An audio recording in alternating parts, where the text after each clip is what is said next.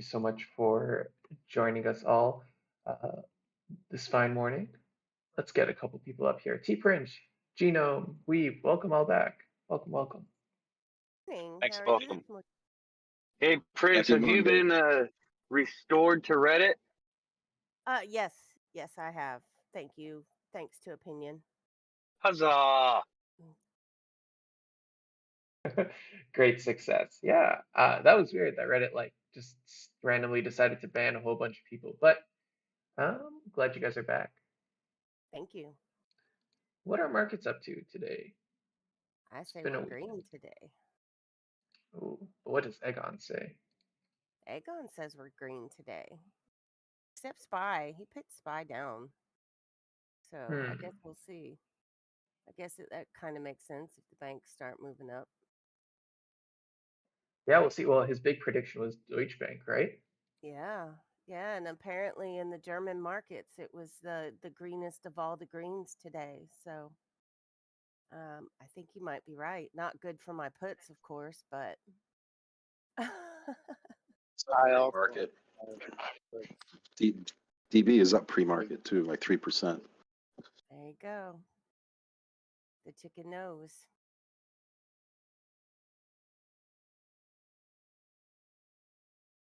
So MVev's actually gonna help me, and we're going to do a percentage based and pit him against his picks against Kramer's percentage wise. Oh man, I can't wait to see if a chicken can outwit Kramer. I don't think it would be that hard, really. Have you talked to Scald about opening the ETF? I mean, he knows about that stuff, and it doesn't seem like it's a whole lot of capital. I mean, Aegon funds, come on. The Aegon ETF, that would be hilarious. I think Better you than need. You know that thing is just gonna shoot up just because it's a freaking meme stock. It probably would it already is outperforming all of us here. So, hi, Mindless. I see you breathing on your mic. What are you doing? I'm just Breathing on your mic. Okay.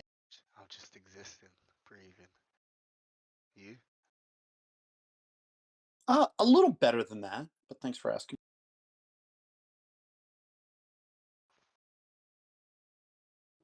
I don't know. Hardy's has got a pretty smooth jazz feel. I mean, him and then Luce, you get that a lot. But sure, I'll throw Mindless up in the top 5. How's that? Opinion, I have a question for you.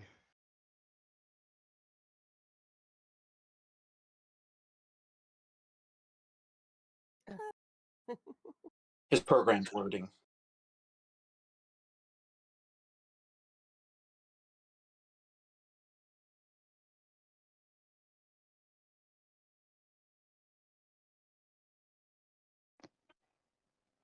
Good morning.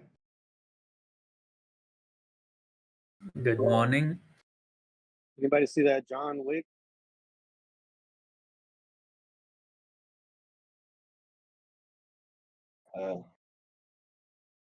Hello, everyone. How was the tea opinion? Good.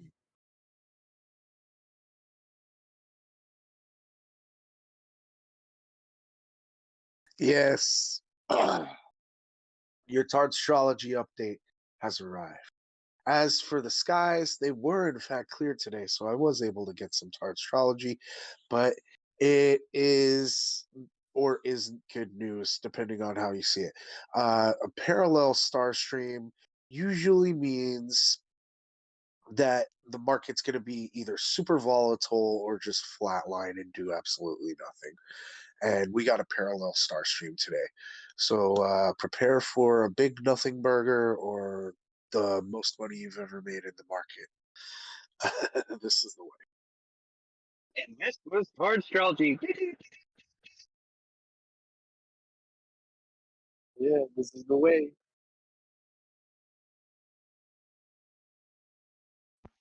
What's the ticker? What's the ticker?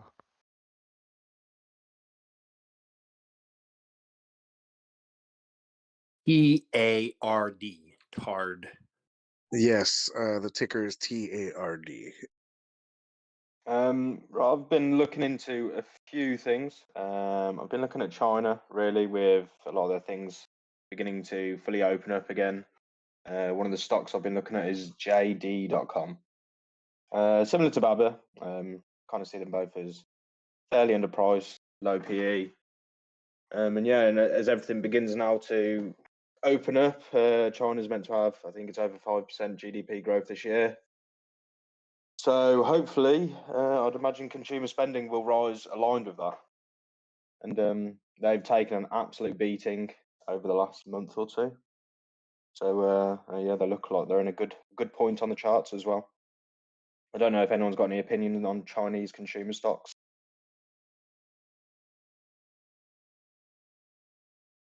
Or even like my ex, they fucked me over one too many times. Pardon, say that again? They're like my ex. They've screwed me over one too many times. I see. Yeah, and personally, I won't invest in anything directly in China. Most Americans, and probably you too in the UK, you never even really own the stock. It is an ADR, not even an ADR. It's just held through a shell company in the Cayman, so it mimics the profits and losses. That and the policy risk. For me, it's a no touch. I'm decently involved in some Asian markets as well, both closed and open, and I really would hesitate with China right now specifically, because the levers that are going to go on internationally are really going to be hinged upon them strongly, and they're pumping out figures that have no dealing with reality whatsoever. So I'm sorry, I can't concur with you on this one right now. And I don't want to detract too much, so I won't say much more. But I think that's, I mean, it's that is China for months now. It's not going to happen. That's one of the things that kind of stopped me investing in BYD, just because I'm not 100% confident on a lot of the reporting. And just to play devil's advocate too, while we're talking about all this higher risk, that also means you could have a higher reward. And some of those shares have shown that over the years too. So if you're willing to go out on the deep end and you have the amount of capital and the proper risk tolerance to do it, please do it. But I think it's just got too many risks and there's better ways to make money. Hello, Scold. Morning. Hello, everyone.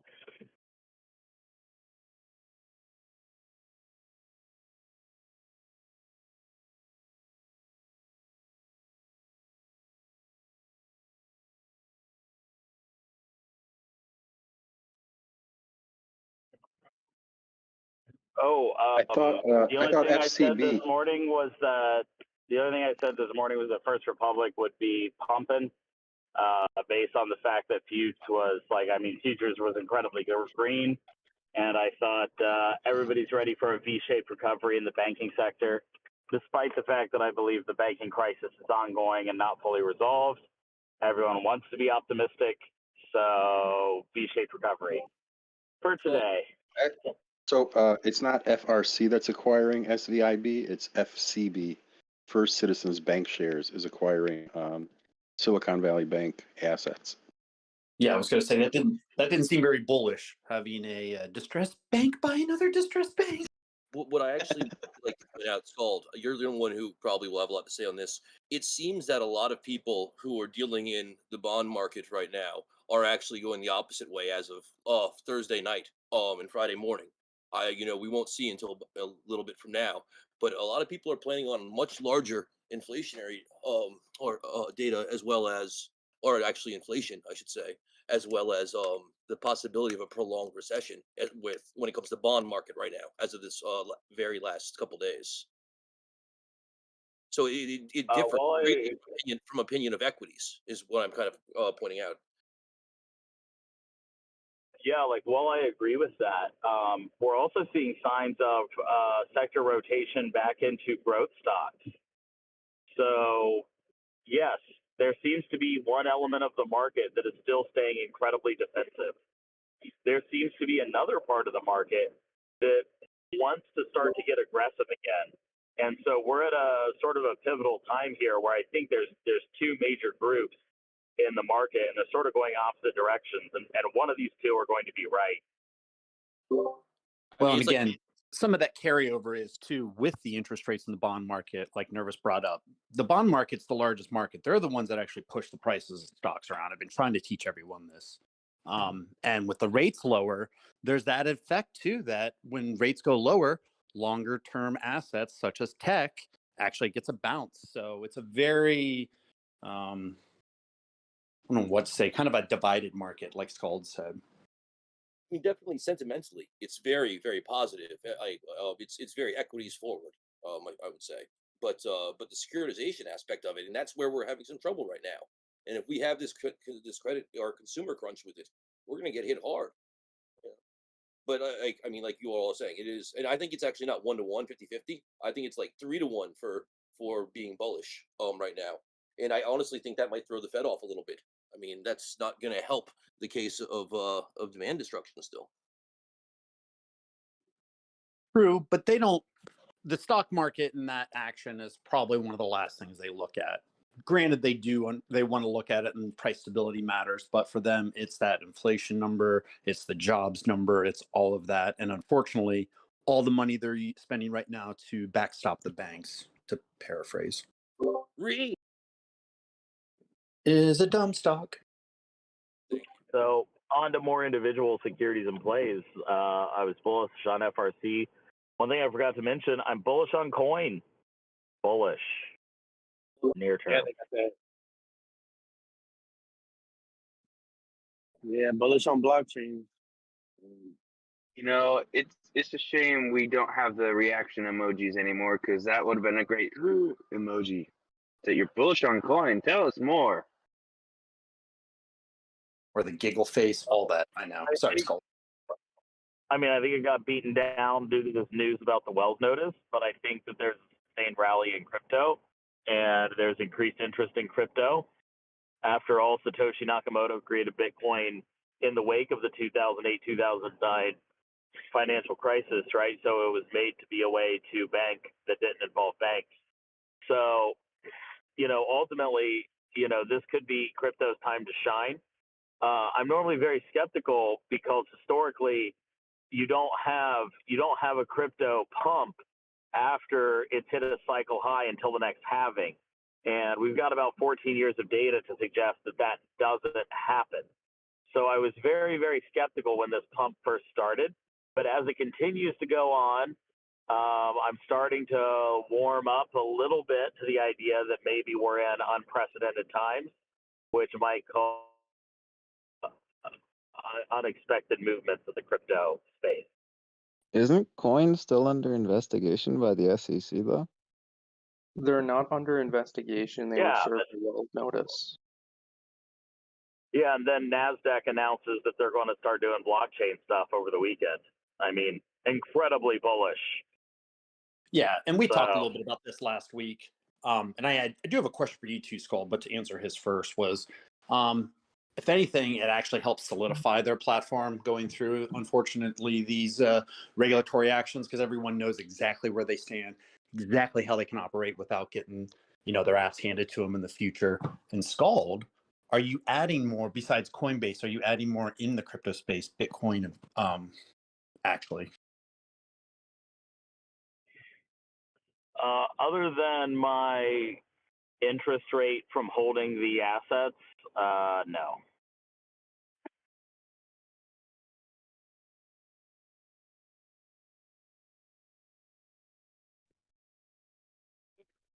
I've been adding, this is Human Genome. I've been adding Bitcoin all along. I've never stopped acquiring. And I've been swing trading Litecoin pretty nicely for the past, 6 months. Yeah, you mentioned that. I think you said you just got out. Have you? Do you have an idea when you're going to get back in? Is this something you do weekly or? Well, I do it based on the price movement, but right now I have buy orders in at 85 and 90. Last week I sold on Friday. I sold at around 95. I got out.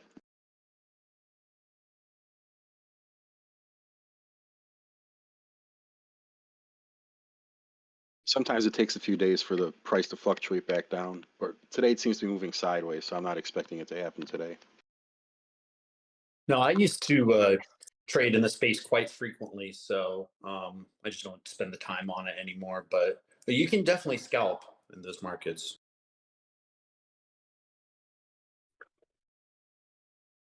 Exposure on my Coinbase holdings. My average price per share is 41.22, so I'm not concerned.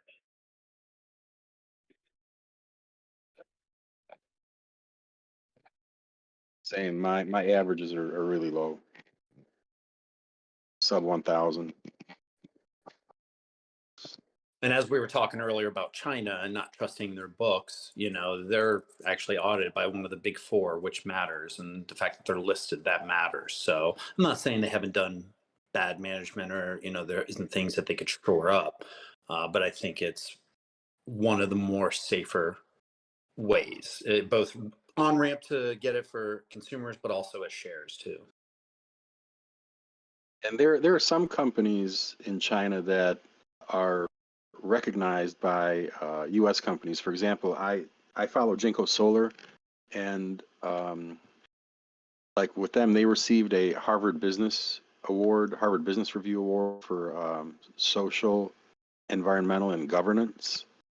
And I guess they've cleaned up their act. They allow themselves to be audited and stuff so that they can participate in selling solar panels to the U.S. and participating in the market. So not all Chinese companies are suspect necessarily. No, I agree. And I do paint with a very wide brush when I say that. But just as a counter argument, well, one of my recent purchases and the one that I've been banging the table on with Northrop Grumman, they have a high social score. So you figure that out. Well, they help defend the United States, so there's that. Yeah. But I mean, like a little... usually with the way of sin stocks are people that don't want to invest in alcohol, tobacco, things that kill things. I still think it's hilarious that Northrop Grumman has a high social score. It just shows you how fake those ESG rankings really can be. You can carve it any way you want to. ExxonMobil is high up on that too. So figure that out. Yeah, but they have a lot of government contracts, like a lot. But... Oh no, I say it's a good score. No. I mean, I like them, but I just think it's funny from the social side that they get ranked as one of the higher ones when essentially they make things to kill people. That's good business. Yeah, who doesn't want to die? I mean, humans are always at war somewhere, fighting on the planet. Speaking of defense stocks, I know there was I believe the House just pushed through to the Senate the increased budget for the defense. There's also a proposed increase of hypersonic missiles of 40%, which would raise the budget for hypersonic missiles to $9 billion. I believe Lockheed Martin is the largest player in hypersonic missiles. So I am going to be going bullish Lockheed Martin.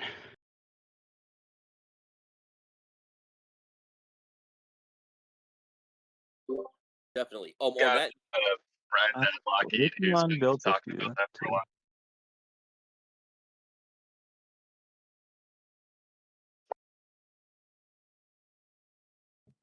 Yes. I have no idea. What'd you say? Say that again. I said Raytheon builds a few hypersonic missiles too. Yeah, Raytheon was the other one that I saw that was I just saw the most recent large contract that was awarded to Lockheed, and it was 1.2 billion, I believe. Yeah, I think the Lockheed got that one because I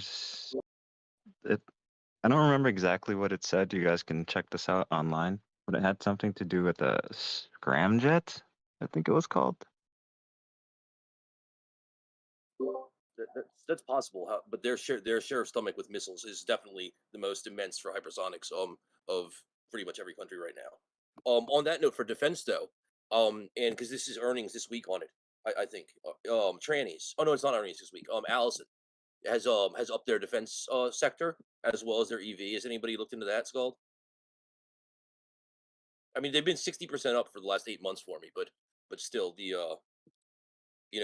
due for a fall, I guess, in some terms. But have you looked into their I can't remember the name of the they have 3 different divisions, but the one that deals in the defense.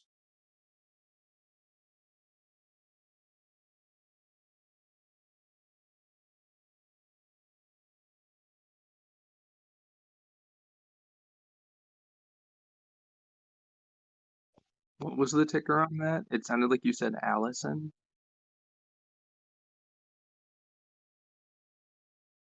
Yes, that's correct. I actually don't recall the actual ticker, but yes, Allison, Allison.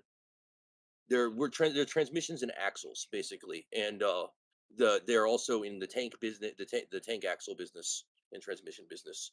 But they've upped their defense greatly. Here, I'll give you the ticker 1 second. I got it. It's ALSN. Like I said, it's been on a very thorough rise for quite some time. I've been long on it for quite some years.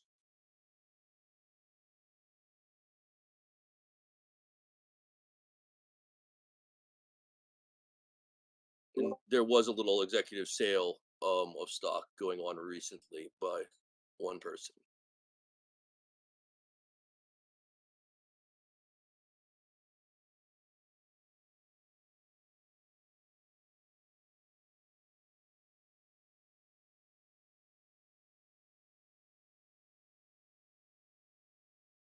On that same note, actually, anybody who's on the KRX exchange that trades on it, even though a lot of it's very bearish right now, the Samsung's defense sector is absolutely killing it.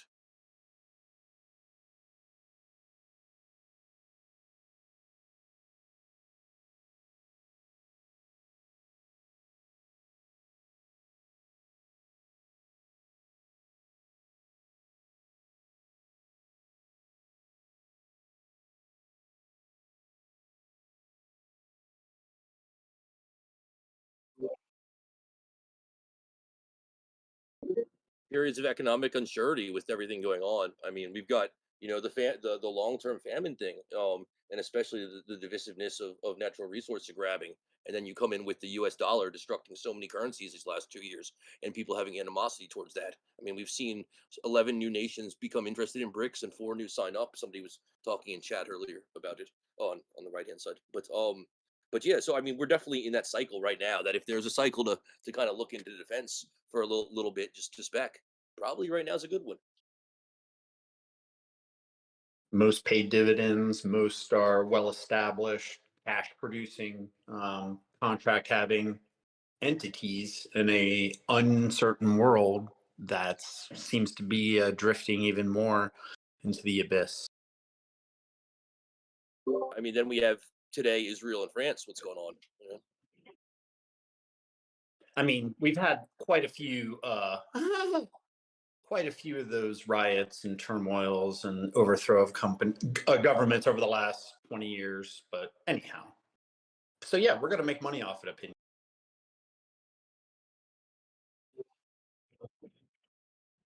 All right, can we talk some actual plays here? What do we think about Aurora Cannabis getting a delisting notice from the Nasdaq? Let's talk about it. All right, I got to play after that then. It just happened like 5 hours ago. They just got their delisting notice. I think it's continued bearishness as not every person on here, but people that look at it from the policy standpoint, it's in a standstill. So yeah, that's not good for them. I see a reverse split coming up. Just a guess.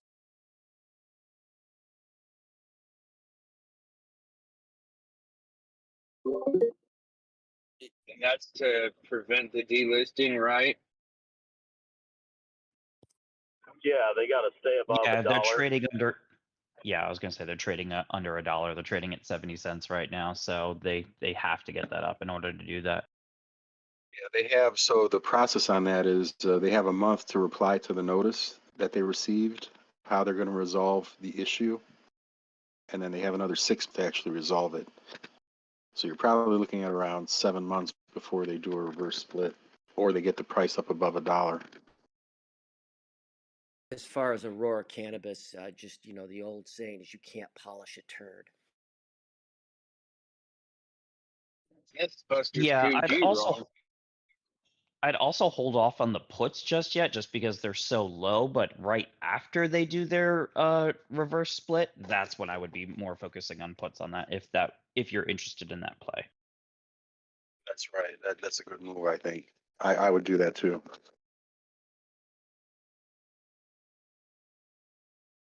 All right. So I have a quick play. So this is on Zion Bancorp, right? Their ticker is Zion. So in the bustling financial district of Salt Lake City, there's this little bank called Zion Bancorp, right? It's a regional bank. It dates back to the 19th century. And I believe that they have their very own pocket hedge fund. So if you guys are familiar with Utah, you also know that's where the Mormons live. And that is also where this basically Mormon hedge fund, right?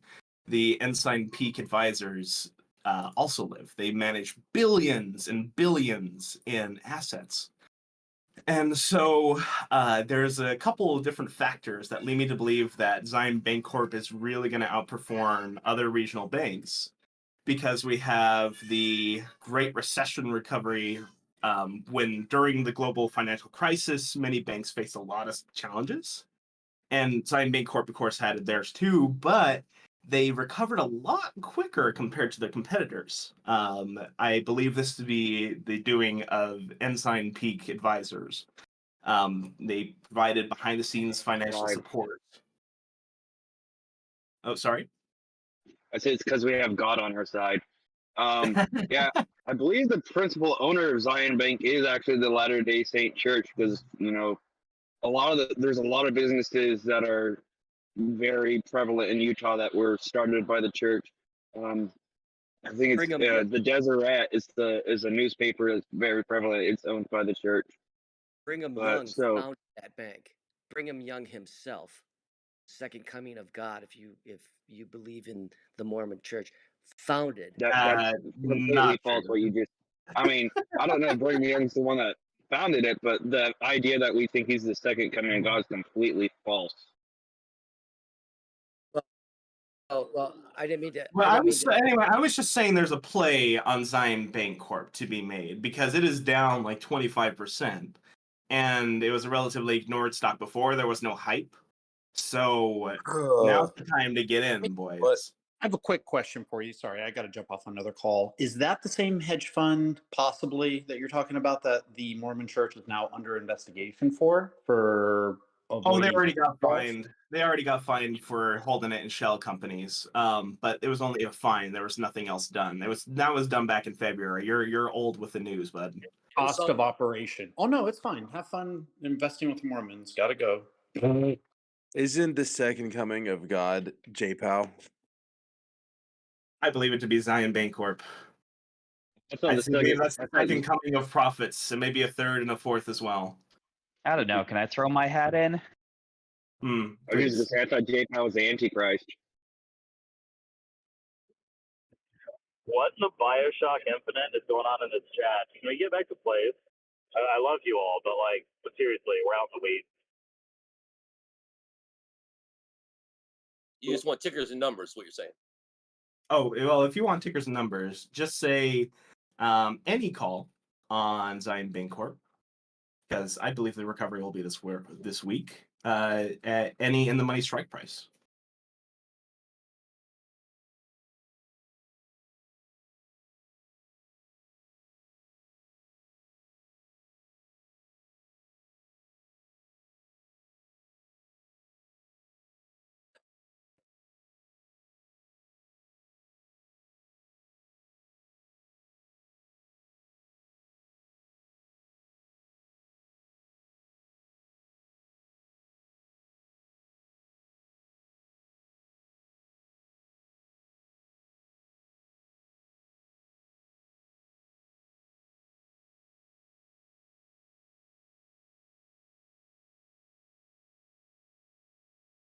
Well, I'm last week probably.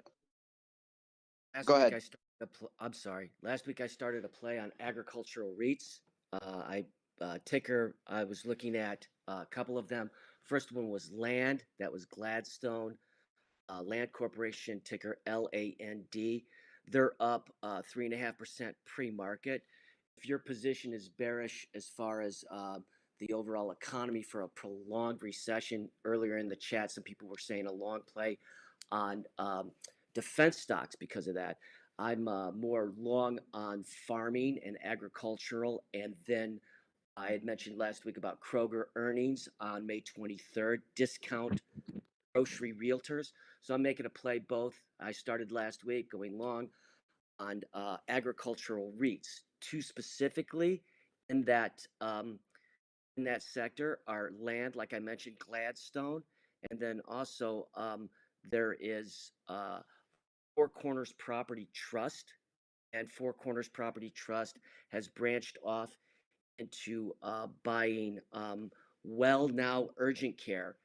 So they're merging their agricultural REIT along with healthcare in the healthcare sector. They're buying up urgent cares. They started in Indiana. So I'm long on both those, and they seem to be up as a sector across the board. Just to throw two things at you on that. The land is absolutely phenomenal. 150 farms plus the banking and finance on the back end of it. Awesome. The second thing, Kroger.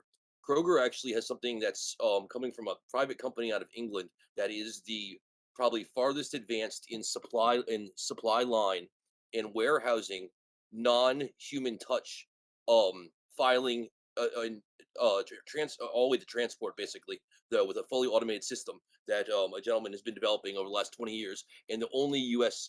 Grocer that's going to be receiving it is Kroger. The timeline on that is very, very hush. So it wouldn't. I don't think it will affect earnings. And the news on that came out some time ago, in the UK.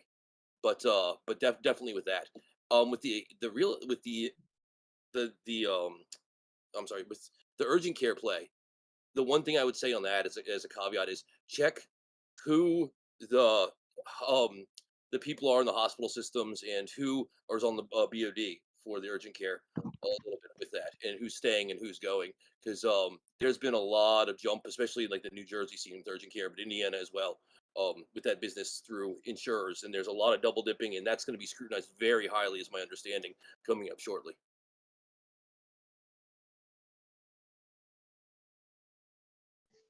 So for my plays, I'm looking at calls at the money right now for Walgreens. Their earnings report is tomorrow. I saw that they're getting a lot of price target revisions upward, which, whether you believe it's going to go up or not, notwithstanding, that usually points to a good probability of an earnings beat. So I figured it was worth throwing a little bit of money at for some calls.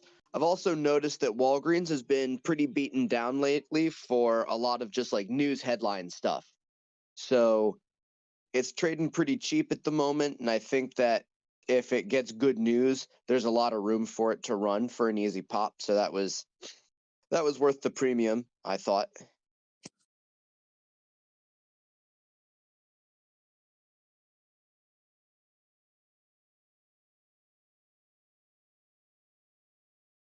There's also something going on that's very negative for Rite Aid as well, who's their big competitor, right? Or am I late on that? I would consider CVS a bigger competitor, because Walgreens is like a national brand with like an international presence in England as Boots, which they're being pressured to sell, according to word on the street. And CVS is a national company, but to my understanding, Rite Aid is only regional to like Pennsylvania and some of the surrounding areas, like where I'm from. I thought Rite Aid was a bigger brand than it is, and it is not. They used to be. Are getting hit on. Because I mean, I've seen Rite Aids all my life from California to Tennessee, but they've been slowly shrinking because apparently they suck. Yeah, something happened in the last 2 weeks that people have been saying they're done for. With that, I know They're getting sued by the Department of Justice for their role in the opioid crisis, and seeing as there have been other pharmacies in that, like Walgreens in that, who have already paid $400 million, and that's more than Rite Aid's market cap. That's why they're saying they're done for. Yeah, Rite Aid is almost a penny stock at this point. I've been keeping an eye on them for a while because I briefly thought, well, they're at the bottom and they're looking like they're restructuring. Maybe they can get back going. And I'm glad I didn't pull the trigger on it because, yeah, it was one of those cases where there was not simply one cockroach, and there was also not simply 100 cockroaches either, as it happens. Yeah, I've seen them as more direct competition, honestly, in a number of states to Walgreens and CVS. So that's probably very bullish for your Walgreens play. I would agree with that. As an interesting side note, and I wonder how often this happens. In the small town I'm living in, I'm not kidding you. Walgreens is on one corner, CVS is on another corner, and Rite Aid is a block away from both of them.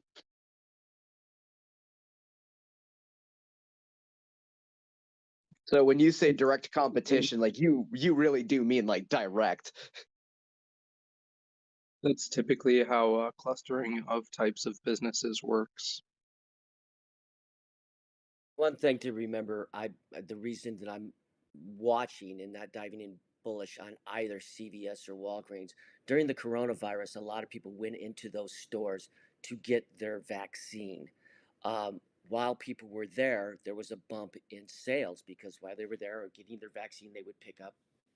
So I'm watching earnings on that. I'm not bearish on it, but I believe because the vaccine and the continued use of having to get boosters is slowed down and almost stopped, we're going to see a drop in gross sales and hence earnings in that sector.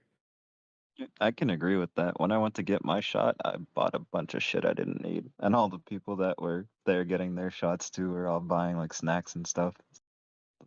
I can At the see it. ridiculous And he's pharmacy absolutely markup. right about the slowdown because I went to Walmart for my last 2 shots. This last shot, they're like, "Hey, it's gonna be a wait because we gotta get it out of the freezer," and I'm like, "Okay, great." So clearly they're not hopping off the shelves like they were before, even though we still have another month of the shots being free. In the healthcare sector, I believe a better play in the rebound of the healthcare sector is Medtronic, ticker MDT. That's Mike Delta um, Tango. And if you look at them, they're a dividend aristocrat, and they are trading at a real low end, 52-week low end.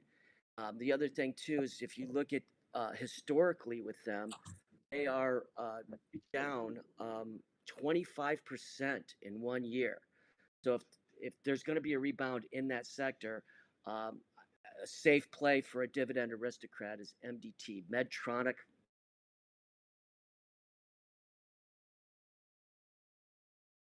Yeah, I'm seeing that. That's a good suggestion. Thank you. Safer play in the medical side as opposed to again, Walgreens, great company, and CVS. Yeah, I'm looking to get out of Walgreens. I saw the earnings and I thought there's a pretty good chance of a pop, so I got the calls.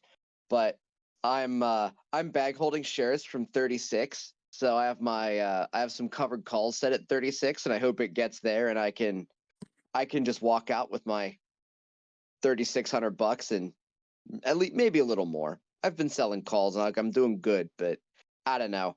I just don't think it's something I want to hang on to for a prolonged period of time because they go into the trash bin once in a while and I just don't like it.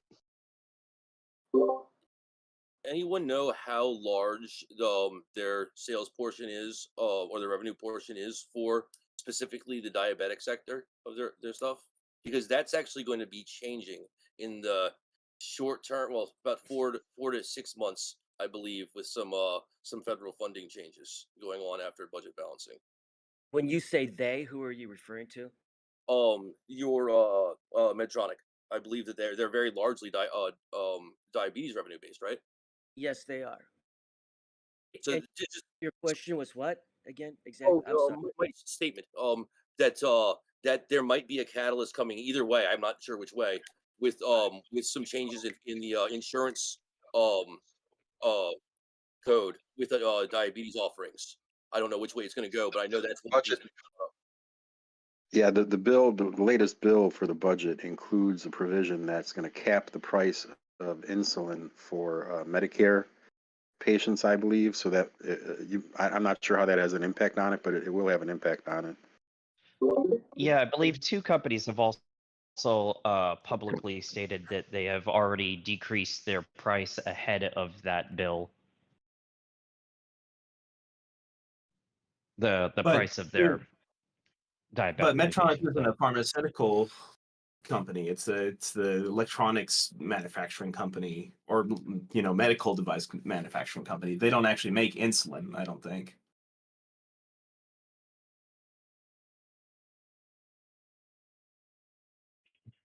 Oh, so they make like glucose the monitors. test strips. They make the So they make like the test strips and stuff like that. Is that what they make? They are more into the cardiovascular portfolio. They have pacemakers, defibrillators. It says resynchronization therapy devices, cardiac ablation products, insertable cardiac monitor systems. Their play is heavier in the cardiovascular area. I know they have multiple segments, but they are more into the tech side of the cardiovascular uh, segment. That's what I'm bullish on. The fact that their 52-week range is really low, they're beat up over 25%, and they are a dividend aristocrat. They make insulin pumps. That's why they have a tenuous connection to diabetes. Yeah, they make pumps. They also make continuous glucose monitoring systems, and they have a lot of competition with Dexcom, Abbott, and who knows, maybe even eventually Apple. We'll get into that with their watch. They've got What some. is a? Go ahead. I'm sorry. Sorry, what is a dividend aristocrat? I'm not familiar with that term. That is a company that's had over 25 years straight of dividend increases, or at least non-decrease. They've offered a dividend for 25 years straight. So what I do is I have a watch list of dividend aristocrats that have low debt because of the inflationary cost of borrowing money. In some of my safer plays, which is majority of my portfolio, I like to move money after taking profit in some riskier plays into park it somewhere, and I usually park them in dividend aristocrats low debt. So when I'm looking at these companies, I'm looking at them in solid segments, solid sectors, and then I'm looking at them how they're trading in the 52-week range, and what is their history on earnings. Thank you So very much. basically, somewhere along the way, during your conversations in Wall Street Bets, you may have heard about trading on the fundamentals. That's what trading on the fundamentals looks like. It's How not the dare you, sir? Why would you speak about something so dirty? Fundamental. Oh, smart person who doesn't want to be broke. I trade on the fundamentals. Yo, I know it, man. I was just thinking to myself, I was like, you got people here who know about the most complex option plays, but they probably never heard the term dividend aristocrat. And it's true. Or I actually do that one. I have a whole boomer portfolio. I was actually going to ask you about that. Do you actually manage your own long positions, or do you hand them over? Like I have my WA do that. I don't actually deal with any of my holdings for that. I only deal with the derivatives. Who are you asking that question to? I'm sorry. You have it. Yes, I handle 100% of my portfolio. I do not have any advisor.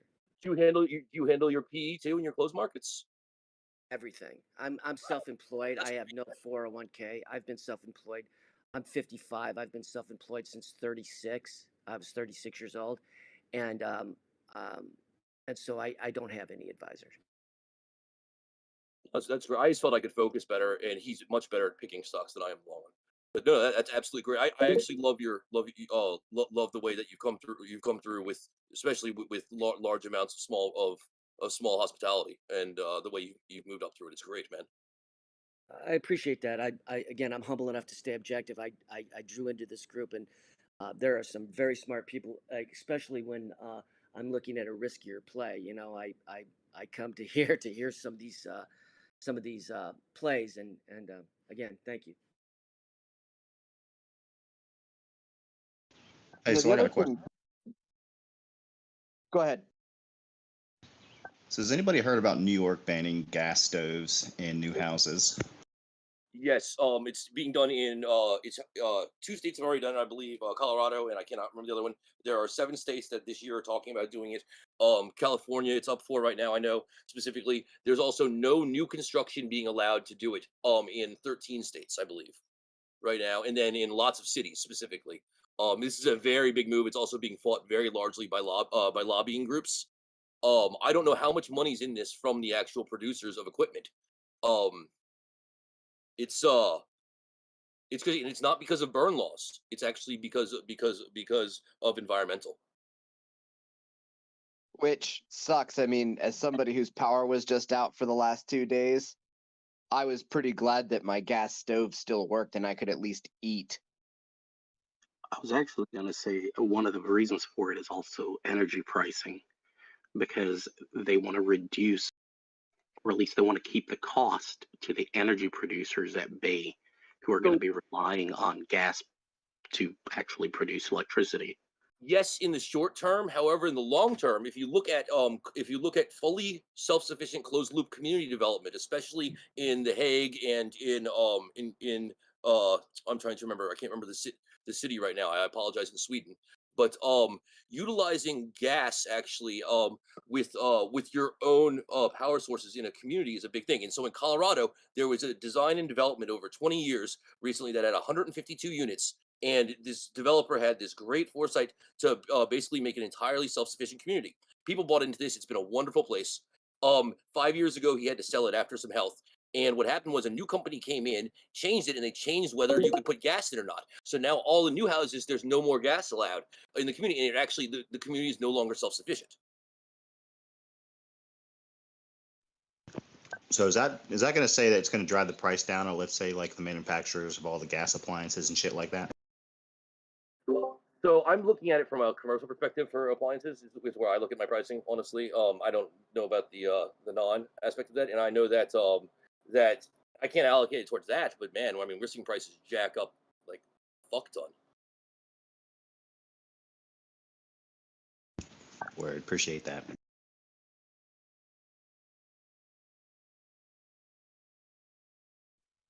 Hello. What I can tell you is that one of the companies I'm looking at is Dominion Energy in Virginia, which is where I am. And Dominion is calculating a 400% increase in natural gas prices over the next 20 years, and just about the same level of increase on all power generation, probably in the next 10 to 15 years.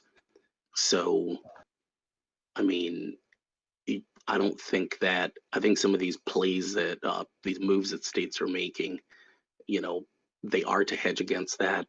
But what I will say is that petroleum and gas companies are going to be quite profitable as their resource becomes more and more scarce. I heard about that because someone was saying that oil was going to run out in, I believe it's 40 years. Nah, what they say, even if they don't understand that they're saying it, is all current operational wells are going to run out in about 40 years. And that's the normal metric. The thing is, we explore for a lot more than we exploit at the moment. And as technology gets better and better, those deeper and otherwise more challengingly located wells become easier for us to get and more profitable for us to get. That was the cause of the fracking boom. We knew where all that oil was for decades, but the fact of the matter was we could even get to it. It just wasn't really profitable to do it until that point. Yeah. And not to mention, as the polar ice caps melt, there's going to be access to whole new reservoirs of oil that we can continue to use. Well, there's also Bad when you say it like that.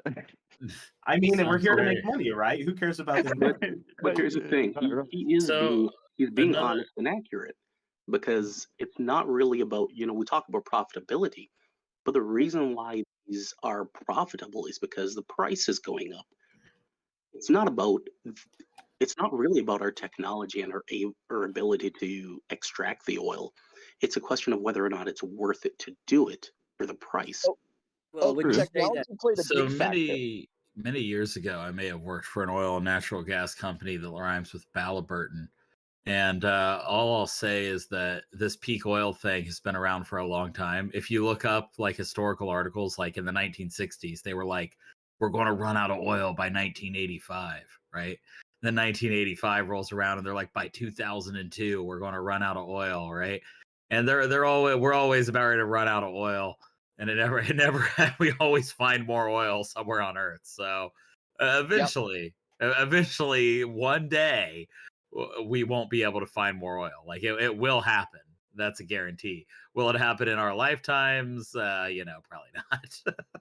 Yeah. So, yeah. I used to work for an engineering consulting firm whose main client rhymed with Levron, and I've been hearing the same thing most of my career. It's also worth pointing out, too, that oil can simply be manufactured through thermal depolymerization, which you basically just take organic garbage, you run it through a mimicked heat and pressure geological process using machines instead of geology, and you get several grades of oil, one of which being diesel. You get natural gas, and the only thing is its profitability price point is more or less $80 a barrel. So if demand for gas ever really got that crazy, you would get that. Oh no, don't assume I'm an expert just because I said thermal depolymerization. I had to write a paper on it in college. Yeah, you probably didn't do much research on the cost effectiveness of that particular tactic. Are there It's any- still, as for it is right now, it is not the most effective. But if we run low. First Have you done Republic the Bank companies? is now up 35.7% pre-market. Oh dang! I just want to say V-shaped recovery in the banking sector. I said it earlier. I was saying it this morning, well before it was up. I was saying that at like 7:30 a.m. this morning. So Hoping my calls on Wells Fargo can here it cash out. goes. The new triple leveraged banking for large banks. Are you all familiar? It's the people who have the Big D's defense one that's coming out next week. Listing, but they have their banking one out. Is it Big B? I'm not. I can't remember. Or Big F or Big E that just became last Wednesday listed. That might be worth a look on those plays. Let's see if I can find the ticker.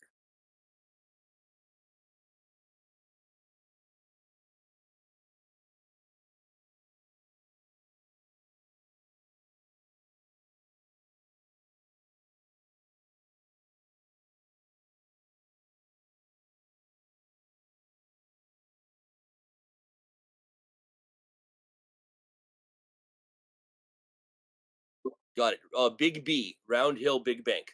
So with everybody playing these regionals the last couple weeks, this ticker actually hit the exchange on, I believe it was Wednesday, is when it got listed.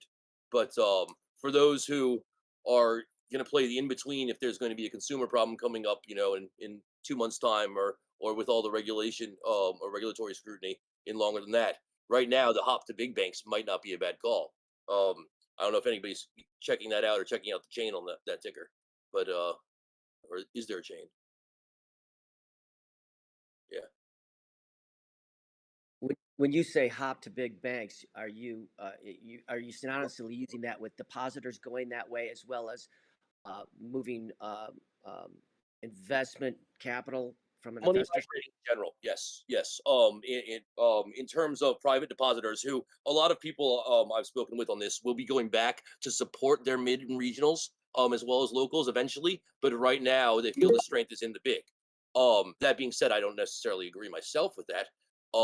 Funny side note, I actually was risked off last week by JPM on some accounts, over being a foreign national, but that's a kind of weird thing. But so apparently people are starting to change up their regulatory scrutiny. Well, already the in-house for it is already working on compliance. But that's going to be a strong, like I written about 6 month check through basically of every aspect of the banking and finance sector. But people are piling back into big banks fast, and I think people are also piling into the shares of equity for it very fast right now. So that might be a ticker that, just having come up, I could imagine the volume is going to boom pretty shortly for a little bit at least.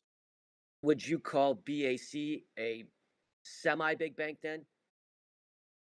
In the terms of this, yes. It would definitely qualify for this. The reason why is I'm only thinking domestic banks, and I'm also including in it their business, the business loan aspect of it for accounts, not just personal depositories. But yes, I do feel that that BAC would qualify under that.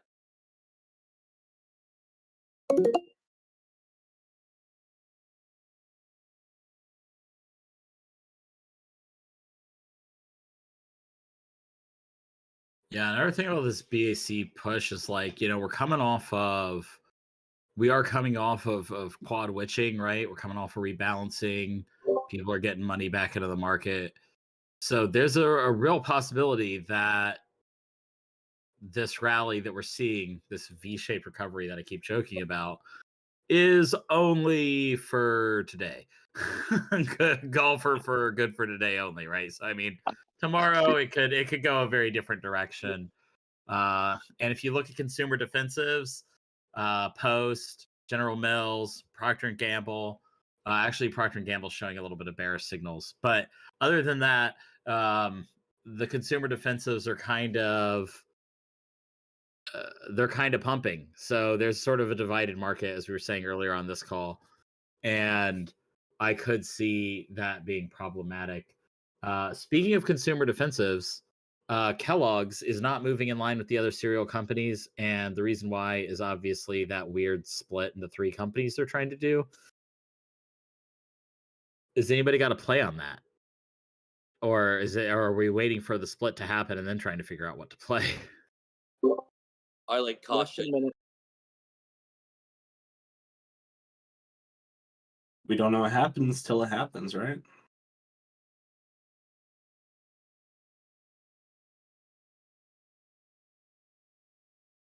Although you can make a lot of money by predicting correctly if it will happen. Well, I mean, we know that they've already filed everything for this 3-way split, right? I mean, so we know it is happening. We just don't know which of those stocks is going to be the loser and which is inevitably one of those stocks is going to be a winner, right? And the other 2 are going to suck, or maybe 2. I don't know. It's got to happen, right? It's got to shake out that way. It's not bad to go ballsy on a cereal play, honestly, just because of the pricing right now on deliverables for wheat. It's simple enough to hedge out. I'm sorry.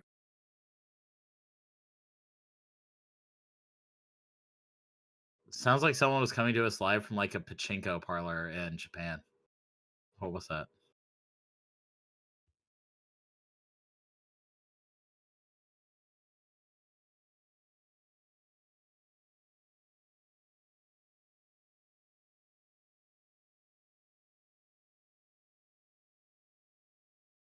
Oh, it's because markets are open. That's why everything's blowing up. Got it. All right, Zion's Main Corp, please don't prove me wrong. So I moved from Android to iOS, and a fun fact, I had to spend all day Friday getting back into my brokerage accounts and calling them and proving my identity. So that's what I did Friday instead of trading. 2-factor went bye-bye with my old phone.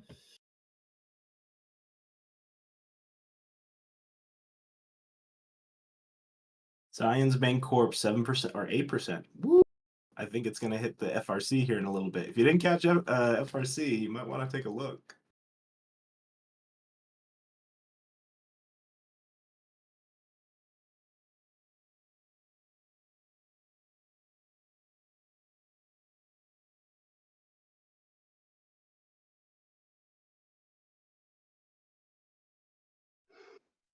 Okay, you guys okay with like a tinfoil hat theory?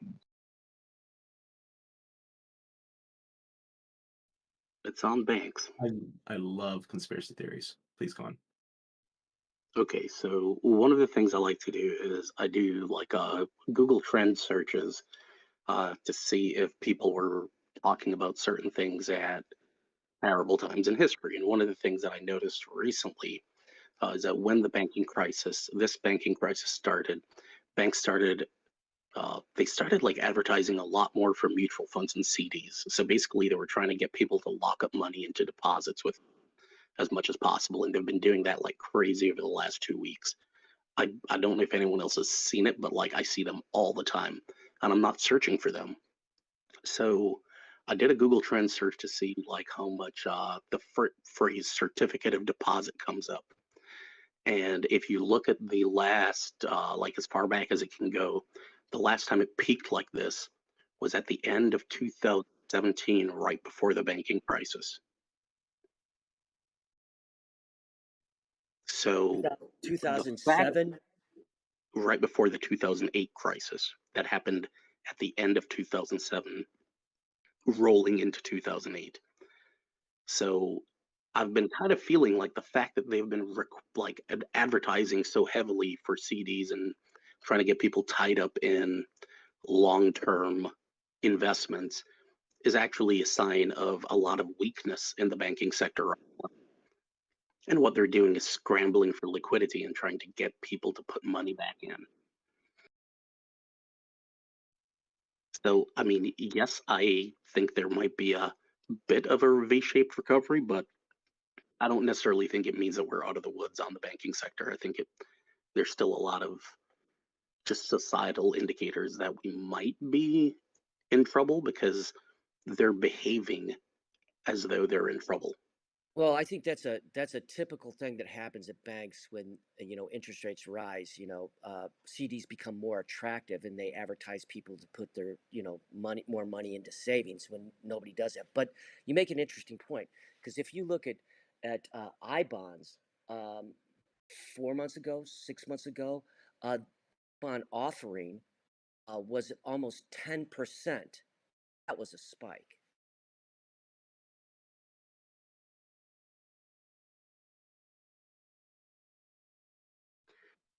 And so one of the things too is that I'm pretty sure that interest rates had been falling during like that 2007, 2008 period. So I don't think it's necessarily that rise in that conversation occurred because of interest rates. Um, I think it's because more people were having that conversation though.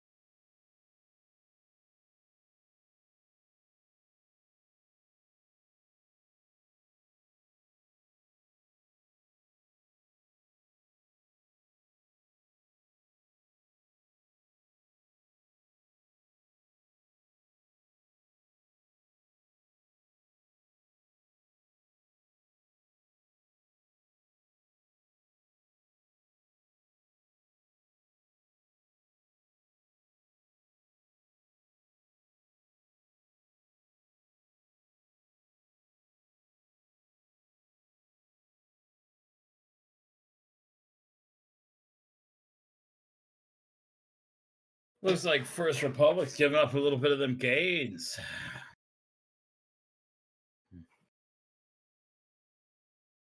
A little bit.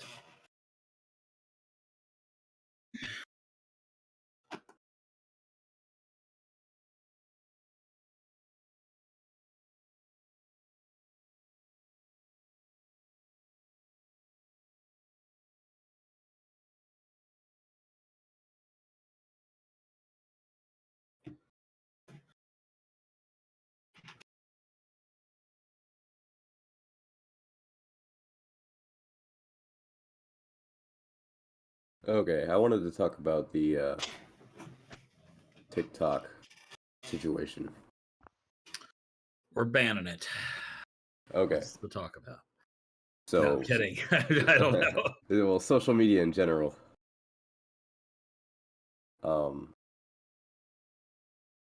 Right now I'm looking at Snapchat because I have no money and it's cheap. Mm-hmm. I feel like within the next few months we could see it hit $12 within the next 3 months. So my current position is an $11 call expiring on the 16th of June because I don't buy anything with less than a month until expiration because it's extremely regarded. I'm watching the price here as of right now. I use RSI as my main indicator.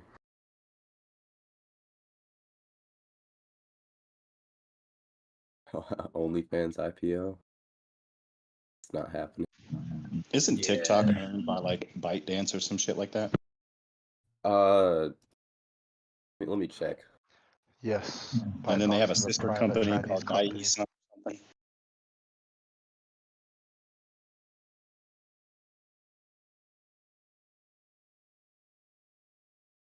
Yeah, ByteDance claims they don't work for the Chinese government, but fun fact about the Chinese government, it doesn't matter. What is the Chinese government? I've never heard of that. Yeah, right? Chinese government doesn't exist, guys. It's all facade. Oh, FRC is dropping a little bit. I didn't really want to make any bank plays just because I'm broke and also a little too volatile. But yeah, FRC is about to drop under the 30 in RSI. Just buy more, I guess. just buy more. Just buy more. It's a bank. What could go wrong? Right? What company were you buying the $11 calls on? Snapchat. Yeah, in the money banks Snapchat now, calls. they're just gonna print more gold.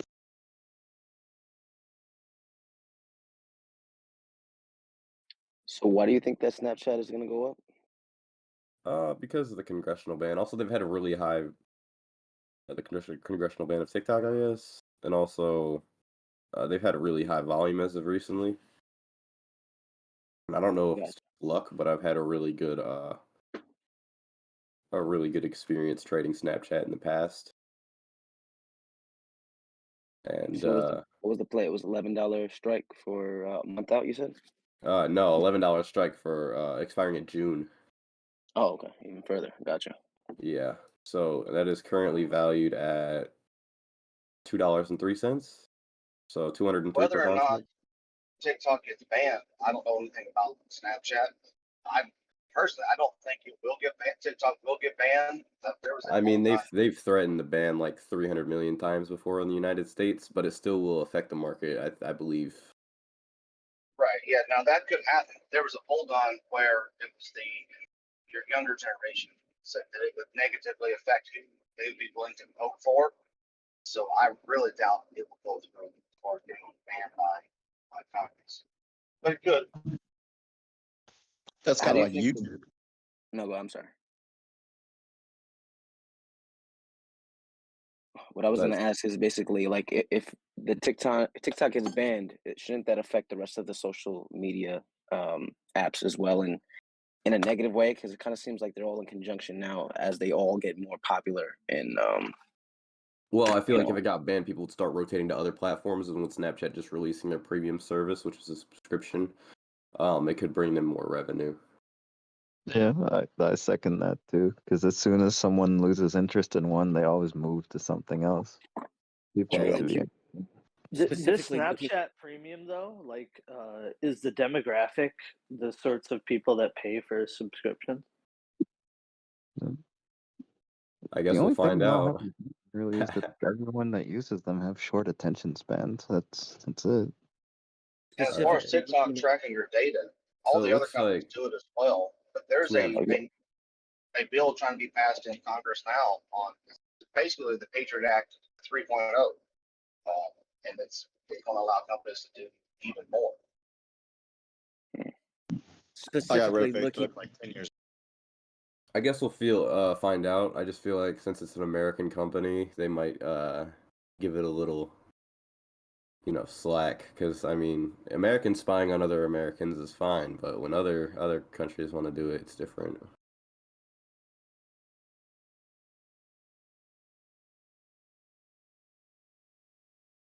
I mean, people are complaining about freedom of information, but they post everything they know and own. Whole on life, social media. right? It's like you're complaining about something you do voluntarily. I don't know. I'm just trying. Yeah, people like to complain about everything and anything. That's just how it's gonna be. But, I mean, that is the society that we live in. We do what we want, and We when live the in a consequences society. are then it's like, oh shit. I don't know. I'm just trying to grow my small portfolio. I recently turned 18, so I gotta, working behind Wendy's, and Well, Yeah, if you're starting early. if you're working on this now at 18, then you're doing pretty damn good for yourself. I mean, time value of money is everything. And if you're starting at 18, then you probably have a good 6 or 8 years on most of us, at least. the good news, I got an IRA as well, and for that I'm doing VONG, which is the Vanguard Russell 1000 Growth ETF. I think that's a good I as don't far know. as your play is concerned with Snapchat getting a bounce based off of the ban of TikTok. Now, from what I understand, again, I'm a bit older, but Snapchat is a division of Meta, right? Doesn't Zuckerberg No, own- Snapchat is not owned by Meta. Okay, You're but thinking of Instagram. But Snapchat is an American company. Yes, it is American company. Okay, so when we had a standoff in commerce against China, I would look. I believe that you would be correct with your bounce on Snapchat when the TikTok ban is, because they're going to go up against lobbyists. They're going to go up against TikTok, sorry, to ban them, just like e-commerce went up against Alibaba. So I would be almost guaranteed that the headwinds of TikTok are going to drive those users somewhere.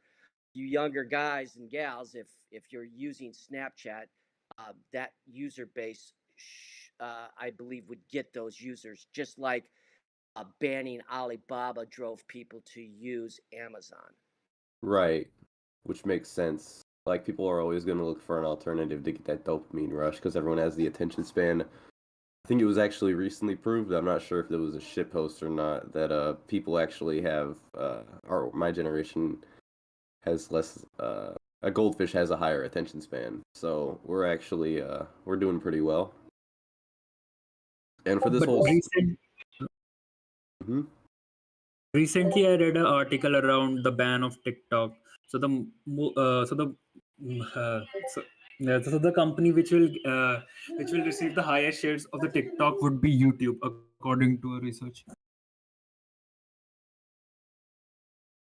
You should be long. What I'm trying to say, you should be long Google instead of long Snap. I can't afford Google, and I don't like the idea in investing in fractional shares. Well, I could- agree that YouTube Shorts are a pretty strong product, but Google is so diversified as a company, it's kind It of won't hard affect to... the price too much. Right. because So they just have so much to offer, whereas Snapchat is solely a social media company. So anything that happens to social media will pretty much directly impact Snapchat. that being And Did you said, say that Google you is a would not very buy strong. fractional shares? I Oh, would I'm sorry. not. I would not buy fractional shares. I mean, let's be honest. Google is such a large company and it's old enough at this point that you're not going to see any major movement in their share price because of what happens to TikTok. Even Maybe if they're 5% during earnings is the only time, Yeah. like 5 to 10%. I don't know. And not to say that there won't be a benefit to Google from TikTok's demise, but again, like somebody correctly said it, like Google operates in too many spheres. They have too much income coming in from other sources for TikTok's death to be a major mover. Snapchat, on the other hand, I agree with you, dude. Like, if anyone is going to get a significant bump, it would be Snapchat. I mean, its Right. high today is 1180. Okay. So far, I think once it hits 12, I'm honestly just gonna sell at 12, even though this contract is a ways away from expiration. I don't like taking too much risk, so it's really a swing trade. As soon as I make probably like 12%, I'll probably get out of this position. And What's your aversion to fractional shares? Do you have the odd number OCD autism, or what's the reason you don't like fractional shares? no, I mean there is an additional fee. I don't know. Gotcha. No, Okay. Well, if there's a fee, I get it. But being 18, you should take $20, $25 a week and buy a Tesla and just hold it. Oh, Forget about Tesla? I'd rather just get calls. I know, but if you're at 18, if you were just put 20, 25 bucks away and never look at it until you're 30, who knows? Okay. I got a question when it comes to Google because we were talking about how Google's price doesn't really get affected, but I was been looking at Google for the past couple months, few months. They've been fluctuating pretty heavily. Like I had a put that was I think it was an $80 put, and they started crashing, going to about. But this was like earlier in the month. They were going to about 90, and now they're Say, back up at 100 and something. when you say $80, Yeah, they're approaching. okay. Yeah, I think they bottomed out at like what What was the 86 or something expiration? like Yeah, that. I'm seeing their low is 83.34 within the last month. Or Right. no, Yeah. that's the 11th of last year, or the 3rd of November. Well, I would have to actually look back at my own. This year so far, hold on, let me do year to date. Anyway, what's your point on that? My Google point price? is like what if something like TikTok gets shut down, and then you said the influx will go into YouTube, but you said that might not. Well, people were saying that that might not fluctuate the price too much. Then what exactly would fluctuate the price too much, and what was that big price drop before earlier this year that I kind of got a play off somebody else. And Okay, that's really so why I made this it. So the price of Google went down like it did because Microsoft released the Chat GPT. GPT, right? Right. Okay. It like investment news and Chat GPT. I mean, it was released their- also very overbought no last year no towards the no end. no interest rates were fucking that stock up the entire year. It was tax loss selling plus Chat GPT, right? So basically, Microsoft was about to eat Google's lunch, right? I mean, I And was just the I search mean, share. Hold on, buddy. Hold on. The search share was in under threat by Bing, which is enabled by Chat GPT, and search is like 90 some odd percent of Google's revenue. So that was the reason that Google was hit pretty hard. Again, tax Got loss selling just make that way worse. Got it. And then Google came out with Bard, and it shit the bed. That also did not help. Right. Right. Have you seen the newest thing where if you ask ChatGPT like after January and February, what are the other months? And it's like March, April, May, June, July, right? If you ask Bard after January and February what the other months are, it's like January, February, Marchuary, Aprilary. It keeps going. I'm like, oh my god. That's ridiculous. They have All right. weighted this way too far to the input. I just closed that position. But like, this is the way Google works, man. They talk a big game, they come out with a product, they have it on the market for 3 to 6 months. Everyone's like, hey, this is kind of cool. Then Google gets rid of it because they're actually an advertising company that occasionally produces a tech doodad that they then get rid of. That's what they actually are. They're actually just an ads company, an advertising company. Yep, they're like, hey, look at us. We can do it too. They don't even have like a cloud service, I don't believe. Like Microsoft Azure or Yes, they Amazon do. It's called AWS. the Google Cloud Platform. They do? Yeah, it's the third Must biggest not be cloud very computing popular. GCP for sure. Yeah. It is Dude, it's it's one of the very major popular. ones. Yeah, Google Cloud's actually pretty nice. I actually prefer building in Google Cloud over AWS, but maybe Yeah. that's just me. I think My most people company do. uses Google Cloud as well. Yeah. Oh, I see it. I see it. I mean, it would make sense for them. I just never heard of it. But I mean, they're Most people in the basically industry have heard of GCP. Azure has been gaining a lot more traction recently, especially in the field of AI, probably because OpenAI is building on their platform. Right. Yeah. So just out of curiosity, like, I have like a kind of a bullish sentiment on not going into AI too fast, which is the liability portion of AI. So there are a couple cases that are rolling through the Supreme Court and are going to be over the next couple months. One of those is a Fox case with Dominion voting system, suing them. But there's also been a couple lawsuits and the first attempts against companies like Facebook and Google for essentially having false information. And one of the dangers of the AI system is that these AI systems are just, even though they've got disclaimers on them, they're just answering questions. They're not giving you someone else. They're not linking you to someone else who's going to give you the answer. But they themselves are producing an answer for you. A lot of danger in those answers because there's a lot of bad information that comes through AI. Yeah, I mean, hats off to ChatGPT. I've been using it to help me code and stuff like that for some time. But the other day I asked GPT-4 about a specific application in a specific program, and it was like, go here, check the preferences menu, check utility uploads, check backgrounds. And I'm like, wait a minute. One of these is just straight up made up. It just like, it was absolute bullshit. The menu didn't exist at all. I mean, it sounded super convincing though. I was like, I had it build me a I had it write a for loop in brainfuck, so I mean, I was pretty impressed with that. I think the issue with this thesis around the legal risk, and I'll just say this quickly because I know somebody's about to talk. These companies are so big, when you see a legal action against them, it doesn't really seem to affect the stock price. And they just sort of like stick it in legal purgatory where it's getting appeals and all that shit. And maybe if ever it gets resolved or it gets settled for some much smaller amount, but it always seems to not bottle up or not affect the stock price much, it seems.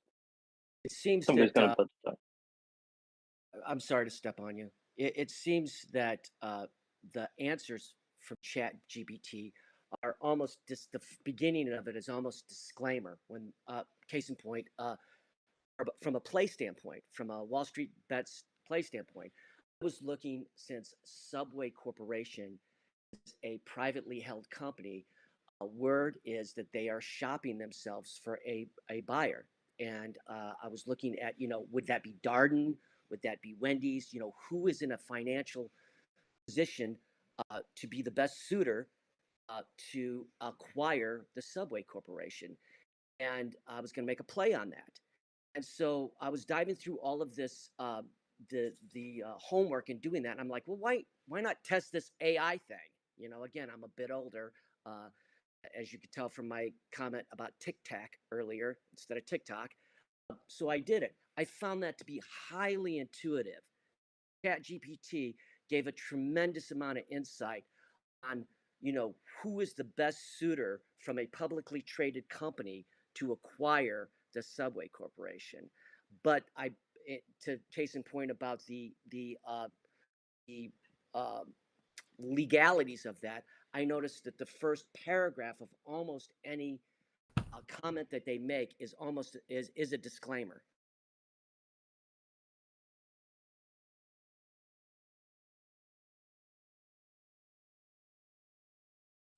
All right, so put a link in the chat.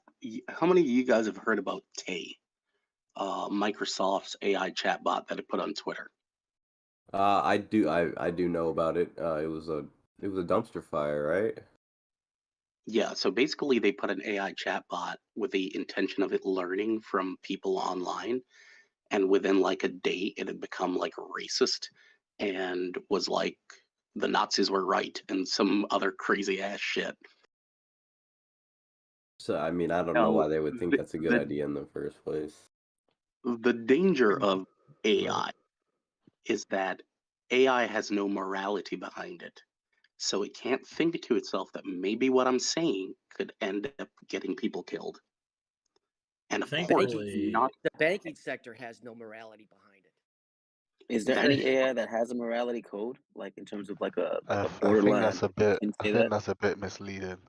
So Tay was one of the like first publicly released like chatbot sort of applications. Obviously, since then they've learned from their mistake, and most people have experienced.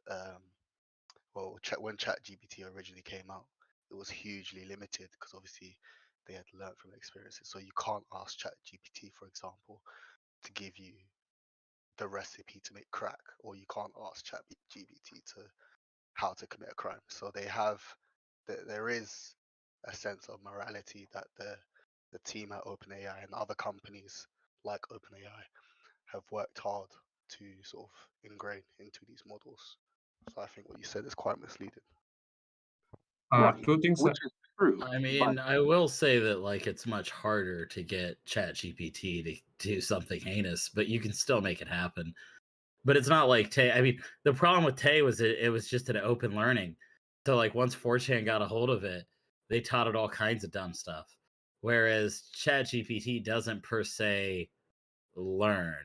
Like it's not it's already trained, and its training data is very carefully curated.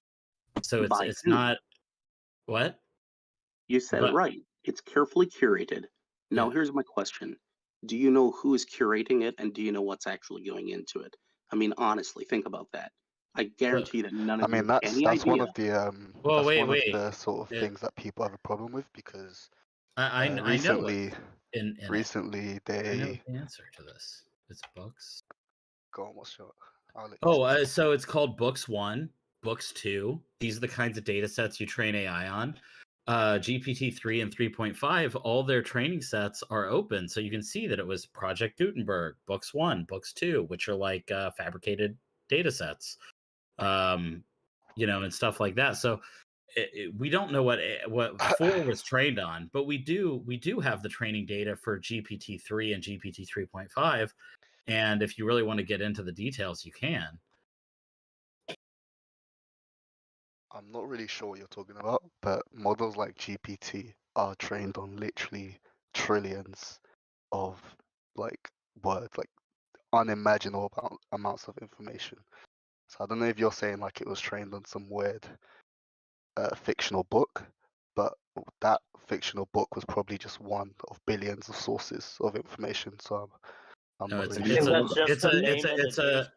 it's a training set called Books 1. It was created by a GAN, and it has literally the equivalent of billions of books in it.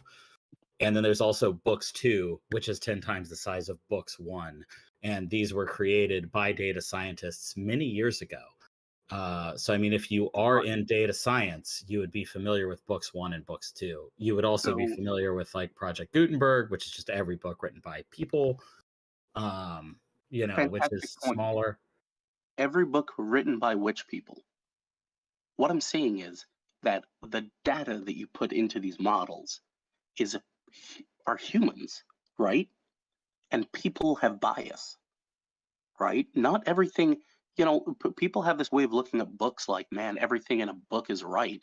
It was just like the early days of the internet where like, if it's on the internet, it must be true. Like, because it's in a book doesn't make it true.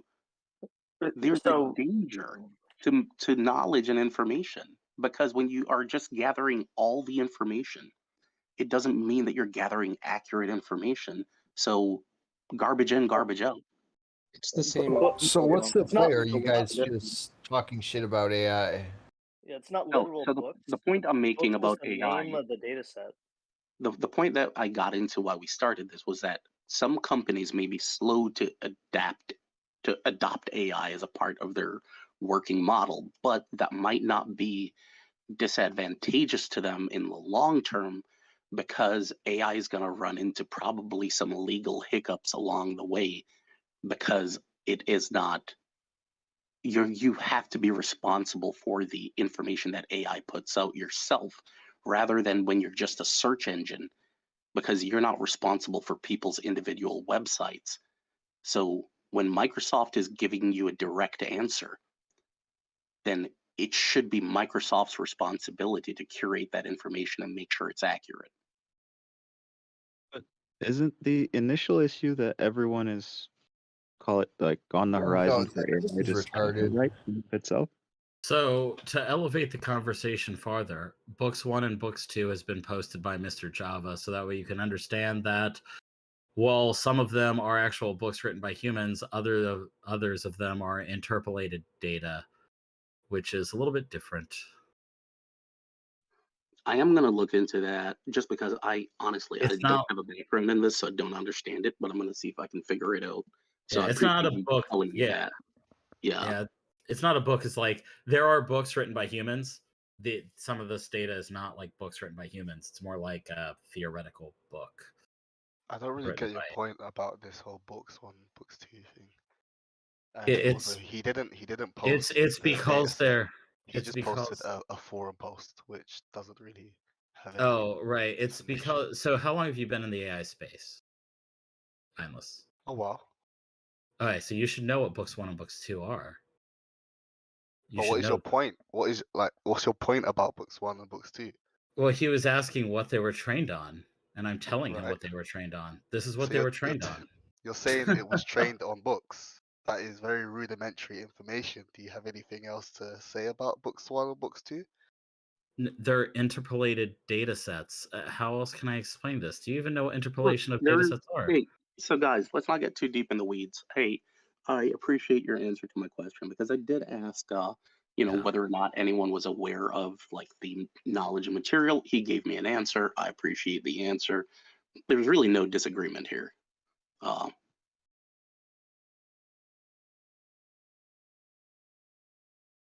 Yeah.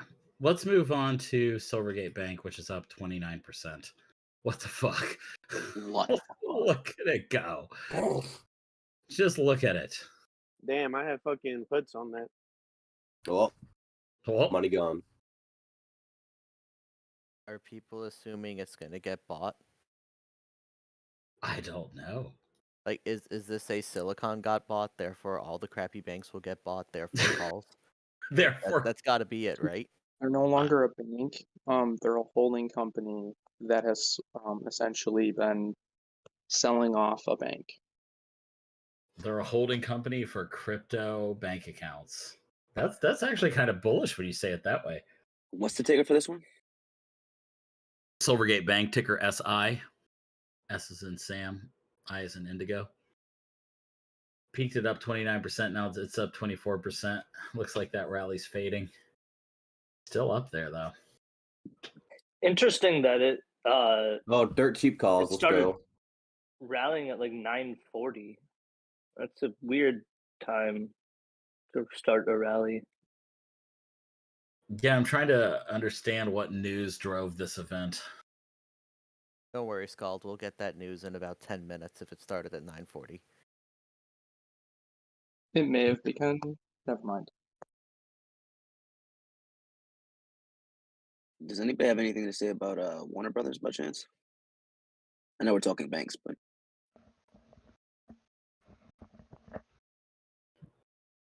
Last of Us just finished, so they should, in theory, be getting an influx of subscribers to now watch the full series and then move on.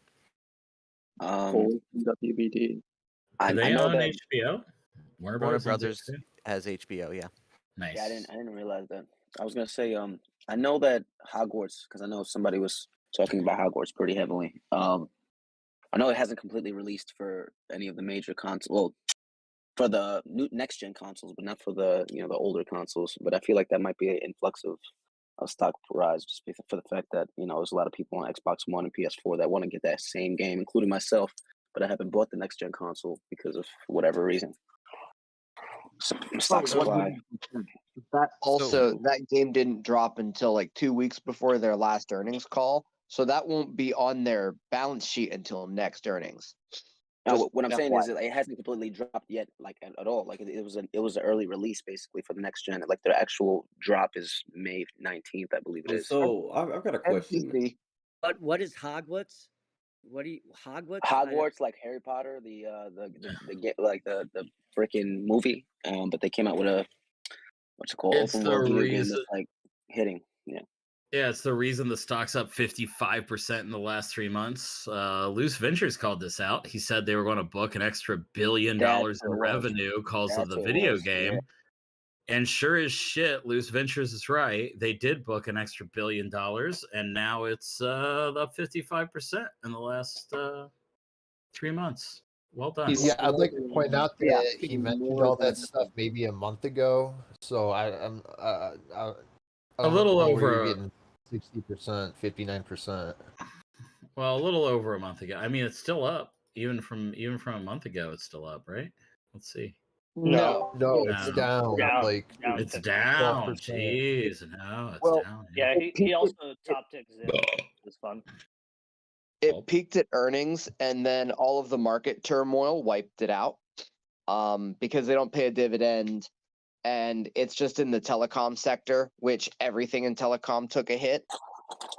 So if you're looking to get in, I would say under 15. Like honestly, now is a great time to sell puts. If you're looking to get in on it, just like knock 50 cents off of where you're at and sell puts and see what you get. Like cash secured or naked?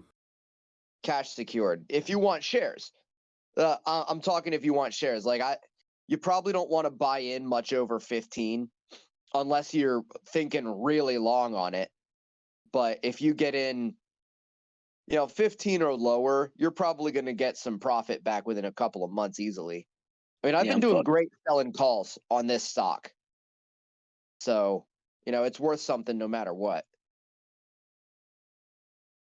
So I have a question. If once you open a margin account, is it impossible to get good faith violations? Oh. Can you get good faith violations on a margin account?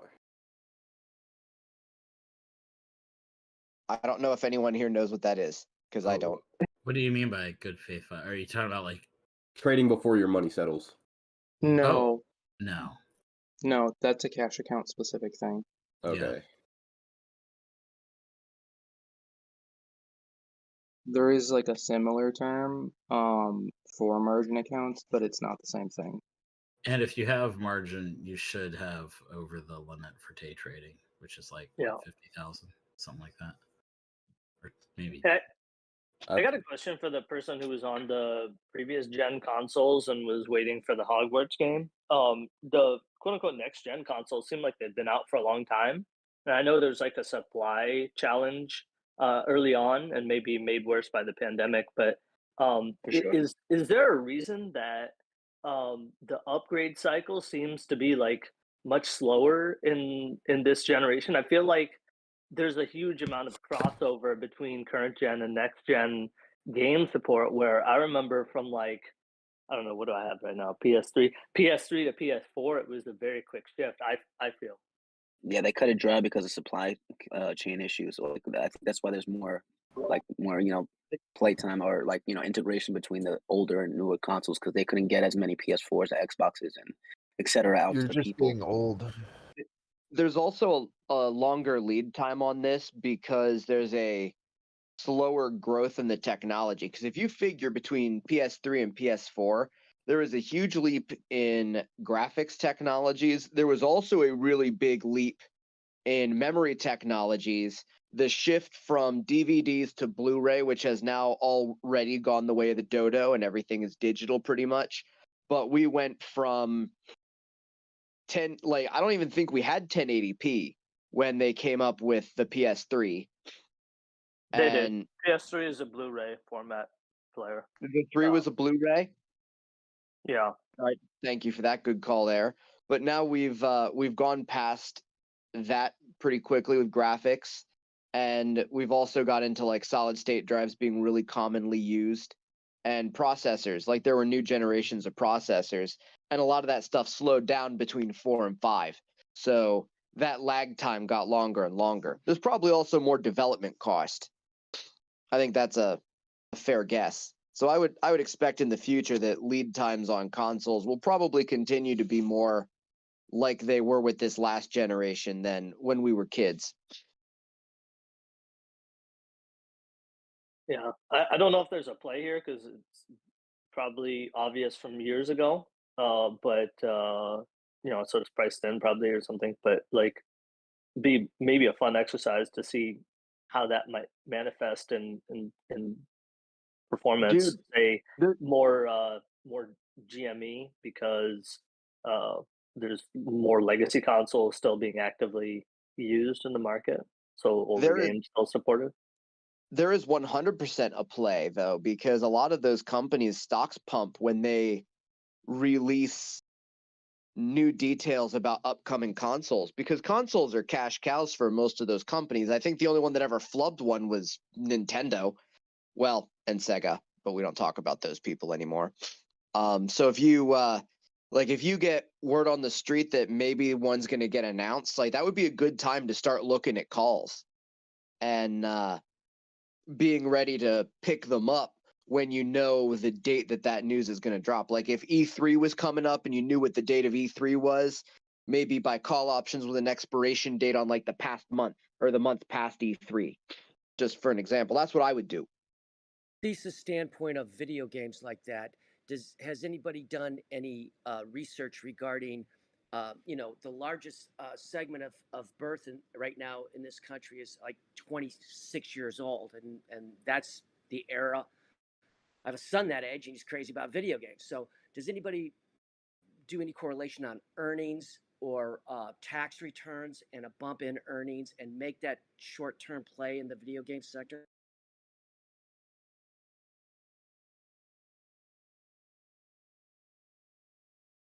It gets tricky to pin down because the games people play tend to cycle, and we've hit a point now where even those cycles get weird stretches of time, because like there were people who were hard into League of Legends who played it for 6-8 years, and then you get games like Hogwarts Legacy, which was a big money game. It produced like $1 or $2 billion, but it was a single player only game, so its player base is going to drop really rapidly until they release new content for the game. And also when the feature goes on.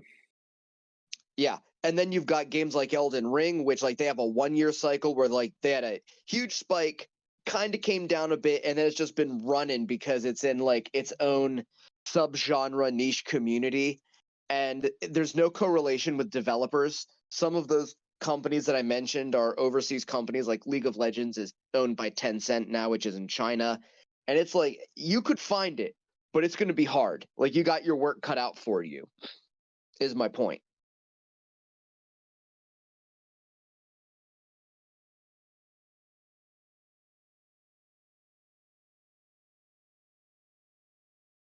Is anybody at you guys' age or roughly in the 20s? I don't mean to generalize, but is anybody looking at any correlation to streaming services and gaming? Do online games for coexist? I would say Twitch. Yeah, I'd agree. There's probably the most, and you can actually monetize it pretty easy on Twitch, even though Amazon has cut the contracts. So that's the stock market play for that service. Yeah, Microsoft also has access to a bunch of games online that you can literally go between your Xbox or your computer or your phone. You can play anywhere apparently. Yeah, not all games are like that, but there's a lot of them nowadays that you can just switch from your console to your computer. Even some of them have the option of playing them from your phone, which is kind of crazy. Can you guys hear me? Yes, we can. Oh. I'm No. sorry. Are we keeping our disdain down for you? Do you need that? No, I had an update on my phone last night and it just updated firmware, and I've been having issues all morning with trying to talk, and I just wanted to make sure you guys did hear me. Loud and clear. It actually sounds pretty good. Probably even better than it did last week. So one thing I want to talk about, there's a lot of people talking about Dungeons and Dragons in the comments over here.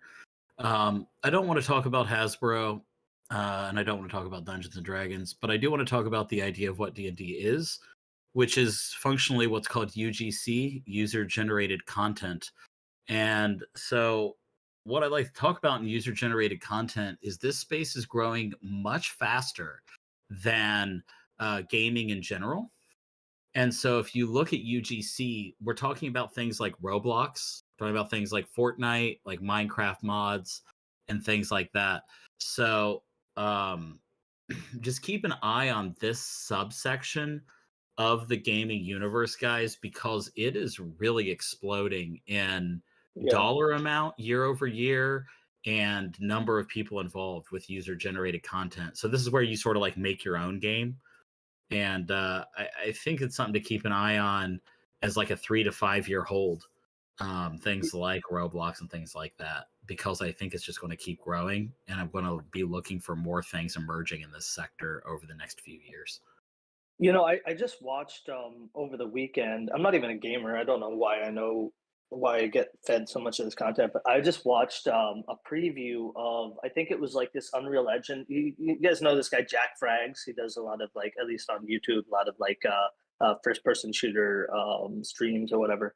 He was previewing an Unreal Engine whatever preview beta thing, which let someone create maps and basically a game using this engine. So they had like this like Neo type of character or whatever, John Wick type of character that was going through playing like basically like a Fortnite type game, and it was an entirely user created map. And it was some preview thing, so it was like a closed beta or whatever. And then he switched to some other game entirely, again using still the Unreal Engine, but it was also user created.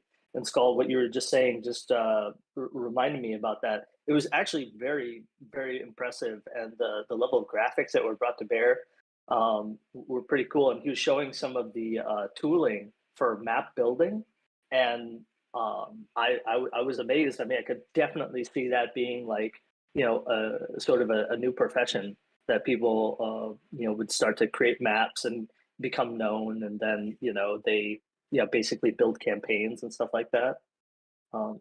Very interesting. Yeah, it's funny because when he brought it up, that was the first thing I thought of as well, which is why I think like it's so big. Does Epic own the Unreal Engine right now? That's correct. Epic Epic owns owns it. Unreal. Yeah, they own Unreal. Yeah, and they're not publicly traded, but there have been talks about them IPOing in the future.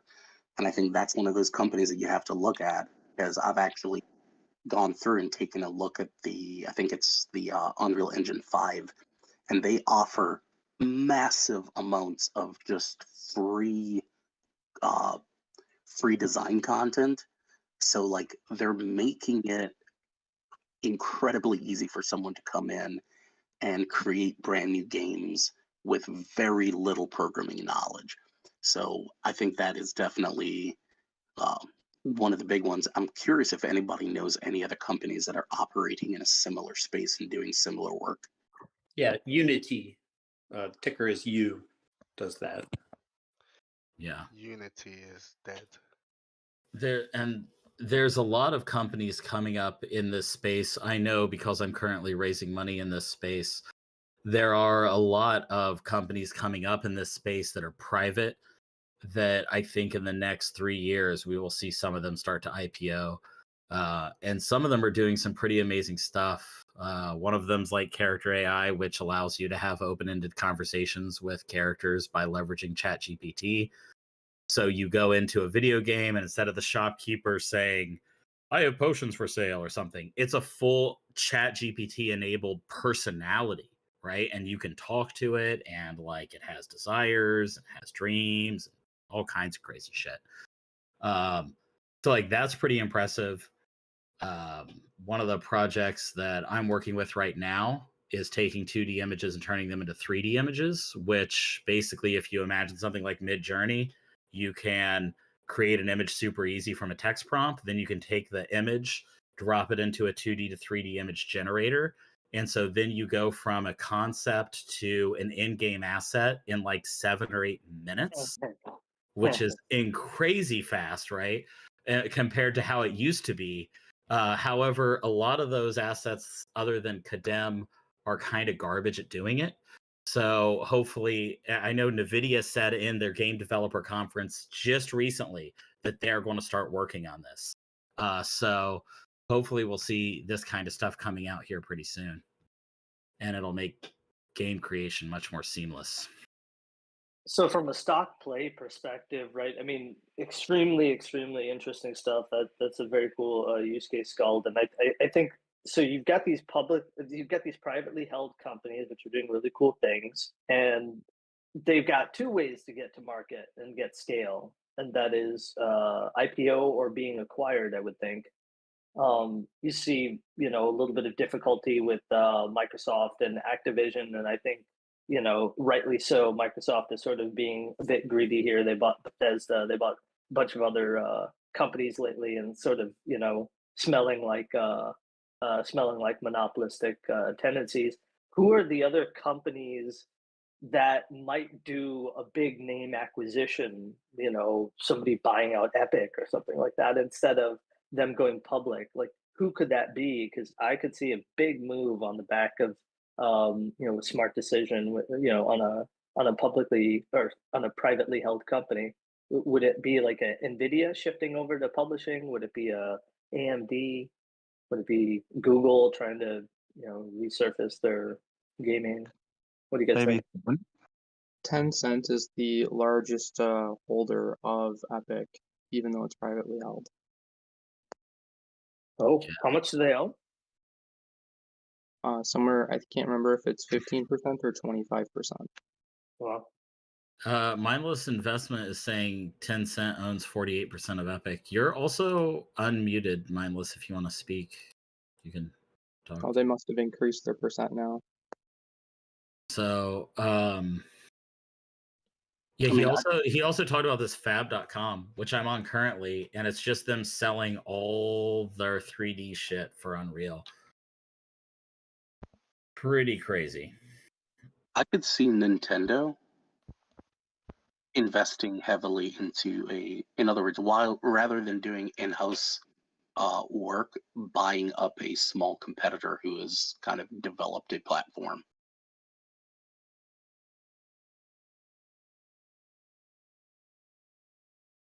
Yeah, the one sleeper that I would say to keep an eye on too, they have done acquisitions in the past, but they're normally of a smaller size, is Ubisoft. They're out there. We don't talk about them very often, but they're still out there. Live for Moss said, are you still in SI puts? And yeah, the unfortunate answer is yes, I am in SI puts, and those are going to zero. Actually, they're at zero. So that happened. Do you have any other? I was gonna say, do you have any other short-term plays with the banking crisis? While I was longing, I was in and out of FRC. I made a trade on them sort of at the end of the day Friday. It was like I basically got access to my brokerage and I was like, okay, let's long FRC and see what happens. But I was out as soon as it opened this morning. I currently don't know what way to play it. And you guys know I started trading Drino 809. I'm just going to say that no one saw this shit coming when it went down. So like people thought like, oh, Lehman Brothers, okay, now it's over. And then it was like, it was Bear Stearns, or it might have been in reverse. It might have been Bear Stearns, then Lehman. I think it was actually. But like as these dominoes kept falling, each time a domino would fall, people thought, well, that's it. The banking crisis is over. And what ended up happening was 134 banks ended up having to merge or close between the years of 2007 to 2009. So that shit just kept rolling, man. And I don't want to speculate because these banks have been around for like 100 years. I mean, Lehman Brothers survived the Great Depression, for Christ's sakes, and they went tits up. So, look at what's happening with banks like Credit Suisse, right? Even these old lauded institutions can just evaporate. So it's a dangerous space to play in. And other than short-term and momentum plays, I'm not really doing anything on it. They'll just print infinite money before they let another bank fall. They're not gonna take that one.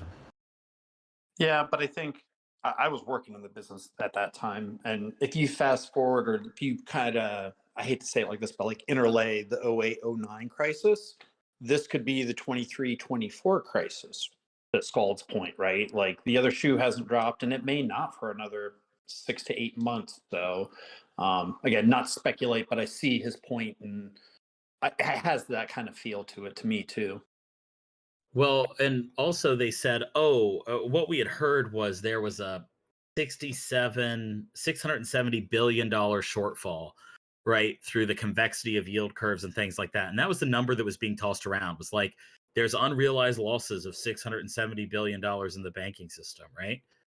Well, if you look up the articles that came out this weekend, they said there's $1.1 trillion in unrealized losses. I'm like, what the shit?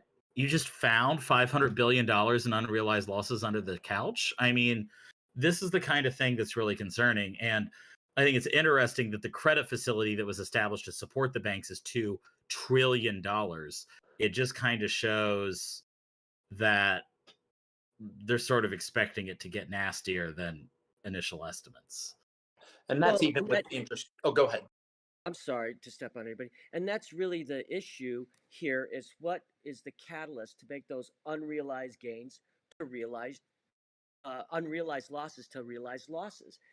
And if you look at two ticker symbols, TROW, TROW, and Ben Franklin, BEN, Franklin Industries, and you look at their K10 and you look at their exposure in the bond market, their whole headwinds is based off of these priced assets that are currently, you don't take the loss until you sell them, until somebody has to sell those bonds at a loss, like SVB. So the issue is, what is that catalyst that is at the sector of the banking and Fed is basically saying, hey, we're going to backstop this no matter what the catalyst is. We're gonna back up the depositors. I'm getting ready to close on another sale of a farm here on Thursday, and that farm is going to be greater than $250,000 in liquidity. And I'm definitely not going to put that into one, even though it's a never-ending backstop, supposedly, FDIC. I'm not going to put that into one account. I'm going to split that amongst 4 or 5 accounts, because, and then I don't even know if that liquidity, will get backed up, because it's 99 years that the FDIC actually has to pay you. So again, the unrealized losses become realized losses. And how do you guys speculate the catalyst of that happening? It's got to be a liquidity challenge, right? That causes them to have to sell those assets that, even when they're in a very red position, when they're, the mark-to-market value is very low. So I think you have to look at banks that have poor balance sheets, and probably those are the ones that you kind of look at and say, okay, they're the most susceptible. They're going to be basically like, the biggest thing is like exposure to like a bank run or something like that. I mean, I think if the losses are related to convexity of yield curves on bonds, and these guys are being audited. You look at like KPMG that gave Silvergate a clean bill of health right before Silvergate went tits up. Well, if you look at their audit, it's actually accurate because they use mark-to-market accounting, which is GAAP standard, if you're familiar with GAAP accounting processes. So, I mean, had they been allowed to sit on those, they wouldn't have had the losses that they had, but something forced their hand. So, I could see that if there's uncertainty, if this uncertainty continues to roil the banking sector, there's always a chance that another bank has a run.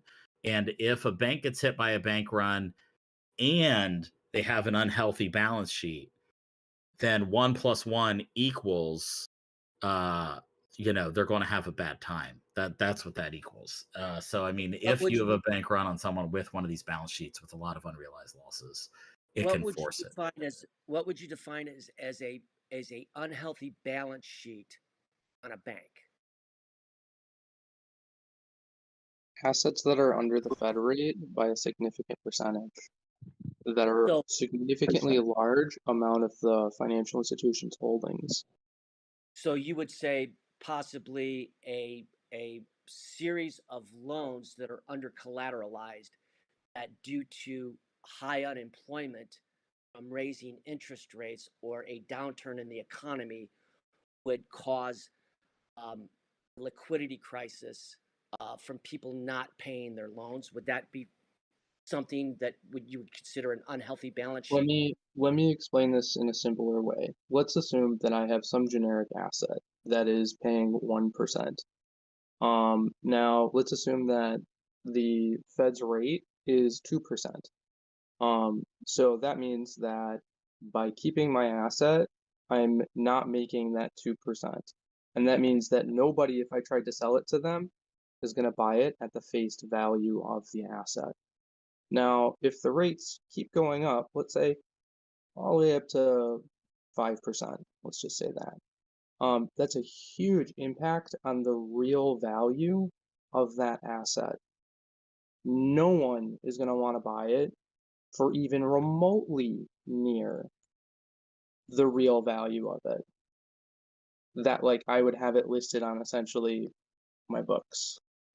I completely understand that. That's the unrealized loss in the bond assets at these banks.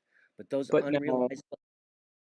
unrealized losses don't become realized losses until they're forced to sell that asset. No, not necessarily, because financial institutions have to keep a certain amount of liquidity. So it becomes an immediate loss on the books. If there's like mass withdrawals, or if they're what's on that? paper though, they're not actually taking a loss until they sell it, but on paper it doesn't look good. Right, it's unrealized until they have to sell it. So there's a precipice that causes a situation that causes them to have to do that. Look at SVB. That's what started this whole thing when they had to unwind 1.2 or 1.8 billion, I can't remember what it was, in those bonds at a loss, because like you said earlier, nobody wanted to buy that. And I'm wondering, and clearly SVB's run was caused by something different than would happen in the regionals. So going back to the question there was, what is considered a bad balance sheet on a bank? Okay, so I'm going to give you a hypothetical. 5% of your risk is in lacking liquidity on 5%. That is what was covered under Dodd-Frank. That is what the overall powers that be at the end of 2008 decided would be an appropriate amount of liquidity for a bank to carry. Okay, 5% of your risk, your liabilities outstanding.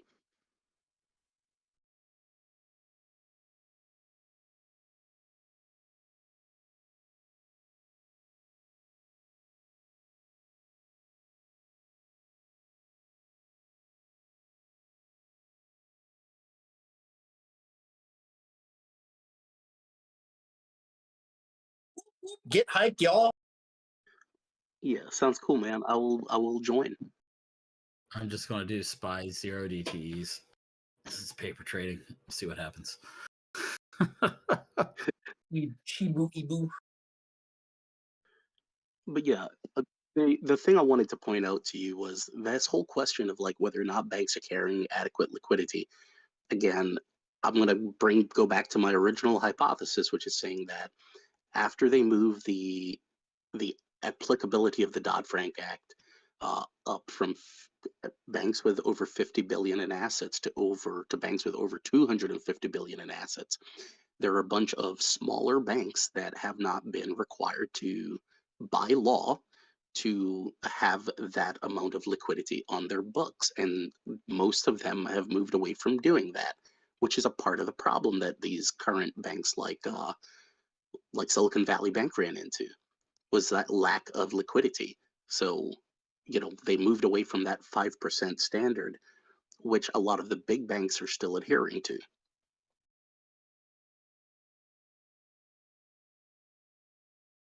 Traditionally, small banks don't make those risky investments like large investment banks do. Traditionally, but also, what do you describe as a big bank? I mean, 50 billion, some would call a big bank, but right now the way that the government is looking at the definition of a big bank is someone who's over 250 billion in assets under management. Okay, I think we're talking the same thing because exactly. So when you take a look at liquidity at a small bank and not being over leveraged, one could say that the business model of Silicon Valley, being in the startup industry, was more of a risky play that an investment bank would make, as opposed to a mom and pop shop whose holdings are in farms across this country or something much more collateralized. Yeah, I'd agree with that. Look, Silicon Valley was a unique situation, right? Because during COVID, the tech industry got a huge influx of cash, right? Just every single tech company boomed. So what they did is the people that had those companies took all that money and put it in Silicon Valley. So Silicon Valley had all this money sitting around and they didn't know what to do with it. So they just bought a shitload of bonds because bonds are safe, right? So Silicon Valley is a little bit of a unique situation, and I wouldn't necessarily apply it to all banks. Yeah, I think the deposit base was also pretty homogenous in terms of size of that it was, generally speaking, large balances. Generally speaking, Silicon Valley based, though not all. But I think the ability for anxiety amongst a few to fuel and perpetuate amongst a large percentage of the deposit base, I think that was somewhat unusual compared to many other types of banks. I think, to your point, that plus the interest rate, lack of hedging of interest rate risk in buying long dated bonds and having short term cash obligations to their depositors, and then those depositors sort of all at the same time, um, you know, sparking action on the back of that anxiety, and actually causing many of the other depositors to pull out their funds. I think that was sort of a bit unique to Silicon Valley Bank. So I'm with you. I think it's sort of a little bit unique, and you have to find more examples where all those stars align for, I think, a lot of these banks to really have that same exact problem. Yeah, Silicon was truly that outlier, right? Like the average depositor, especially the average depositor amount, is significantly different than like most banks, right? Since there are all these VCs and so forth with big pockets. So I mean, the money sitting there is not towards their favor because they're going to lose money on the overhead of running that Silicon Bank, right? So they had to offload the cash into whatever they could, and obviously the risk determination was significantly different than most banks that could actually handle it in the normal speed. And then of course during 21 22 the amount that was the inflow that was coming in, especially with all these investments throughout that time, was significantly higher. So the volume was even more. So it caused the chaos that we see today, and it's not going to be the first. So when we talk about a V-shaped recovery at the beginning of trading today, somebody spoke up. We were like V-shaped recovery in the banking sector. If there is going to be recovery at all, it's going to be more of a W-shaped recovery. So again, talking about a bank balance sheet, a small bank, 50 billion or less, small bank balance sheet. I'm not seeing anything in small bank balance sheets as risky as SVB, or regionals. I've been looking at these things for a week and a half, and other than unrealized losses that won't become realized because there's no way they can unload these bonds that are undervalued because interest rates aren't going to drop as fast as they were raised. So we're stuck in that risk factor in the regionals. So as long as the economy can take a breath here and we don't see a huge spike in unemployment, it seems like I think the Wall Street Journal had a thing that it's a rich recession here, or that it's affecting the top more than the bottom at this point as far as risk is concerned. But and you're seeing that in the tech sector. You're seeing that also in Amazon with 9,000 layoffs. If it doesn't hit the blue collar sector economy, then the stabilization will not cause those unrealized gains to be realized gains. Hopefully, we'll see a stave off of rise in interest rates, and then unemployment not to go above 5%. Are you saying that the blue collars are not affected through the Amazon layoffs because the warehouse workers are? Not as much as I used Amazon's 9,000 and I lumped it in with the tech sector layoff, which is significantly more. So I misspoke associating blue collar with Amazon. I apologize. Well, actually, to your favor, anyhow, morning bourbon. I was going to say a lot of those 9,000 jobs were in the cloud, in the tech space, if you will, the white collar. So there have been other blue collar layoffs in Amazon, but by accident, that 9,000 was white collar. Yeah, and in terms of what the plan is for the next 2 years, they plan to lay off over 100,000 Amazon employees within the warehouses. So that's the 2-year plan for them. So if you want to do a straight line, 50,000 each year. So it's not going to just be within the cloud. Well, and if you look at the regionals and you look at the banks that are, panhandling to Yellen and the FDIC saying, hey, we need a backstop, we need 100% backstop, and we need it guaranteed for 24 months. Can I just say that we're all fucked? That's all I gotta say. Well, if you're going long on your sentiment there, that's a lot of blue sky, brother. No, I mean, it's just the truth. I mean, I don't care how you look at it. It's like when people talk about like how people run their government, capitalist, socialist, whatever it may be. In the long run, we're all fucked because the people who control this shit, like, it's just going to keep going in a circle. That's all this is a circle, and that's what we're stuck on. Well, I mean, for any great economy to continue itself, it has to be a circle. Yeah, no, I agree with you. It has to crash. But what we're not seeing here is that major crash that it's coming. It's coming. Just keep your money in your hands and wait, and don't throw it on the street until you think it's time. Yeah, we keep saying it's coming, but where's it at, right? Like, of course, the COVID drop, but that recovered just as quick as it dropped, almost. So, where the hell is the recession? Hey, can we? I think it's coming from the small. Hold on. Hey, Justin. Yeah, can my we get bad. a little less doomsday? I know you're always very gloom and doom, but it's a Monday morning. Can we keep it a little more fact-based, guys? I mean, no offense. I'll get long in the tooth on this, but let's So I'll give you my evidence if you want. We've had 785 businesses close where I live. In the interim here, as far as a play is concerned, WallStreetBets play, this is why I'm more. But it's not going to crash, obviously, overnight. Justin, in your bearish opinion, I agree that there's some major headwinds. But if we look at some sort of prolonged recession, and we look at the play of, safety. I mentioned earlier about dividend aristocrats, and somebody was bringing up, if there was a younger gentleman here that was about 18 years old, and he was talking about having a small bit to invest, and somebody said, hey, what about, fractional shares and, tech companies? And then he's like, the gentleman who recommended that, just set it and forget it. If you don't look at it for 10 or 15 years, it's not a problem. And I thought to myself, what a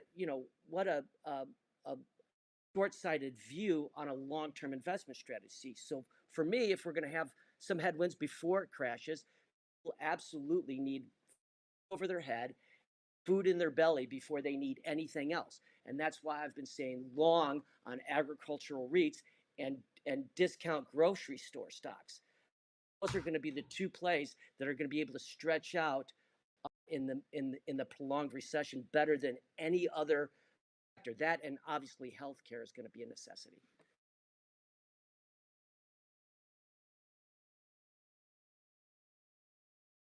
Yeah, and if you think that there's some big nefarious company out there that's making money off ripping you off, the beautiful thing about capitalism is you can invest in it too. So pick your doomsday play. Hey, Leopard, I know you got a new mic. What's up, buddy? How you doing? And it doesn't work. We all get, performance anxiety.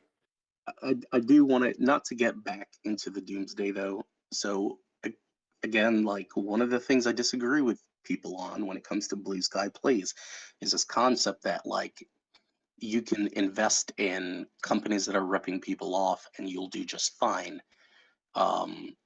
Always look at things like executive compensation packages. Just because a company you look at Silicon Valley Bank, just because they mismanaged their assets, it doesn't mean that the people mismanaging the assets didn't do really well. So they can screw you on both ends. You can still invest and still lose all your money, even if a corporation is being poorly run. Like just because someone is being an asshole doesn't mean they're going to stay afloat. Um, a lot of times these companies are actually like really poorly managed, and what they're doing is just siphoning off money for themselves, like your executives. So look at how companies do executive compensation. Yeah, I agree. And Luce goes after that a lot when he goes through the financials. Palantir's that, SoFi, a lot of the SPACs do that. I just want to mention something. I really want you guys to look into like construction contracting, like those sorts of companies, because I've seen a lot of them where I live go bankrupt. And at least like and I'm going to give an example. A great example. This was a company that got bought out named Reed. This is a few years ago. But they were one of the hugest asphalt contractors where I live, and they pretty much had to sell out of their company. They're going bankrupt. Now this company called Rogers Group owns it, and I'm not sure if they're public because I just haven't, I don't own any of it. So anyways, I used to work there. So what I was going to say is that if you guys, you guys could look that up, see if you can invest in something like that to like just short the fuck out of it, because this company, and I know this because I know the person doing the deal and everything, like they're selling this part that they just bought. It's named Rogers Group. You can look into it. So they're out of Huntsville, Alabama, and they're buying this huge company, right? Or anyway, selling the huge company. I mean, a huge part of their company, because they can't afford to do the asphalt and stuff like that. So no, it's the truth. Go look into it. If you don't believe me, go look into it. They just bought it and they've been losing money on it. I mean, where I live, everybody knows it, but I'm not sure if it's a public company to trade. I don't know if I'd classify an asphalt company in Alabama as a huge company. It is huge because they do all of our state's asphalt. So like the entire state's asphalt, everything from the northern part of Alabama, like they have contracts, all the major contracts for everybody in Alabama. Like they literally are the only people that repair a road. We might have one or two other contractors, but they're out of Birmingham and they're like small time people. And half of those businesses closed down over the last summer because they couldn't afford these little ass contracts that people were offering them, because asphalt is like, for 20 feet of asphalt, it's several $1,000s. It's a lot of money.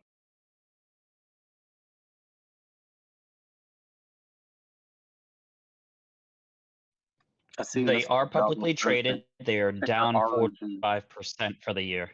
See? Fuck you for saying story time. But anyways, love you. But yeah, no, it's just a thing of like, there's a lot of Easy. companies where I live like that. Easy.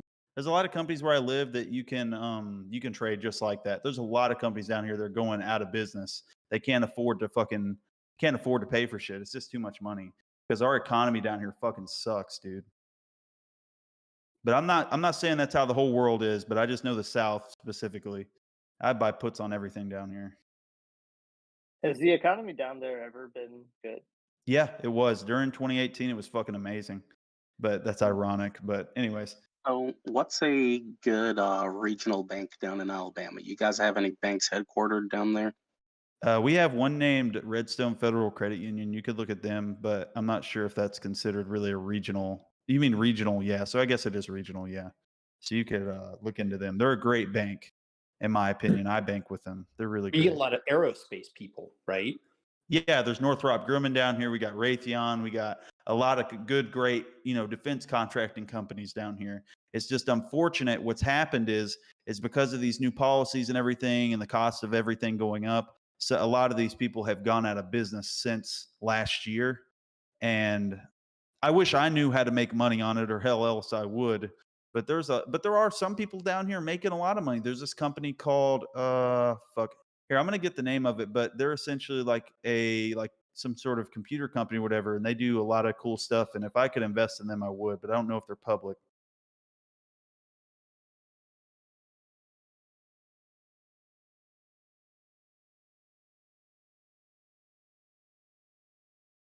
Here we go with the Alabama jokes, real classic.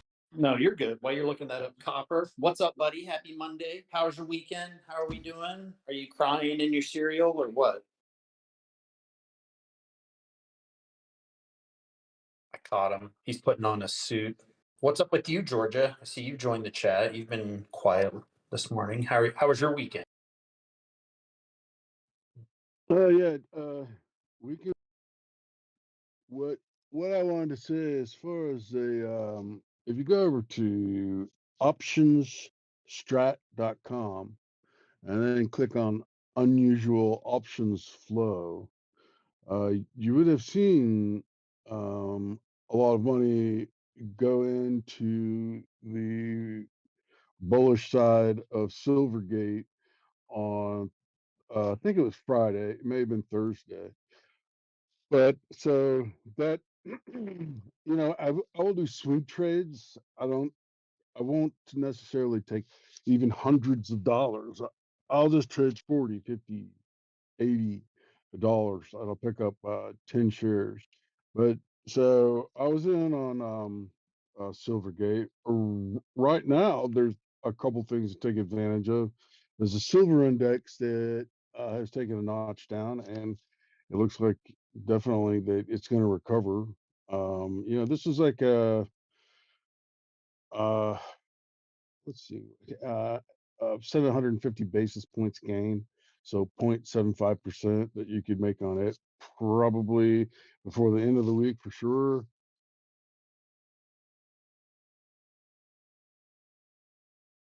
I'm looking at what else I'm in.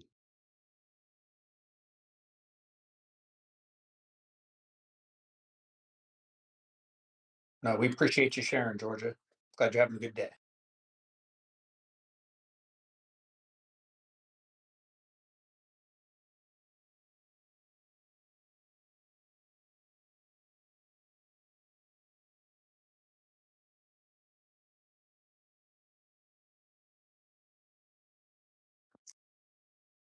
Anyone else making some plays? Got some gains? Want to cry about? Oh, Leopard, you want to try again? See you again.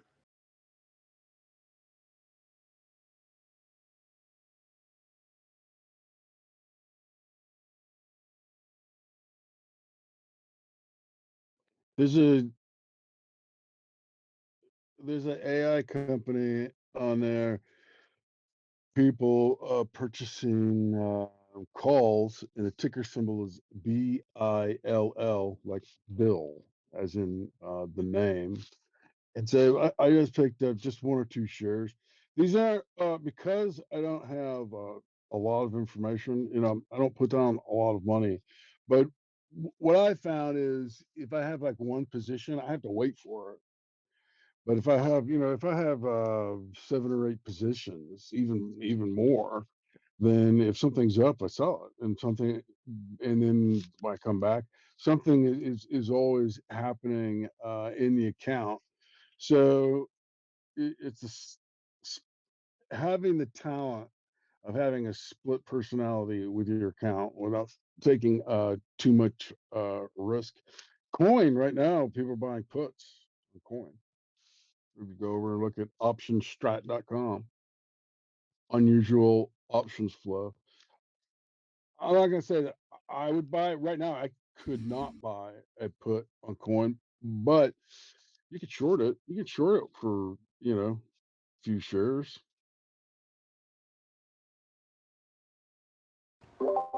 Split personality account. Yeah, I didn't quite follow that one. Yeah, can Well, you let me know what does that mean exactly? I think he's talking well, about diversification, right? You got opposite ideas in your own account, right, Georgia? yeah. Well, right. Well, yeah. For example, it's it. I would call it trading your own account. So, like I have real estate stocks, and I also have monthly dividend earners, and both of those I consider to be in a completely different. They're in the same account, but they're in a completely different category in my brain. They're a completely different category than the other things that I do. So that's what I mean about having like a split personality account. You treat those specific stocks. You're trying to get, you trade and you trade, and then you're building up shares. So for example, Sundial would be another one of those. Sundial is for me a covered call, and pick up as many shares as I can. If I cannot pick up shares, which I cannot today, I still wrote the covered call option. I just keep it as cash. But in the past, I've been able to write the covered calls and pick up shares. And in doing this, by now, last time I calculated, more than 50% of my holdings in Sundial cost me nothing. So I'm trading my own account. So I don't, um, I don't involve that type of thinking with any of the others. So a split personality account. Thank you Found the for that company, boys. clarification. Quick question for you. What was the tickers for the real estate? And then you said you can't afford to buy the shares, but you can afford to sell the calls. So I assume you can afford the risk. Is that what you're trying to state, or am I hearing you incorrectly? No, no, no, like Empire State Building, so ESRT, um land, um uh what is it? NYMT, New York Metropolitan Realty Trust. There's a mortgage company. Um so loan is another one they do, sort of like equity loans to improve real estate in the New York City area. So yeah, those are considered to be like real estate or real estate related.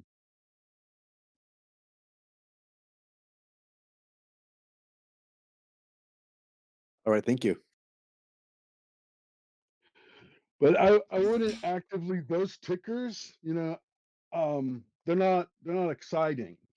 The exciting ones was like the other day when like, $160 million in options went into took a bearish position on the Russell index. This is interesting. Okay. Or right now, there's a lot of money Bitcoin flowing in. dropping. Say again? Bitcoin's dropping. How bad? Pretty bad. It just lost 27K. I wish.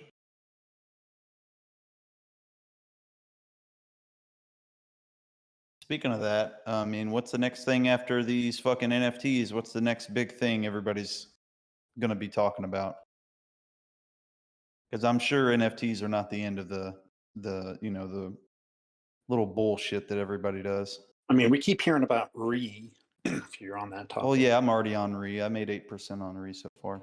But I mean, yeah, this is during the earnings call when some idiot talked about not GME but Wall Street Bets, kind of ruined it for everybody, and a lot of people got out of it. But yeah, Yep. Ryler made Yahoo Financial. I know.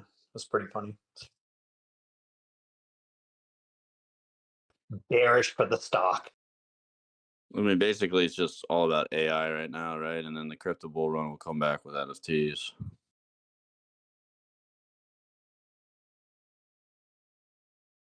I think a lot of the gold rush on meaningless, earningless plays are kind of done with rising interest rates and potential bank failures. I'm not saying you can't make money. I'm just saying the age of free money is gone for now. I don't think it's gone. Everybody always comes up with something new, it seems like. But I don't We just see don't the know what it is, like we just got to find something. I just don't see the Fed dropping rates. The only reason that they would do that is a serious disruption in the market. So free money is gone. If we define free money as 3% and under. I mean, alternatives to the stock market, NFTs, and crypto, really. Not saying that it won't involve crypto, but you know what I mean. So, I mean, sounds like moonshots. Pretty much. I just like to have like 1% of my portfolio in things that are totally volatile. Nothing more than that, because I don't really believe in doing shit like that. One of the plays on the banking recovery, V-shaped or W-shaped, is notice that Truist Financial, and I've poured over their financials over the weekend, as well as First Republic and Wall, WAL, but Truist Financial, TFC, they lagged in the drop Oh, wow. in market, and they're lagging on the way up. They're down almost 30%, 29.5% over the month. But their financial position is extremely strong. They're paying a 6.32% dividend, and they are lagging in the recovery. So I see a short-term bounce in Truist Financial, TFC. Well, it's funny you should mention that. He's not on right now, but Copper works in the automobile industry, and he said they actually own a lot of those real shitty, over-leveraged, bad car loans. So look into that too for your thesis. So that may be one of the reasons they have a potential pocket of their own bad assets, if you will, or what's on their balance sheet. I don't have the exact numbers, but I knew that there's a potential for some bad debt. Sorry, go ahead. I'm sorry. I was looking at, what constitutes a bad car loan right now.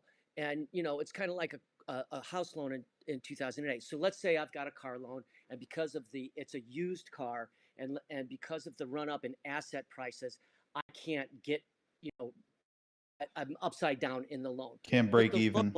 Yeah. But the loan is at like 2%. So if I go out and I walk away from that and I have to pay an exorbitant amount of money to get another car loan if I can, even though the price of that new car is significantly cheaper, from the total cost of ownership, or the TCO, when I add in what I'm going to pay at a higher interest rate, it's better off for me to continue to make payments on the current shitty loan that I got. So I did look at the exposure on what subjectively is considered a bad car loan. But just like 99% of the mortgages out there right now are at 3% or less, nobody's going to go out and sell their home. That's why you're not seeing existing homes moving. Nobody's going to go to buy a home for more money or even less money at a much higher interest rate. I agree with you that there's some shitty or subjectively shitty car loans out there with Truist, but I don't see people walking away from them just because of the fact it's going to cost them more to get a cheaper car. No, I appreciate that. Good part of your thesis. I'm glad you did look at it. So that's all I'm ever worried about. So thank you. What's up, AI? That was Makes a good sense point. though. I was gonna like say, that if observation. I can add That's my nice. 2 cents in there, is that these car loans that are going to quote unquote not be paid. They'll just be rolled up in bad debt bonds. That's really what's going to happen, in my personal opinion. I think CarMax if I can say this correctly, is a great example of how it all went down, right? Essentially, all that's going to be rolled up in bad debt. They're going to liquidate that to 2 tenths pennies to get to buy that debt from them. And let's not forget the fact that there is some asset value there within the parts of the car. However, um, I would say that it's a little speculative to assume that one bank's financial well-being is in in a good outlook, essentially due to the fact that no, that you feel speculatively that the consumer is not going to run off on their loan. I Yeah, would it, I would shy away from that kind of wording with respect to your research. yeah, Just that due to the fact that there's a lot of sentiment lately, at least, um, that consumers are starting to wonder, like, what is really around the corner. And I'm not going to speculate, but I will assume that there might be another stimulus check. It's the only way to keep things kind of balanced out. Um, but yeah, I digress. I just You wanted to think put they're that in really there. going to do Some people another aren't looking one? into it though. Well, all right. So basically, I agree with you about speculating about people making payments. And that is, it's highly speculative, extremely volatile point to trade on. But when it comes to car loans and home loans, car loans have a tendency to be less money per month than somebody's home loan.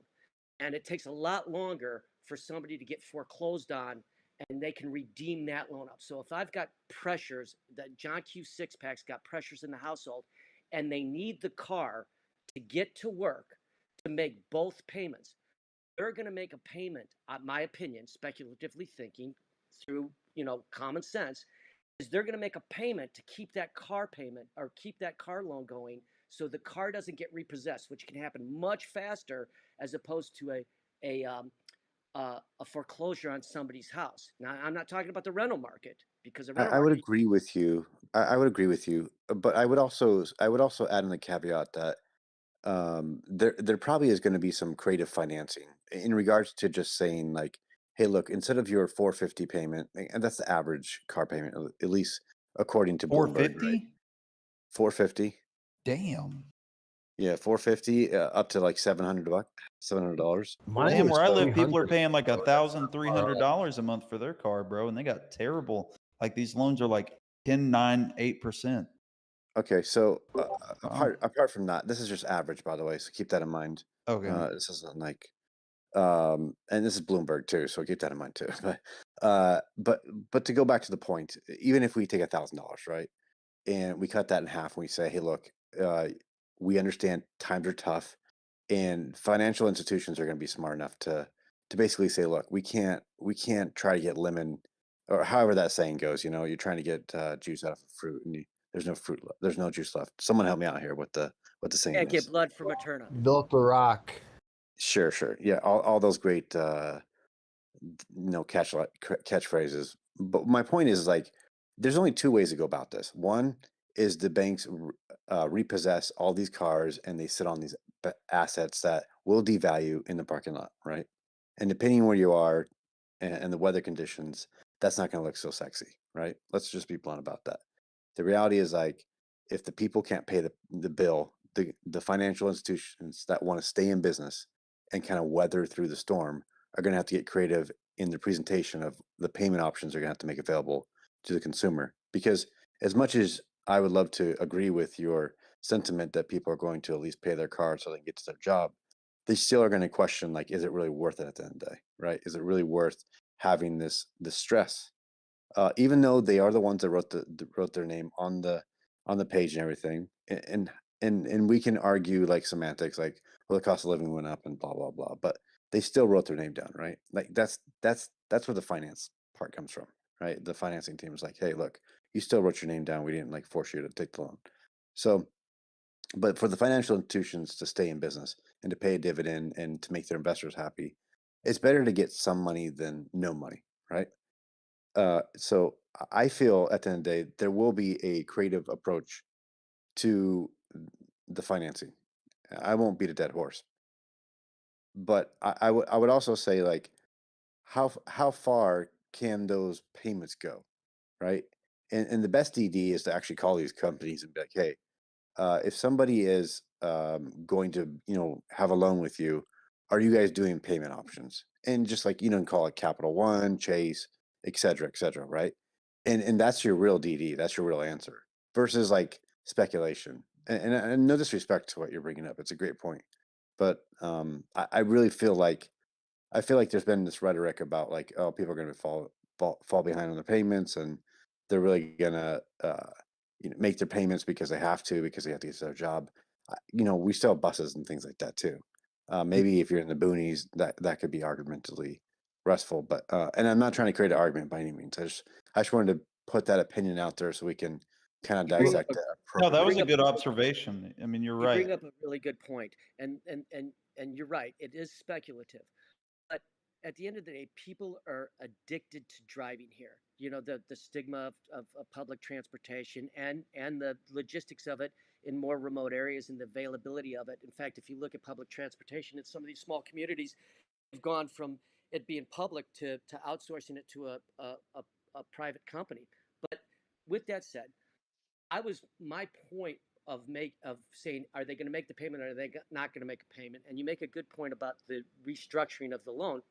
If somebody takes a look at and this is why car salesmen always go, well, what kind of payment do you want? They always refer to the payment as opposed to the value of the car. Just like 0% interest is complete bullshit. Because if you walk in and you go, hey, I'll pay it, how much is the car?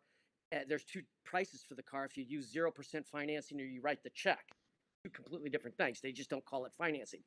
Not to digress. Here's what I was saying. Is if I've got a car loan in which I've got a pressure on and the value of that underlying asset of that car is worth less because the prices are coming down, but my loan or my interest rate is extremely low because money was cheap to borrow.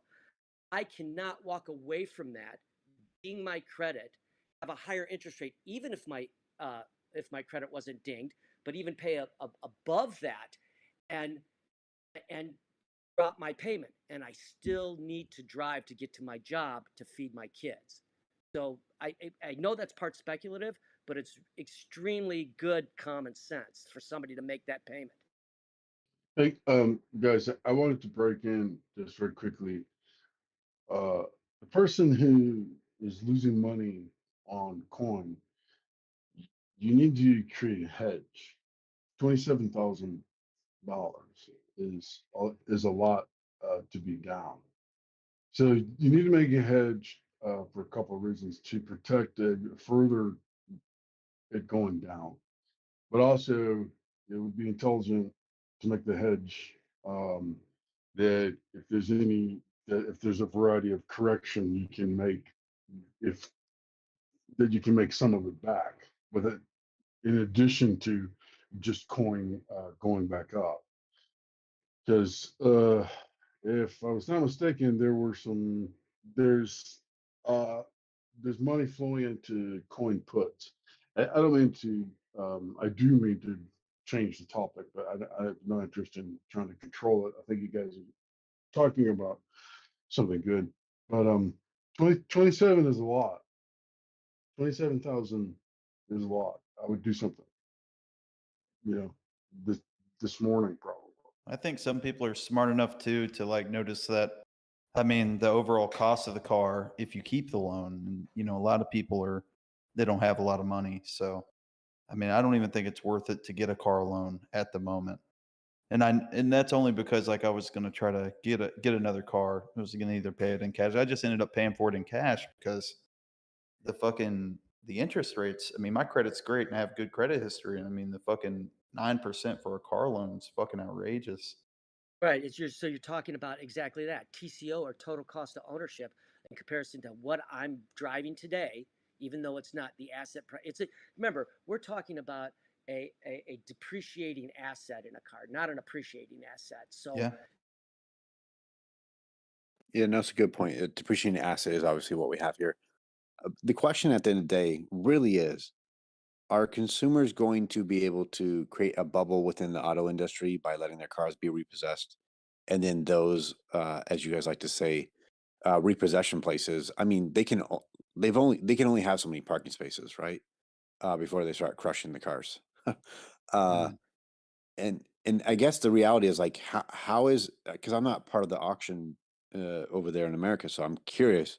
Like, are they rotating left and right, or are they getting great deals? Like, how's that side of the business? You mean at the auction? Yeah, at the auctions, they got Yeah, an hell yeah, auction. dude. I've been to many auctions, dude, and there's some great fucking deals sometimes because places like CarMax will just get a car that people can't afford and they'll just sell it like that, or another company will. I've got some great deal. Like my car was $10,000 and now people are paying for that same car for like $23,000 or $20,000 at the same amount of mileage that I have, even though I didn't pay shit for it. But And why are they paying? Why are they paying that premium? people are paying that premium because they're fucking stupid. They're buying it at the dealership. That's the number one rule. You never buy from a dealership. You always buy from someone who So, owns the car. You never buy from a dealership. yeah, So I think CarMax historically is known for selling, above what was it the Kelly Blue Book value is, and then also you can't negotiate with CarMax. So Well, yeah, but I'm saying they take it to an auction and sell it. They're not actually selling it themselves. They'll have people at the auction sell it, and it makes a really great market for cars because they're looking to only sell it right at what they can break even on. So, like, say someone owes $8,000 on a G37S 2008 Infinity or some shit, right?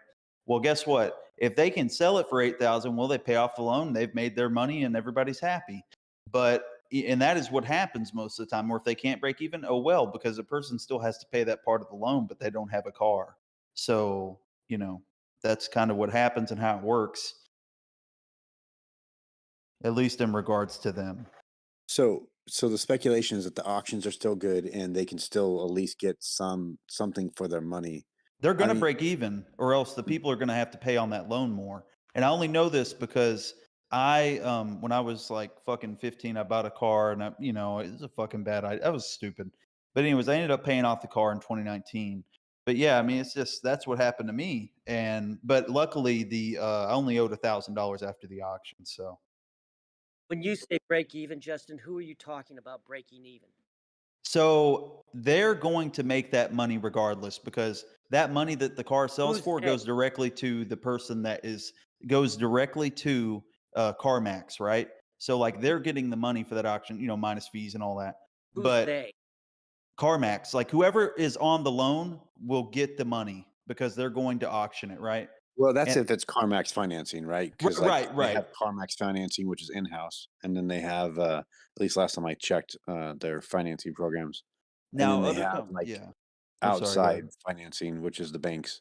And then if the banks qualified the person buying it, then they already got paid. They don't give two shits, right?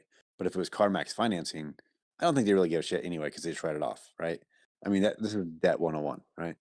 They're going to So make I the think money regardless, though. That's what I'm telling you guys. Like there is no losing money on the car unless, like, some cat whatever.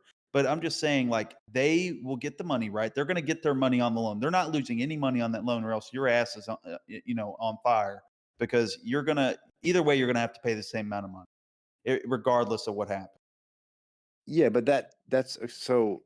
But like I stated before, if it's CarMax financing, then they are indeed taking a loss. Let's not try to speculate that, right? Well, That's the how are they reality. taking a loss if the person's still paying the full Because price of the? that is part of their division of CarMax, right? That's part of their money.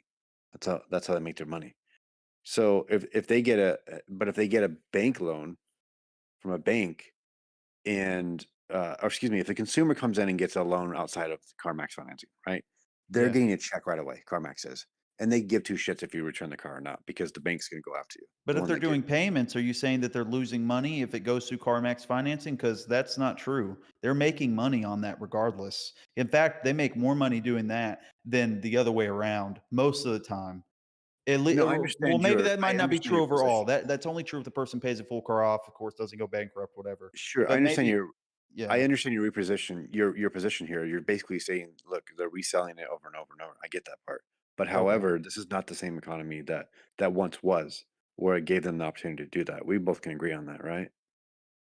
Well, yeah, but I mean, if the person still is liable for the excess amount that they owe on the car after selling the car, doesn't that mean that CarMax still gets all the money, or does that mean Well, they're I think technically you're still speculating that underwater? car values are still the same. I mean, with all due No, respect It to has you. nothing to do with the car value. It has Well, it okay. does because So that's how they get to if you have a return now. $20,000 loan, right? Say you pay 10,000. Well, you owe 10,000, and if you sell the car for 8, well, guess what? You still owe $2,000.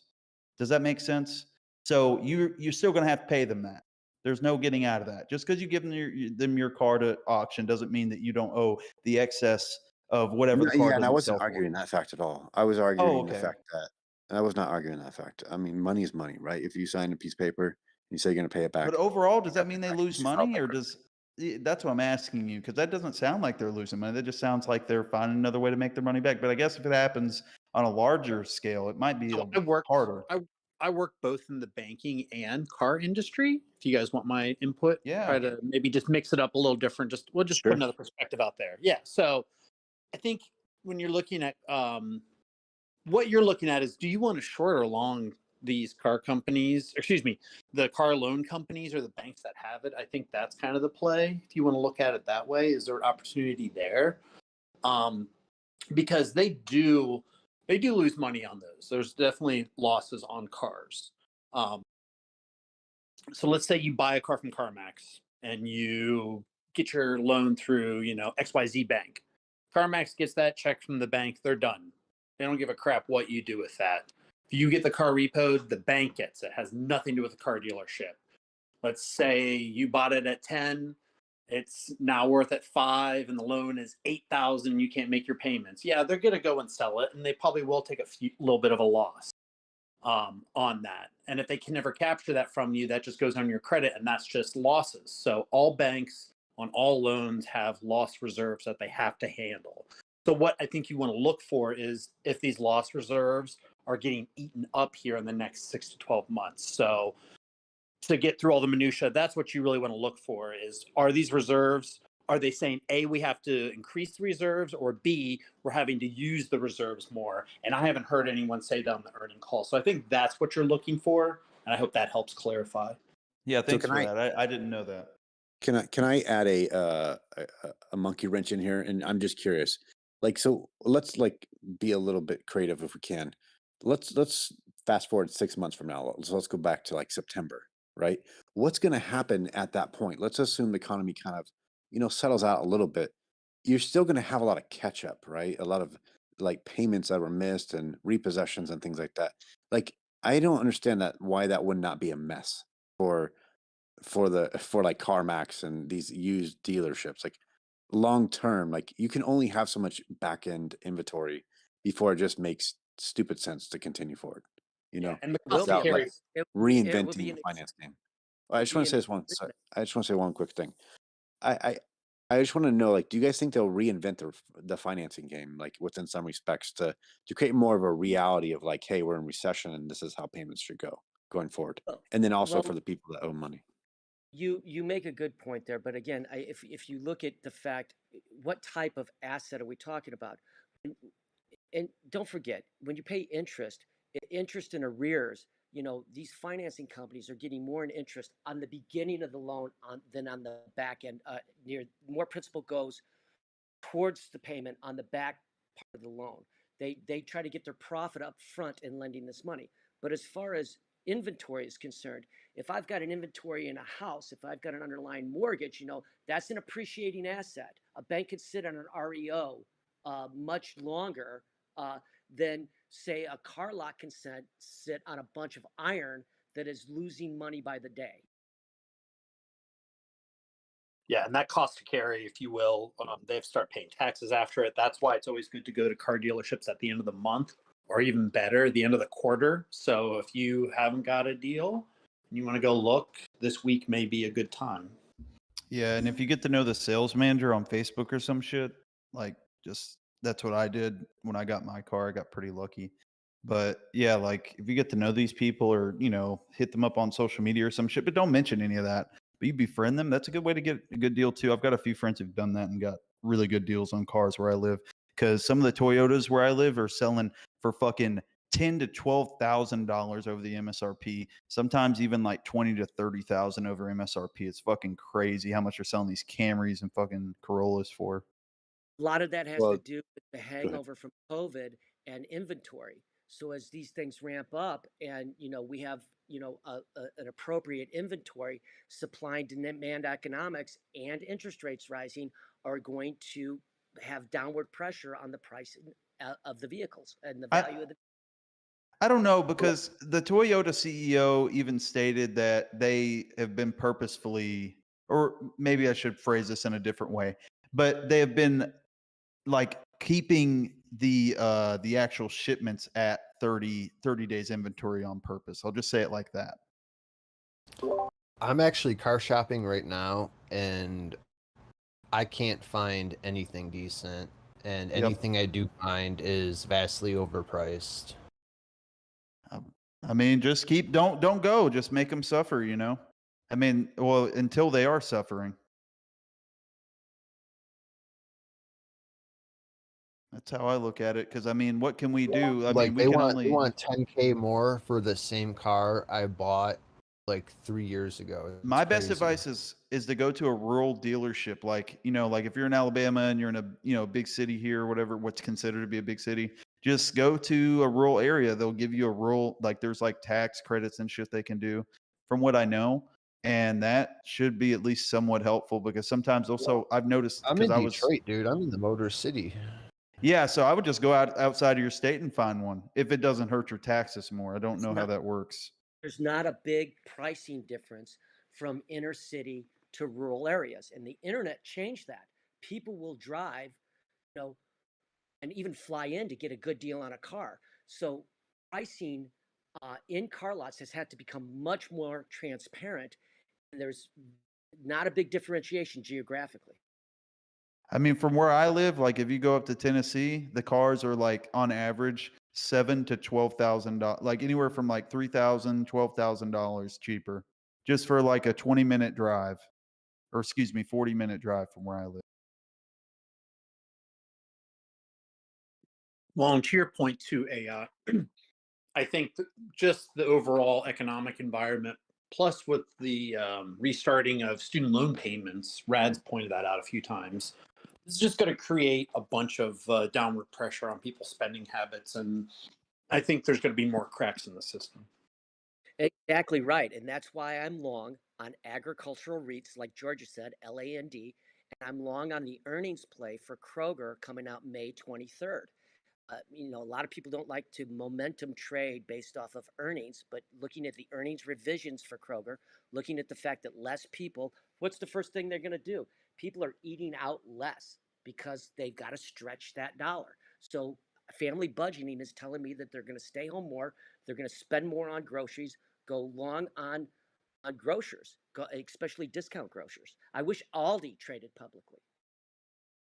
So just to clarify, so puts on Denny's and McDonald's and all those other cheap eating habit places, even Chipotle, CMG, which is not technically cheap alternative, but at the end of the day, sometimes it's actually just easier to go get a meal than to cook. And I would argue that it sometimes is cheaper to just get a meal that's already warm and ready to just eat than to go buy all the ingredients and try to cook something nice. That really depends on where you live, Well, like grossly on where you live.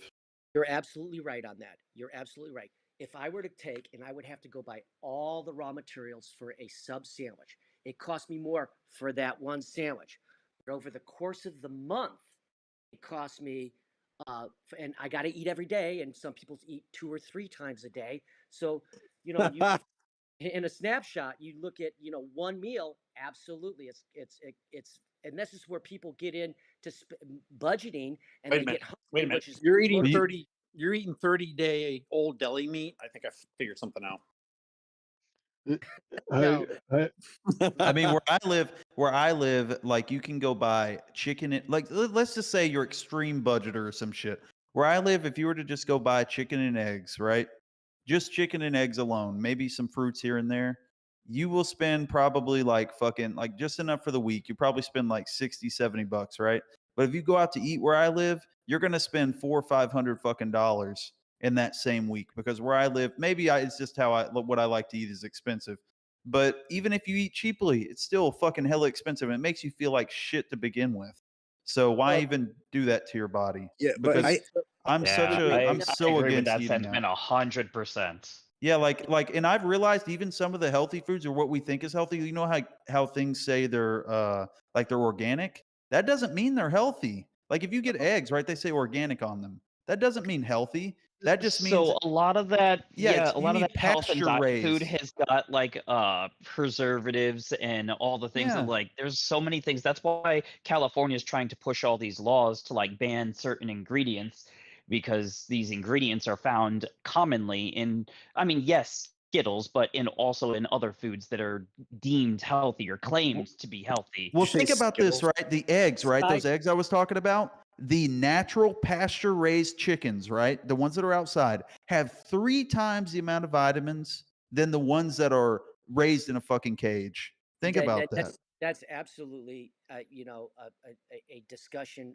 regarding the health and vitality of the food that we eat. Absolutely, but as far as not to get off the point, I'm bullish on eggs. That's all I got to say. but not to get off. So I'm not gonna lie, this is actually why I've been long Costco. Yep. I have definitely mentioned it multiple times, and I mean, you guys keep alluding to it with the discount food, and I don't like necessarily just saying I'm like bullish on discount food like Walmart, because I think there's a lot of things going on with Walmart, if you've read some of their headlines, that isn't necessarily probably the best play moving forward.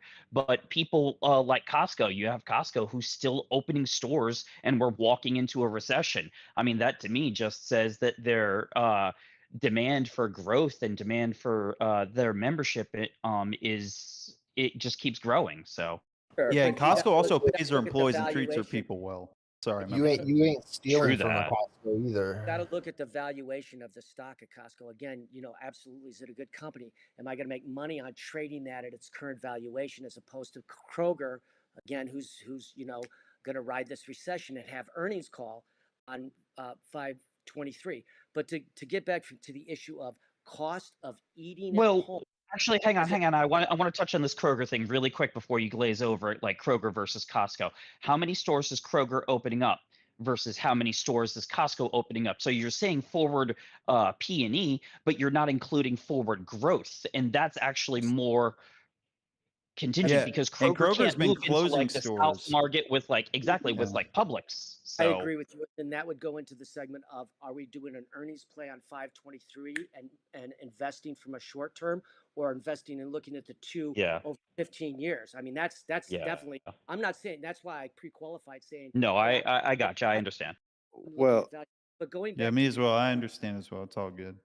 and I going just I, want I to say real quick, go I ahead, back think to Joe. it's kind of a at the cost of Mm. eating at home as opposed to eating out. One of the issues is when you go to eat out, you don't have just the cost of the raw materials. You have the cost of trucking them there. You have the cost of labor. You have the cost of utilities. Not only are you paying utilities in your house, but you got to cover the cost of the utilities at that restaurant too. So there is no argument whatsoever at any time, other than a snapshot for one meal or two meals, that eating out is remotely cost effective as opposed to eating at home. And again, that's why I'm long on the grocery store stocks.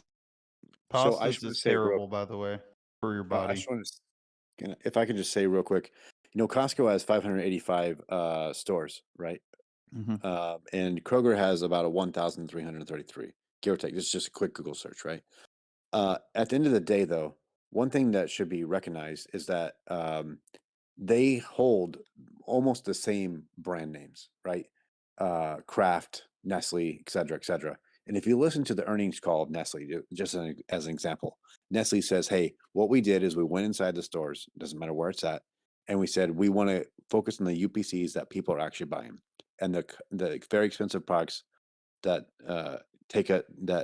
require a lot of cost for our production. We're going to limit those products, and we're just going to stick to our generic brands and our generic cheap, I guess you would say, products, if you may. And one thing that these companies are finding is that they have to actually pass on the cost to the consumer, and they are, and the consumer is paying for that. I would also argue that with respect to Costco, there is a thing called social sentiment that does take place. For example, I don't know how many videos I've been passed from TikTok showing this bulk run for like organization of the refrigerator and freezers. And so that should be taken in consideration that people, want bulk, maybe for that particular reason, right? To make their stupid TikTok video. And so I think those kind of things should be taken in consideration and ask yourself, like, how long is that going to live up to? And then furthermore, like, how many people really end up utilizing what they buy from Costco from a bulk standpoint? Because the argument before the popularity of Costco was that, oh, there's too much that we buy that we get from Costco and we end up overpaying, despite like the toilet paper and the paper towel argument back in the day. But I would remind everyone to go back to COVID and the rhetoric that was around Costco and why it got devalued before trying to upgrade it. That's just my 2 cents on it. So, having followed Costco, the two things that I can say, especially to this generic brand argument, is that the Kirkland brand owned by Costco is one of the largest generic brands. Also, on that Kirkland note, they are the second largest wine buyer in the world. So, all that Kirkland wine and stuff, and it's all good rates because they buy in such large quantities and then relabel and sell as Kirkland. They are then able to clearly pass that on to consumers as a certain set price amount. Whereas when they buy things like Nestle from like other distributors, there's a certain limit markup on absolutely everything that they sell that they don't price gouge like places like Publix does or Kroger or whatever. As far as bulk shopping with John Q Sixpack, there's a point where people hoard, or they buy in bulk and they think they're saving money. Well, there's a shelf life there, but if you think about it, the economics of that is just like paper towel companies, and they now started perforating their paper towels in half.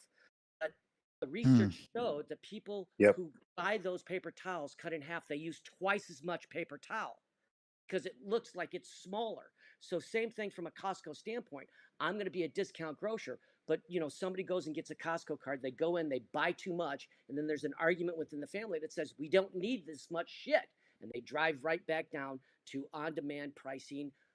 Once they get budget conscious and they start buying at the Aldis, and since you can't trade that as a private company, I look at that segment of grocers that are not wholesale or bulk buying, and they're not private. Trader Joe's. Just had to put that out there. Hey, Trader Shop. Joe's, I'm bullish on them so much, bro. After I Let's started going there, I feel much better. quick. Yeah. If we Okay, could just do this real quick, guys, throw up the Doge. Throw up the Doge if you're down for Costco, and then throw up some other icon real quick if you're down for like Kroger or Albertsons or Aldi kind of thing. Just curious what the sentiment is, Okay. or if you like Yeah, both. that'll work. Put it in the comments. We have this guy Vishal 949 that we have invited up. Let's see what he has to say. Let's see what he Are you brings to the saying, talk. just FYI, are you saying, am I when I shop or invest, Costco or Oh, just like shopping. Obviously, investing would be a different standpoint here. I personally like both Aldi and Costco. I shop at those two stores. I kind of disagree with the previous commenters' statements. I do a lot of bulk shopping from Costco, put them in a freezer, right, when they are cheaper, especially the Kirkland brands, right? Take an example of sockeye salmon, right? If I go and buy it from Walgreens, let's say, or Wegmans rather, not Walgreens, right? First I of was all, gonna say, who buys salmon from Walgreens? But I digress. not Walgreens, but Wegmans, right? If you compare it to Wegmans, it is pretty cheap, the Kirkland brand, and the sockeye salmon is really, really good. What you get from Kirkland, right? So you have to smart about buying what you need to buy from Costco. There are things that I will not buy from Costco, but I would rather buy it from Aldi. Right? Like I agree exactly. These are the two main shopping places that I go to. Is I go to Costco and then I fill my other my daily needs mostly through Aldi, and then I randomly go to Publix to pick up the very specific things like I like from them, like their chicken wings. All right, let's see what that's 3 trips. That's 3 trips.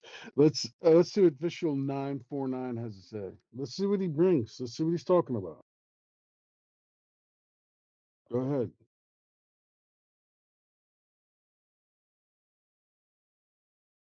And the other thing I do at the Costco is I don't go every month. I go every 2 months.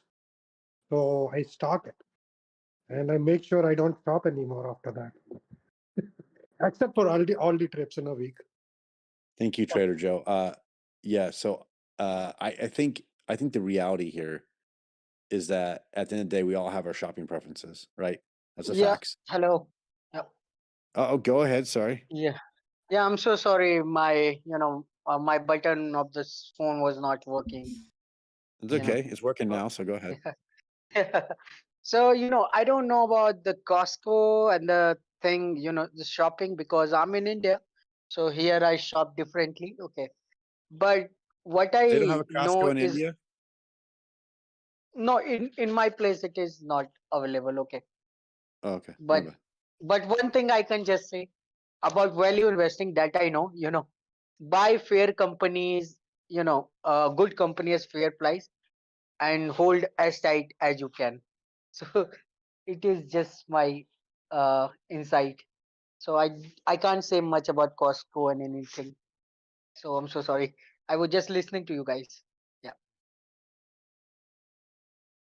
Thank you. Thank you.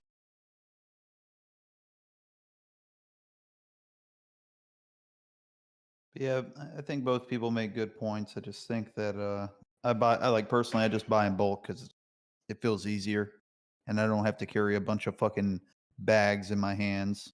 It's just easier in the long term. So what if Kroger and these like Aldi, for example, like they start competing with Costco and holding, or excuse me, selling bulk? Would that like change some of the sentiment around Costco, do you think? Or do you think people are going to be like, well, Kirkland, I'm a I mean, devoted. more competition is more competition. It would just lower the value overall. But it Correct. is. I think Aldi They're gonna- tries to restrict its store size actually, like intentionally. Like even the new stores you see that are built, they're built to an exact specific, and they're even smaller than your standard grocery store. That is correct. The other thing is the because of the store size, right, and the way they actually save money. They don't actually uh, kind of aesthetically put stuff, especially in produce section and on all the other sections, right, where they're taking out of the boxes and putting it out there. Like if you go to Acme and Giant or Wegmans and all, right, they're just putting the boxes in there. If you really see their frozen section is really, really small, really small. So they don't actually give you a lot of variety, but they have the basic essentials all there. That's their model. If they change it, their store has to become much bigger. Their operational cost will increase, right? And still, I think there is still a stigma. At least it used to be going to the Aldi. It has very recent because of the inflation, but that stigma is Yeah, still true. people But don't. let's I mean, what if they divert just from the specifically conversation. focused Seems on the like meat we're though? What if they just did that with like sold the meat in more bulk? That's a great idea. Cause I mean, for example, like somewhere like fucking Trader Joe's, like they have these fucking little shrimp things or whatever, right? I guarantee if they sold that in bulk or, just things like that, if they switched their standpoint to bulk as far as like meats go, I feel like these companies would make a lot more money. Because frozen meat is a huge industry. Like, I'm sure they'll make more money. It is. It is. The one of the things I've seen in Costco, the frozen meat in the freezer section, and there is like especially in the fish section, fish part, right? Fishes in those non-frozen stuff, but in the cold places, right, in those open Yeah. freezer stuff places, things they don't taste so good. I find the frozen fish to be much better quality. Well, this is not an earnings call. So let's not give too many tips to those what do you want? I'll keep my words private, what I think about those people. But yeah.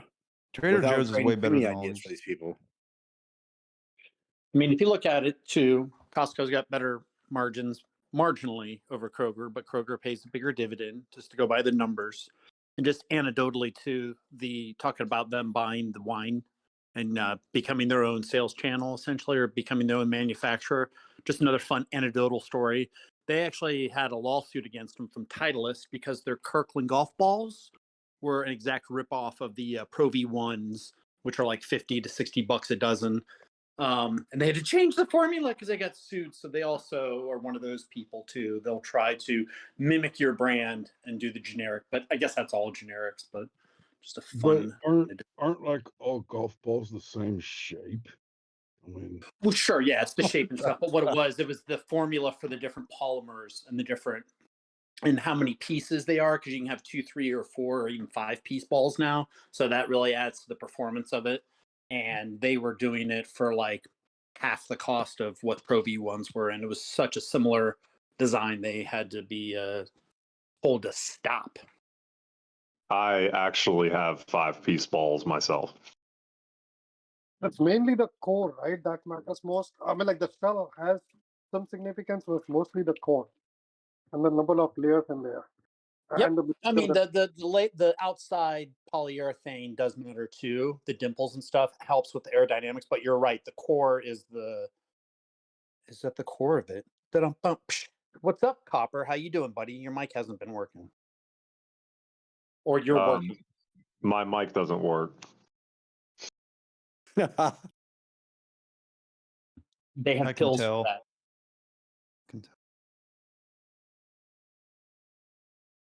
Oh well, I Wait. appreciate everyone's insight about. Oh, sorry, Copper. Go ahead. Wait, does my mic actually work now? Yeah, it does. It Yeah, it sounds loud and does. clear. Let's go. Holy crap, dude! The last time I was on stage, I was just screaming obscenities for like 6 minutes straight and wondering if anybody heard it, but you know. Well, we did, but we just had a lot of editing go by Mr. Zombie Bear going. There was Yeah. some like really depressed doomsday guy saying we're all fucked constantly, and I was like, It's this me. guy. I Yeah, know. that's Justin. I think we Justin. are. I mean, I say that because I mean, eventually it's gonna come down, and it's gonna be like the Great Depression again. I'm not saying it's gonna happen soon, or even in the next 10 years, but eventually it is gonna happen. And I think that it should just be focused on that this shit is a cycle and just watch out for that. You know, I'm not saying that there isn't money to be made, because there's plenty of money to be made, and there's going to be some good things that happen in between now and then. I'm just saying it's going to happen eventually. I will do absolutely none of that. I'm going blindly long on everything, God damn it. Well, that's okay, because that's how inflation works. It depends on the company you're in, but I mean, you're going to make money. I mean, I'm not saying you're not going to make money. Dude, when you were talking about the asphalt guys going out of business and shit, I'm sitting there like, because I do some construction contracting myself, and I'm like, most of the guys that work in construction contracting work like 6 months out of the year, and they've got so much fucking money you can't No, even not pay this them. company. Not I this know company. that company, but like the guys I work with, I owe half of them probably at least $5,000 a piece. I can't even pay Oh, them. wow. Like they can't even be bothered to take my call to figure out where to send the check to. Wow. Because like they don't want to report that much money on their taxes Are you this doing year. like an oil field or some shit? Because that's where the real money is to be made, at least Dude, from I what mean, I've heard. any like construction guy, like plumbing, electrical, framing, What grading, state are you in? landscaping. Because where I live, that shit is, people make good money, but it's rare to find people who actually make, really good money. Because half Dude, the people who do it don't make that much. The most ridiculous thing is surveyors. Fucking like if you have a piece of property bigger than like 5 acres, good luck fucking finding a surveyor willing to get off their lazy ass and actually walk up a hill to do it. Like they will only survey properties that are like an acre and like square. Like they're all so paid, man. Like, and I still owe this one surveyor like $3,000 from like 4 years ago. They just now reached out to me to get paid.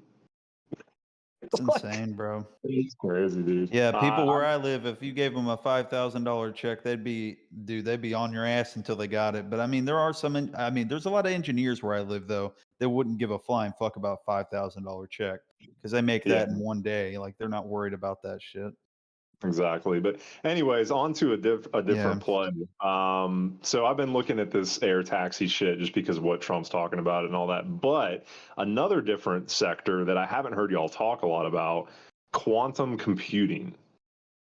So there's been like some really big advances in quantum computing recently, and Google, I think, came up with this computer that's like 158 million times more powerful than the most powerful supercomputer. And this quantum computing technology isn't like a 5%, 10, 15%, whatever increase over our current, shit. I like to build gaming PCs, so I'm up to date on all that shit. But so this quantum computing thing could be a fucking game changer for the entire world. I mean, computers that can literally like figure out cures for cancer and shit like that. I don't believe all the hype necessarily, but if they really can make computers that have 158 million times the computing power of a supercomputer, that's pretty cool business. So there's a couple stocks that are directly into that field. The one that I like the most is IonQ, because they actually do the custom hardware, custom software, custom, like they're kind of like a Tesla in that they make every piece of the pie themselves. And the calls are pretty cheap. And there's also an ETF that just tracks quantum computing and AI, because it kind of ties into AI learning. And so I know that AI was like a real BuzzFeed word recently. It's only a matter of time before quantum my nutsack becomes a buzzword as well. Yeah, I mean, I'm studying a lot of stuff computer wise, and like behind the whole thing, like when they're making these computers more powerful, that doesn't mean they're compact or easy to make or easily reproducible. So, I mean, if one computer could do all that, though, that'll be a amazing feat. But I think there's still a lot, from what I've heard from people who work on these things, is like there's a lot of things that they still don't know yet that they're still working on that are going to require years of, years or months or whatever of just research and data. But I mean, we're very close to the tip of the future, though. Well, We're very. with respect to your enlightenment there, we are actually past that. I'll go on the record and say that. And I will also say that Siemens has been working with Google for their prevention for cancer. The whole machine learning, cancer detection, label, what have you. They've been doing that for a minute, right? That's when you guys were simping over ChatGPT and just suck on the tit of that. And I was just like, what about Google? And you guys were like, fuck Google. And I was like, no, Google has DeepMind, and you guys were like, we don't care. ChatGPT, let's talk. And Well, hold on DeepMind, now. Don't lob me in with these motherfuckers, because I bought Google. I like calls. Google as well. I like Google and Amazon. I'm bullish on both of them. No, hear me out. Yeah. Hear me out. His DeepMind general consensus is right. Sorry, go ahead, Ayat. I was just gonna say DeepMind's been around for a while. Okay, it was before OpenAI. Okay, and these are facts. These are not like speculative comments here. And so I would invite you, if I may, to look up DeepMind and just see like what they've been tackling. They've been tackling the real world problems, not the conversational pieces that OpenAI, respectively to ChatGPT, offers within some respects. And we can also argue at the end of the day that quantum computing, as mentioned in the comments, is very expensive, right? And it is not an all say all for your household consumer. It is very enterprise. It is very like, for the hospitals for serious shit, right? That needs quick answers. But obviously with everything that's big, like the telephone that once was, it gets smaller, right? And so it will just take a moment, but you have to realize, you have to think of it like an API, right? You have to build different APIs, and if one of the APIs is broken, you just replace it with the back API that you programmed before, right?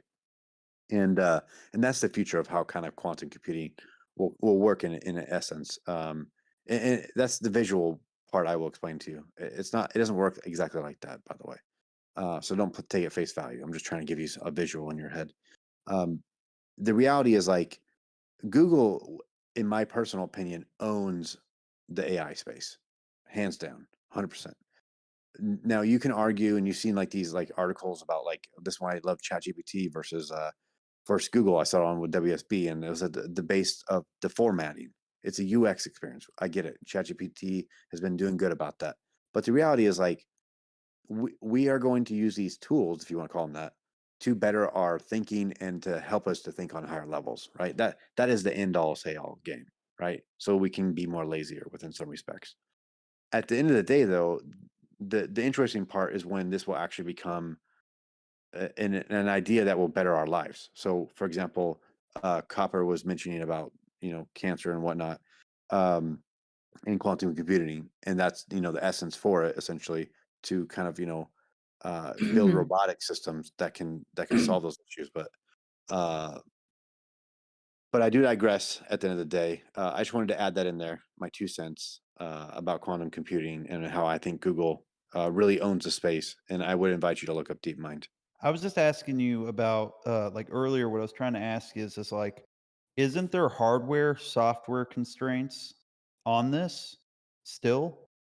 Because that is a big thing. Like you could literally just go on Google and search this. Yeah, I mean, And like quantum, you're not going to be able to, I don't think for a while you're going to have like a quantum computer in your house. I'm not saying that this is something that like oh yeah, everybody's going to go, yeah, that was obvious. nobody's going to go buy it like an iPhone, right? But you could pay per use. A lot of the car manufacturers do this shit with their scan tools and whatever. Like they'll charge you per use of their device and it's remoted to you through the internet, whatever, blah, blah, blah. But anyways, regardless of all that, actual play, actual money, IonQ that I got some calls on, they have achieved 50% growth year over year, and they're reporting their earnings on March 30th. So this is actually sort of an earnings play. At their peak, they were around $25 a share. They're sitting at like $4.96 right now, almost $1 billion market cap. So it's almost acceptable to talk about on Wall Street Bets. But I don't know. I just like I looked at all the different quantum computing companies that are smaller, that are not IBM, Google, et cetera, that have a lot of growth potential. And this is the only one I saw that I actually like. What was that ticker one more time? IonQ. So IONQ. Yeah, thank you for that. By the way, I'm going to look more into I also this. found the ETF for the quantum ETF that you were talking about, and it's QTUM. Yeah, I've noticed a lot of the quantum computing tickers have something to do with qubits. I guess because that's how they measure the data capabilities in qubits. So yeah, thank you. That is the ETF, and it's not just quantum. It also has AI and stuff. But I like regarded plays, so I go all in on one company, just getting obscene amounts of calls like the ones that I have on EVTL and Archer. Another interesting thing about the air taxi deal, United Airlines announced that I think they actually already have a route running with Archer electric air taxis, and they're adding a second route. I think to go between like O'Hare Airport and another airport, and it like cuts the travel time from jumping from one airport to the other. That's a relatively short distance, but the streets suck. Like the driving part of it sucks due to traffic and everything. It cuts it in like a quarter or some shit like that, and they're just running back and forth between the two big airports for people that have to like switch flights and shit like that. So, Copper, can I add in a monkey wrench there? What about the speculation that Elon had back in the day saying air taxis are not actually plausible due to the aerodynamics of, like, basically it would like create such like I'm not a scientist, so forgive me for the not understanding the weather part, but essentially it's something to do with like, I don't know what, I don't know how it would work, but the aerodynamics would not work essentially if we had too many air taxis. So it would be like capped essentially. You're talking about like the not enough space in the air for all the small flying vehicles. Is that what you're saying?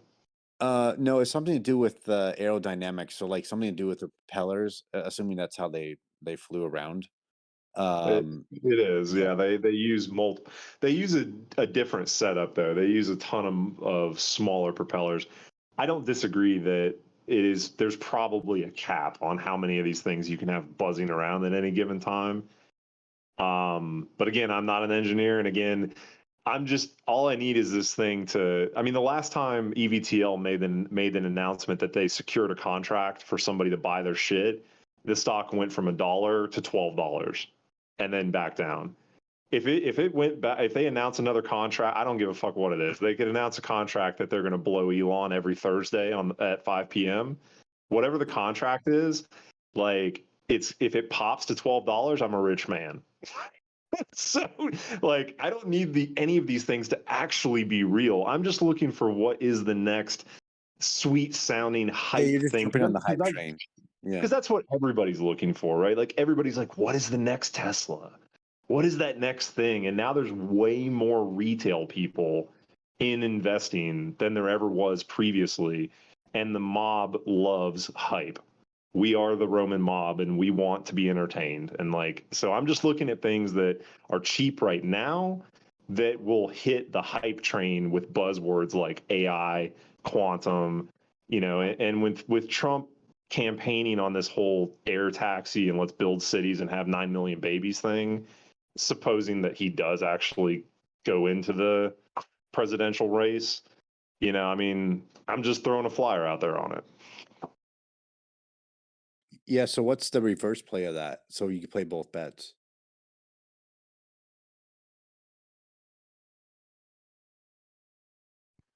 I think the reverse play is to just buy a bunch of real estate and sit back and count your money.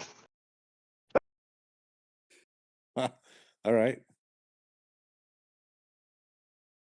Just because I know you love them, it would be buy Tesla, right? I mean, yeah, sure. Look, Tesla's probably going to go up forever and ever and ever until Elon gets hit by an asteroid. Which I do not, which I do not wish upon him. But I feel like the more satellites he puts into space, it's entirely possible that the space might fight back. Wow, Copper. So I guess you were going to put Jeff Bezos under there too, because he is, creating internet for everybody, high-speed internet.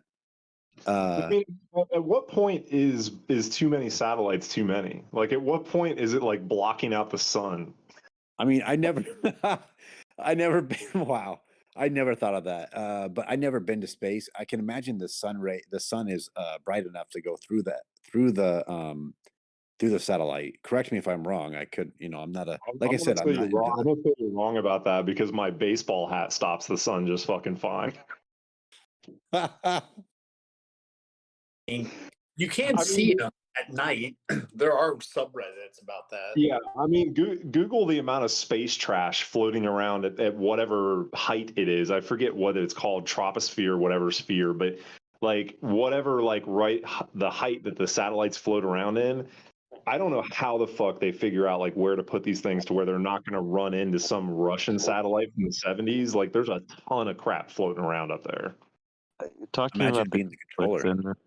Musk currently has 3,055 Starlink satellites up in orbit.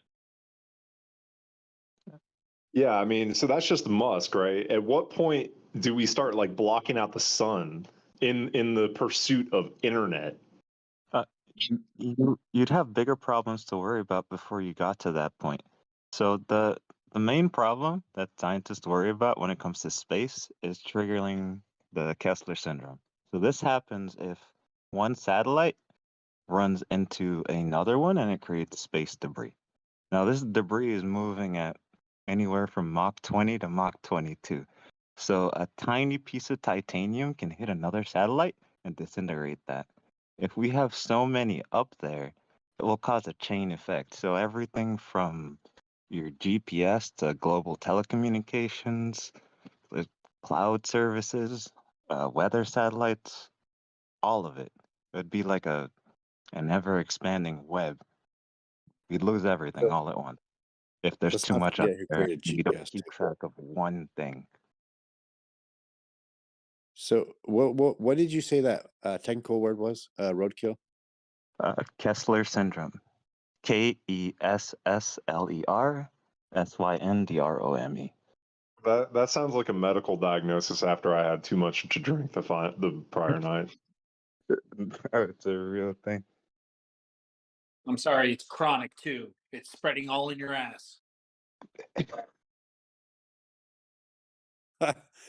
Yeah, so I guess those are the things we got to worry about. I'm super excited. Um, That's why there were a couple people fighting like Elon's space program because he was talking about launching, what was it, like 40,000 satellites or 10,000? I don't remember the exact number. so Elon, or not Elon Musk, but Jeff Bezos said he's going to use the Blue Origin to bring up more satellites to create like a internet high speed for everybody.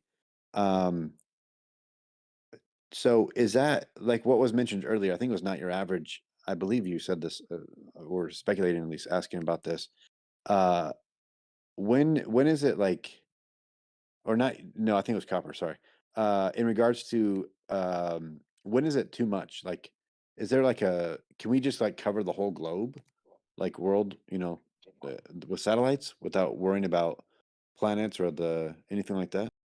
So in in theory, we can keep putting them up there forever. But if another country decides that, let's say, their satellite runs out of fuel and they no longer have thrusters to reposition it, and it ends up being on a collision path with something else that also can't move, that singular event can trigger it. Also, with things like China threatened to start shooting down US satellites. So if China decides, oh, our satellite is close to like three of these satellites, let's just blow this one up, and then you have a bunch of space debris. Yeah, and That this could is why we need quantum computing to figure out the path of all this debris and where to put shit.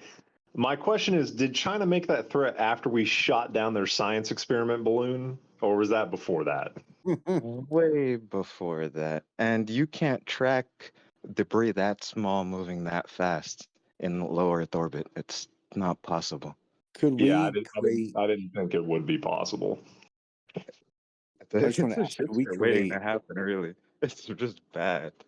Could we create nests though, like catchers essentially to catch all that debris? Like in the event that happens, like Not at isn't there that like speed. No. okay? It would We the Debris worst case fall back. scenario, we would be unable to go into space. So, I and if you I want to would, play this, sorry, Copper, I was yeah, going to say, if go you want ahead. to play this, you can buy Raytheon or you can buy some of the other defense companies because they're defense and aerospace. The creation of the Space Force by Trump was not just a joke. I mean, we've already been Yeah, kind of that doing that this was stuff. one of the things that helped create it to counter this potential problem happening in the future, because we've just Yeah. been tossing stuff up there and not really bringing anything down. Yeah, and look, my state would like to take full credit for shooting down the balloon. All the other states just let that fucking balloon fly right over unchallenged, but not my To fucking be state. fair, just to be fair, Copper, I just want to clarify for all the states. I'm defending all the other states. We were just trying to get the trajectory and signaling of where their data was being sent back to. So we were actually just collecting data to, understand the the enemy, if you want to call it that. And we were just looking for a good excuse to finally have a confirmed air-to-air kill with an F-22 Raptor. We spent like how many billions of dollars on these planes and they haven't flown one single combat mission. Their first combat mission was to shoot down a fucking balloon over the beach.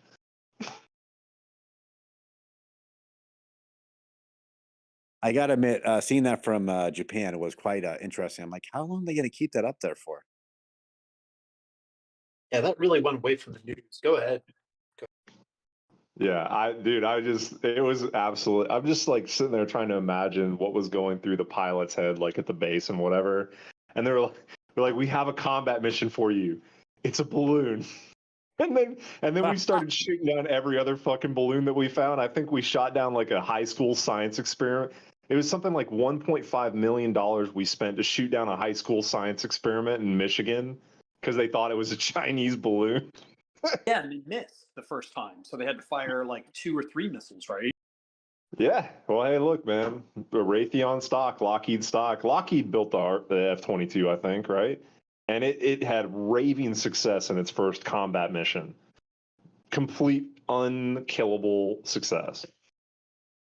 It's actually one I don't own, but I'm an NOC, RTX, and GD.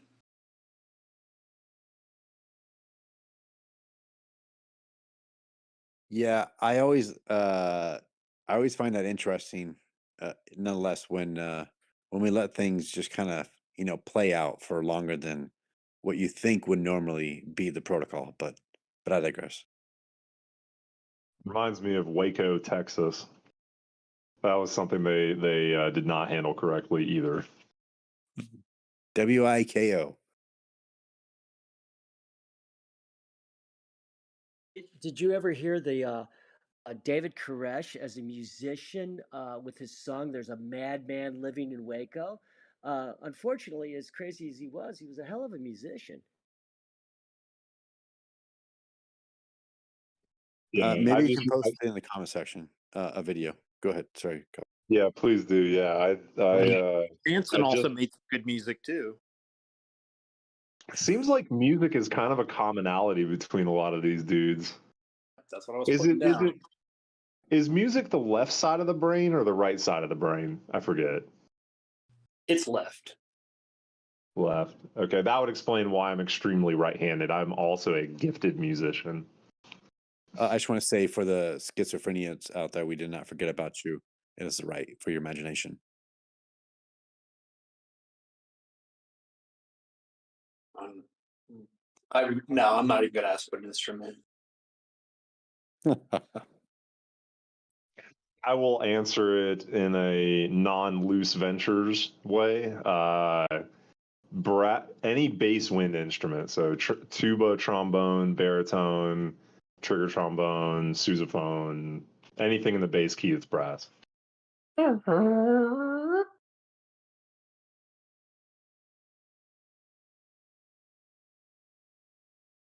This message has not been approved by Loose Ventures Enterprises. Speaking of that, has he been on today? I miss my pal. No, he has not been on. I know everyone is calling for him. Maybe we can summon him in.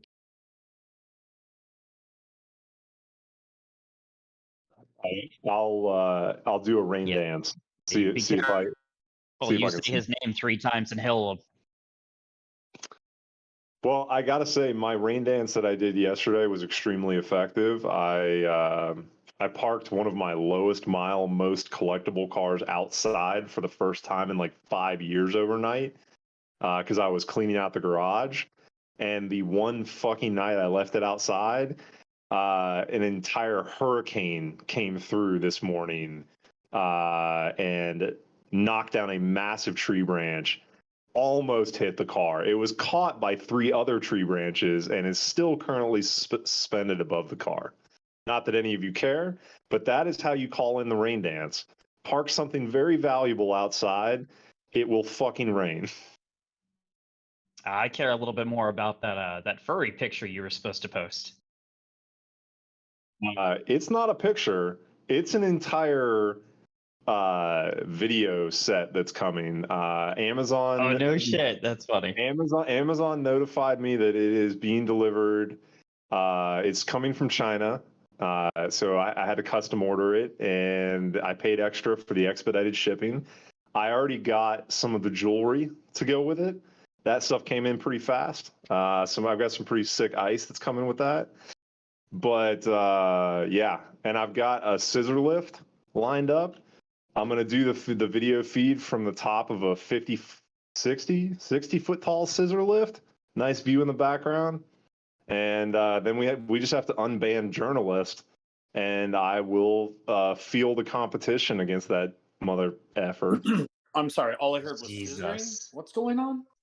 Something about scissoring journalists? I don't know. I'm going to scissor in a furry costume wearing much bling 60 feet in the air against journalists. I love you, Copper. You fucking stop it now! Get the fuck off me! A scissor journalist. Yeah, Well, I can't tell you exactly what animal the furry costume is, but I can confirm that it is 9 feet tall and orange. You Can told us I that. just can I be the one in the background just replaying Jesus. Benjamin Graham, since he thinks value investing is the number one thing? Yeah, I got to figure out a Bluetooth headset that'll like hook to my my laptop or my phone, because I can't actually like have a mic on inside a furry suit the way you wouldn't be able to hear me. So I'm still figuring out the logistics of it. But as soon as I verify that it works with some of my friends on Discord, I'll let Luce know and we can light this shit up. We could you could just add a like Alexa speaker and there's Bluetooth in that way. That would be my suggestion. I'm going to be on top of a 74 horsepower diesel scissor lift. It makes a lot of fucking noise. So I have to figure out a way to like contain the noise to just the inside of my furry suit. I will warn you though that if I fart, which I definitely will because I have some pretty epic farts, it's gonna He's gonna fall. He's gonna be like, "Oh Jesus!" If I hotbox myself, I might have to pause. This is why we don't have quantum computing, because smell-o-vision would. This is why we don't have a cure for cancer, because reasonably intelligent people like ourselves are more interested in doing shit like this.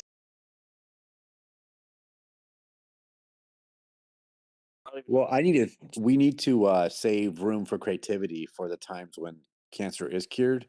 We need to have some entertainment. So I would argue that we are just creating the after effect for what is to be shown. I mean, I can already tell you pretty much what the cure for cancer is just stop eating the fucking food in America. Sorry, Dr. Debbie.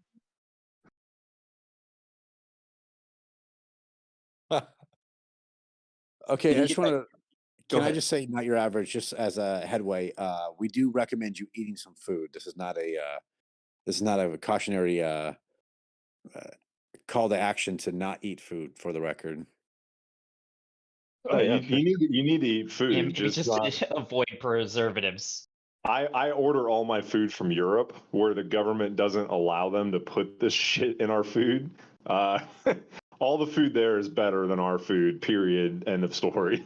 Yeah. Well, here you Go can ahead. just leave it on your kitchen counter and it'll be fine. It's like, is that food at that point? Well, they do put eggs in Europe. They do leave the eggs in the. Sorry, Miss Rolik. Go ahead. So I just wanted to say, if you're concerned about additives or shit in your food, you should use an app called the Yuka app, and you can scan any food that you want, and it tells you all the chemicals that are in it, and it's pretty brilliant. Can you spell that for me, please? So it's Yuka, as in YUKA. And it's I think one guy was asking what that air taxi ticker was. It's EVTL and Archer, ACHR. What's Archer? ACHR. Of course it is. But I'm not allowed to post either of those because if I do, Visual Mod gets fucking sassy with me, and me and Visual Mod are on the outs right now. We're taking a break. Okay, so what was that ticker one more time? EVTL and ACHR. So ACHR actually is already up and running with United Airlines, and they're starting a second route. So they're like the furthest along. EVTL, I think, is like a close second. And then there's EHang in China, which is just ticker EH. I don't know how they got EH. I figured somebody else would have had that by now, but they have EH. And then there's one in Germany that's like aerospace and defense. But the EH one and the German one, their planes just look fucking stupid. I wouldn't want to ride in either one of them. EVTL and ACHR, their planes actually look nice. Like I would actually like want to own one. They're pretty fucking sweet. So yeah, he just deleted my comment. Thanks, Visual Mod. Oh my god, yeah, the EHang one looks bad. It's like someone took a helicopter cockpit and taped it to the top of a giant drone. Yeah, I mean, look, if they install like the drone pleasuring devices that we talked about on the other call last week, on those, I could be down with it, but as an actual flying device, it looks pretty fucking horrible. There's also Joby, Joby. They're pretty far along, but I hate their fucking product. Blade Air Mobility, BLDE, they're already up and running using gas helicopters, and they basically, you pay them to go from like San Diego to LA or something like that, and they fly you at a reduced cost versus having a personal jet. It's kind of like the thing that Kobe died in, unfortunately. Rest in peace, Kobe. Comparable to how you like charter a plane, like with a group. Yeah, Over it's like being able to charter a private jet for regular people. Like, I mean, that's like a status thing, right? Like, if you have a private jet on retainer, you've like made it in life, right? Like, you've got a ton of money, like you're important. To some degree. I mean, it's expensive, right? I mean, Well, it's a private jets. spaceship. If it's But, just you, yes, but there are apps that you can It is at 126 pretty much- they break it down to. Is what it comes down to. I do this. I do this with boats. I purchased it with 6 people for 2 catamarans that we lease out through a service. But you can do the same thing with planes. NetJets does it as well. But yeah, Yeah. the cost it sucks if it's not a double engine. Yeah, I think the idea. I You're think in the the idea of catamaran. You're in the catamaran charter business. what business is he not in? Let's be clear. Well, that's fascinating. The catamaran charter business. If you're in that, if that's what I heard you say, right? Are you in the Bahamas? Where are your cats? Yes, your that's groups? actually where I got injured. Was in right actually outside of James the Lesser at Joost van Dyke, the little Dutch island. So we go out of Dominica is where our flag is. But I also have a company out of Nevis and then Panama.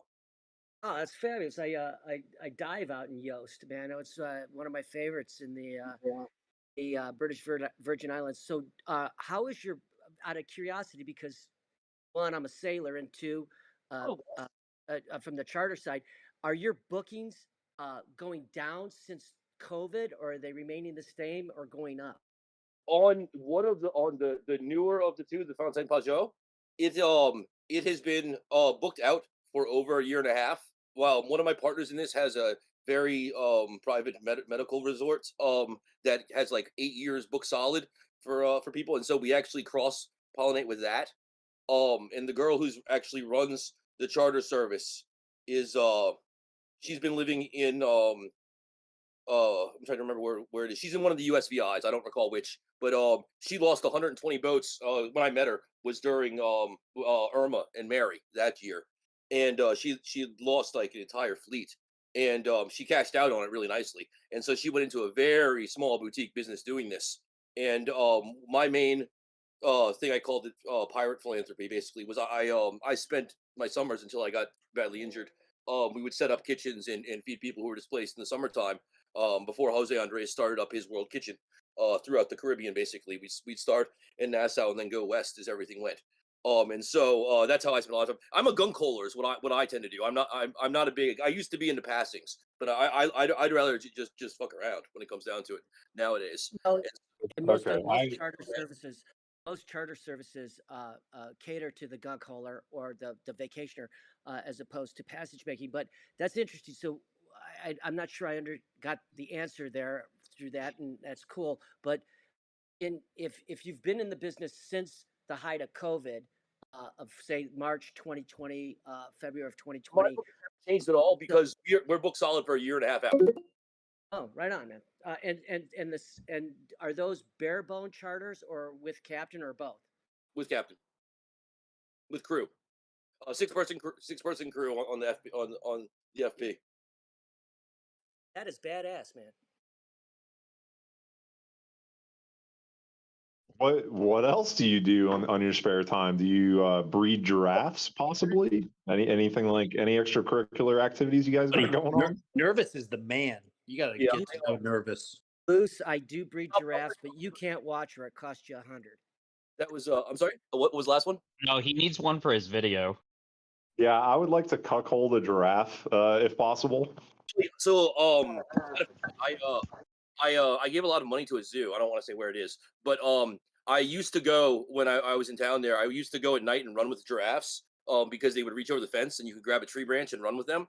And so for years I've got a place you can go play with giraffes, but you got to run with the cop show up.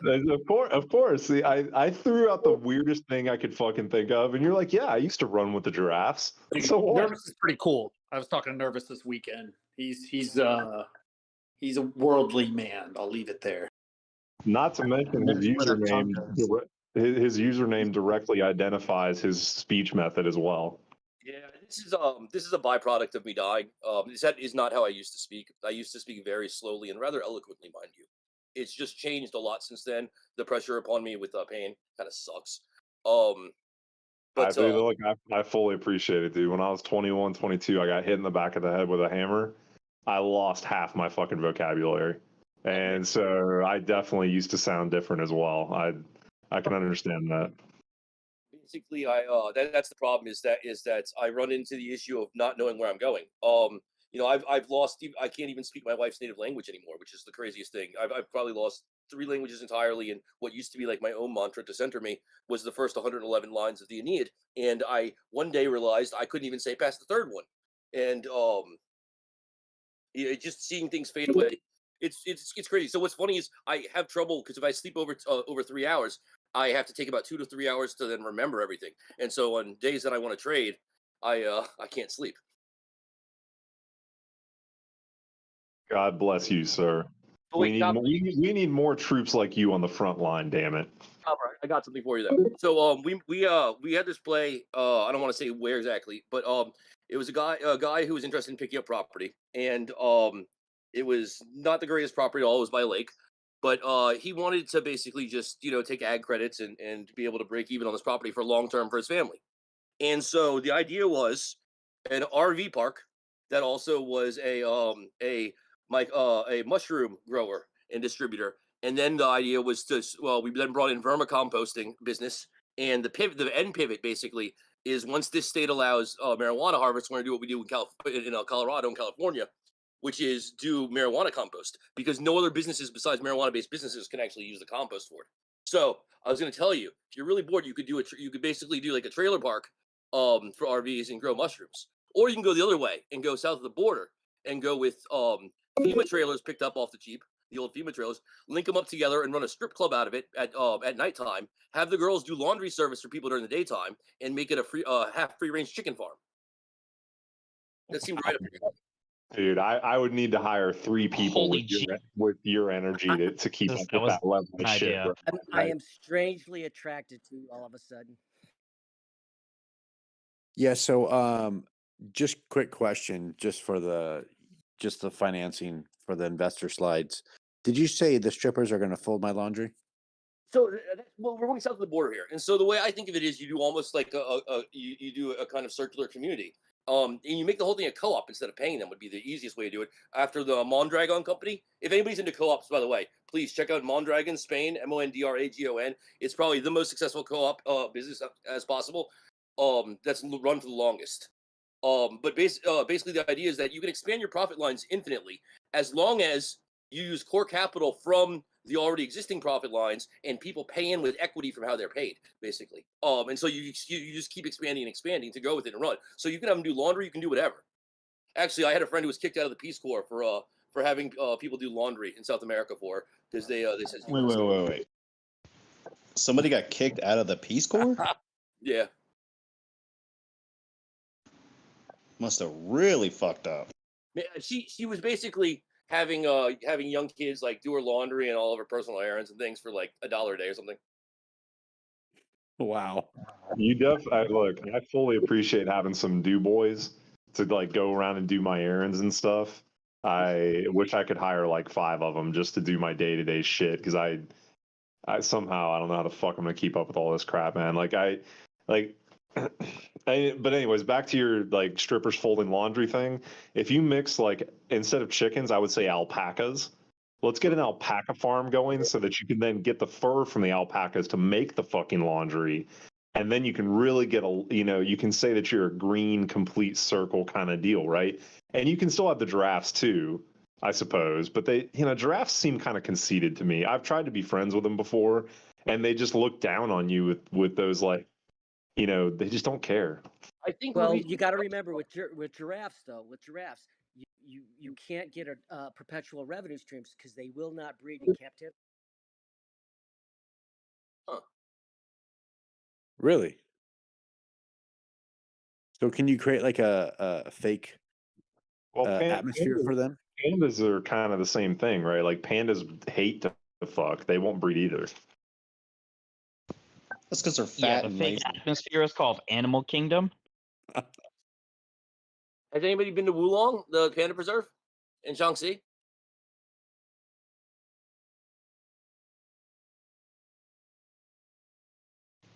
That's a big no. Oh man, check No, it. we haven't. Look up Wulong Panda Preserve. It's about like 120K to go. You get like your own private time with like 20 little pandas. 20 pandas, that's a lot of dirtiness. I mean, I don't know if you've been next to a panda, but they look cute in the pictures, but I'll tell you, they're not. And they're Yeah. mean. I'm a little more interested in the island in Japan that you can go volunteer to help sea turtles. I think that would be really cool. Yeah, that's cool. There's also one with we actually have a cat island over here. Have you guys heard of that? I don't know if you have, but their feet. Yes, I have abroad in Japan. Yeah, so in Japan they have a cat island, as you guys might know, and the tourists are coming with too much food. And it's not healthy for the cats. But yeah, I digress. I used to live in not in Chengdu, in Shanghai. We used to take trips to Chengdu just to see the pandas, and that was also crazy experience seeing them like that. And did you guys get to feed them bamboo, or like what'd you guys do? We really just watched them. They're really protective over them. There's other animals that you can feed. They got tigers. One time I saw a tiger in a mall. It was completely sedated in the middle of the mall in a tiny cage, probably the size of a twin-size bed. Yeah, I've seen like this shit on TV where like in India and stuff, tigers will just like sneak in and like steal your fucking dog. that's not my kind of place. All right, I gotta tie this all together now, really quickly with a theory. So you all probably know the grammar panda jokes, right? I'm assuming everybody knows these. Do any of you all know the panda and the prostitute joke? Lay it on us. Yeah, I don't know. Obviously, So after he finishes laying it on her, basically the panda's in the hotel room, and she turns to him and says, "Where's my money?" And she takes out a dictionary, like because she thinks he doesn't understand, and points to it and says, "I'm a prostitute, has sex, and is paid money for it, and is compensated with money." He just laughs. He says, "I'm a fucking panda," and he pulls the dictionary from her and shows her, and it says, "Eats, shoots, and leaves." wow, That's a good one. It's a good one. I knew there was a reason I came on here today, and I think that was good. So can I teach you guys a really quick life tip just in case that ever happens to you and you're not a panda? You go, well, this is funny. I do the same thing. Let's just do it pro bono, and then you walk out. Oh, I do the other thing. Team pull and pray. No, I literally say, wait a minute. I thought I was actually letting you know whether or not you were one or not, and then I walk away. That's before I get beat up by the guy outside. But yeah, I digress.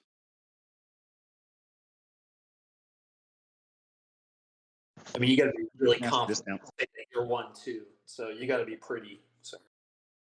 Yeah, exactly. Obviously, jokes aside, keeping it market related. Very interesting insights we've learned about animals and stuff. It's been a minute since I've been on here.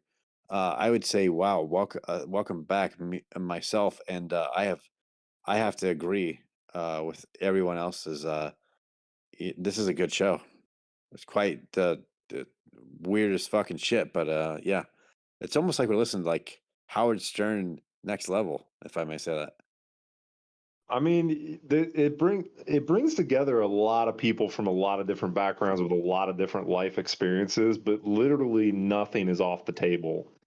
Like I fully agree that like 8:30 a.m. to maybe like 10:30, 11 should be like strictly market plays, like what's the play for the day, what's going on in the market and everything like that. But I usually join in towards the end of the day because I like the more riff sort of conversations, just making friends, just talking to other people and just listening to their fucking life stories. I love talking to old people, like 80, 90-year-old people, just to hear the shit they've seen.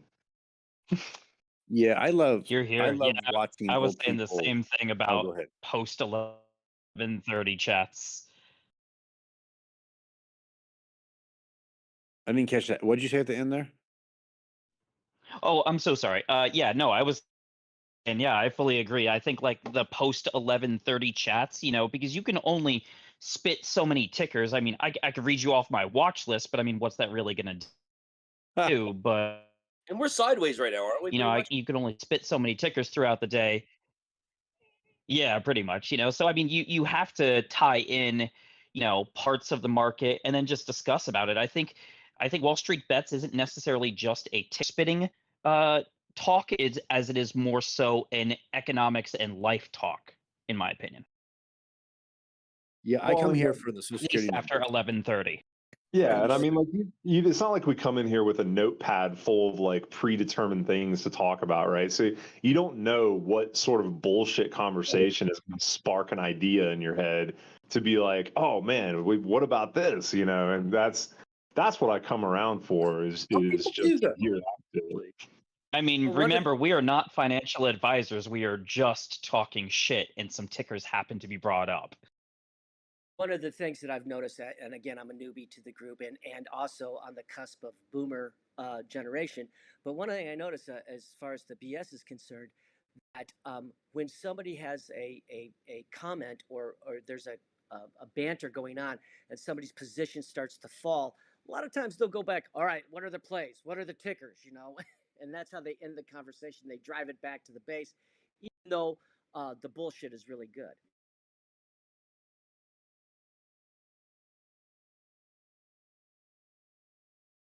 Yeah, I'd say different strokes for different folks, as I like to say, and also, it's good life stories as you've mentioned, Copper, and we learn about prejudging a book by its cover. I remember when Nervous Structure first came on.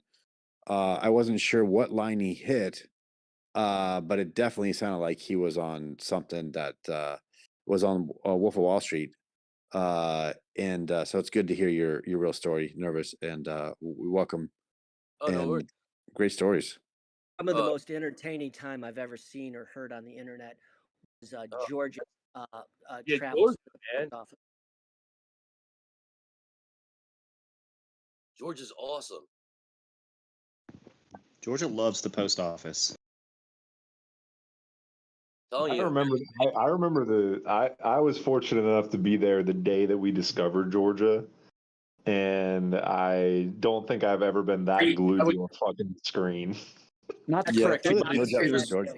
it was There that rediscovered. day. He was around a couple months ago, actually. He was, and I'm not sure why he took a sabbatical, but It was yeah, the sink. It was the sink thing that brought him to everyone's attention. correct. I do have a question, if I can ask. What's up with this pissing in a sink thing? Like, I wasn't there for that, unfortunately. That's Georgia. Copper, go ahead, Copper. Look, dude, if pissing in the sink, if I knew that pissing in the sink was going to bring y'all to my side, I would have told you I've been doing that my whole fucking life. Look, here's the thing. Like, when you're 6'6", the toilet is really fucking far down. And if you piss in the toilet, you have to fucking clean it. Like, if you piss in the sink, it's right there level headed with you. So there's no mess. And all the pipes go to the same fucking place. You clean your bathroom. Who fucking cares? Like, bachelor pad wise, yeah, I piss in the fucking sink. Sue me. I'm just gonna watch. Gentlemen, Go ahead. do you all have any interest in hearing an anti-due diligence or a due diligence that is negative on several companies or in a sector that are coming up that might need to be watched Sure. for. Is it negative about Tesla? If so, I'm Yeah, all in. yeah, I'll hear anything. It's Here, It's here going to to be about that. Tesla. We're, it's we're actually very sensitive about Tesla. it's a very it's divisive, yes. But it's a very popular online thing. It's gaming, is what it is specifically. But it's a group of companies that are that have moved out of Russia over into Cyprus. And I had thought there was nothing shadier in the world than Cyprus shipping companies, but I found something much better. There was a kid who wrote a couple of us about doing a due diligence on it. And I think he did it. I think he submitted it. I think actually OIP, the HNIC, I think he's got it. Probably. I know Hardy does. But it's what I came across was the companies that are involved in the back end of this are companies that one of them I've dealt with before. LBV is they own about God 200 properties in Morocco. Is what they deal in, and the bank that banks behind them, EPRB, is just shady as hell. And so there's going to be this huge amount of companies coming up right now. It looks like that are tied into some of the shadiest characters from some of the shadiest places that are going on. That are all going to be coming onto the market. And apparently, a lot of kids, because of gaming, are really about them. And one or two of these look very legitimate. Um, from what I could see what he had sent me, and one was a SPAC actually, but yeah, there's the thing that's in it is the a dairy group, AIEDERI, which has basically been in immense international fraud cases with things, and they were actually trying to go public on the Casablanca exchange where I kind of dabble, and that's how I know their story. But they the main people behind this, and they're on the board of directors of three of the companies, are basically just the scam artists of the world. And where the money feeds to, I couldn't tell you, to be honest with that. I never followed that. But they had pitched a client of mine for investing in real estate long time ago. Is how I first ran into them. But just watch for these pump and dumps. I think is what they're going to be, or just cash grabs. They're going to be coming out of Cyprus really quickly, and they're all gaming and tech. One of them is VK. I don't know if anybody's really into Russian social media, but like the Facebook of Russia, basically. That is going to be big with it, and you'll notice where everybody's coming from and what they're doing, and they're very diverse companies. But where they're diverse from is the thing. It's places that all have questionable actors involved in it usually. I've got to find the ticker. I apologize. Yeah. And what was that one ticker you said about the real? I think something about real estate or something. LBV, La Bive, LBV. So they have like the majority of the shopping malls. Which, by the way, I mean shopping mall business. If you have centralized amenities, if your AC and all that's throwing a triple net, you're not going to be in business for a long time in small places.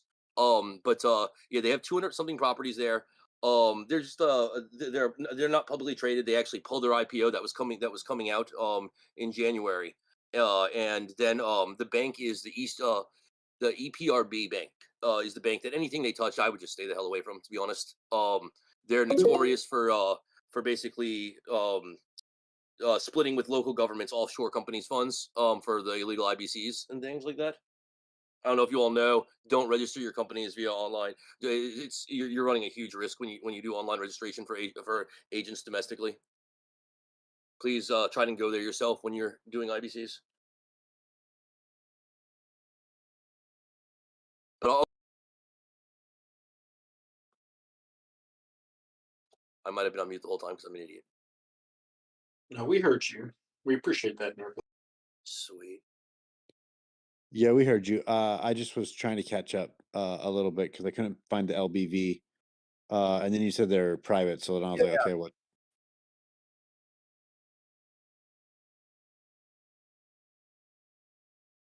Go ahead. Oh, that's true. Complex. Ponzi didn't make it, technically speaking. So did Ben Franklin. Yeah, that is correct. And I believe Ponzi was the first person that made a Ponzi scheme. And then JP Morgan, did I say that out loud? Sorry.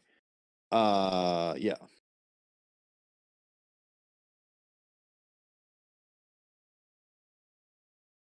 I thought it was Ellie at the Park Avenue Synagogue who was brokering everything for Bernie Madoff. That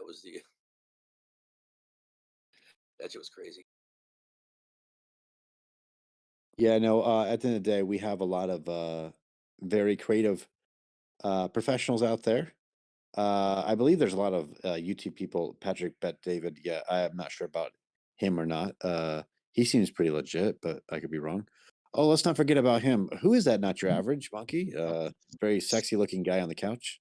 Mr. Sam Bankman-Fried, SBF. Let's Oh, he is fraud some free. people. That's for sure. He's not in jail. No, dude, the fact that they let him out and then he was VPNing people, potential actual witnesses in the case. Be cool, man. Be cool.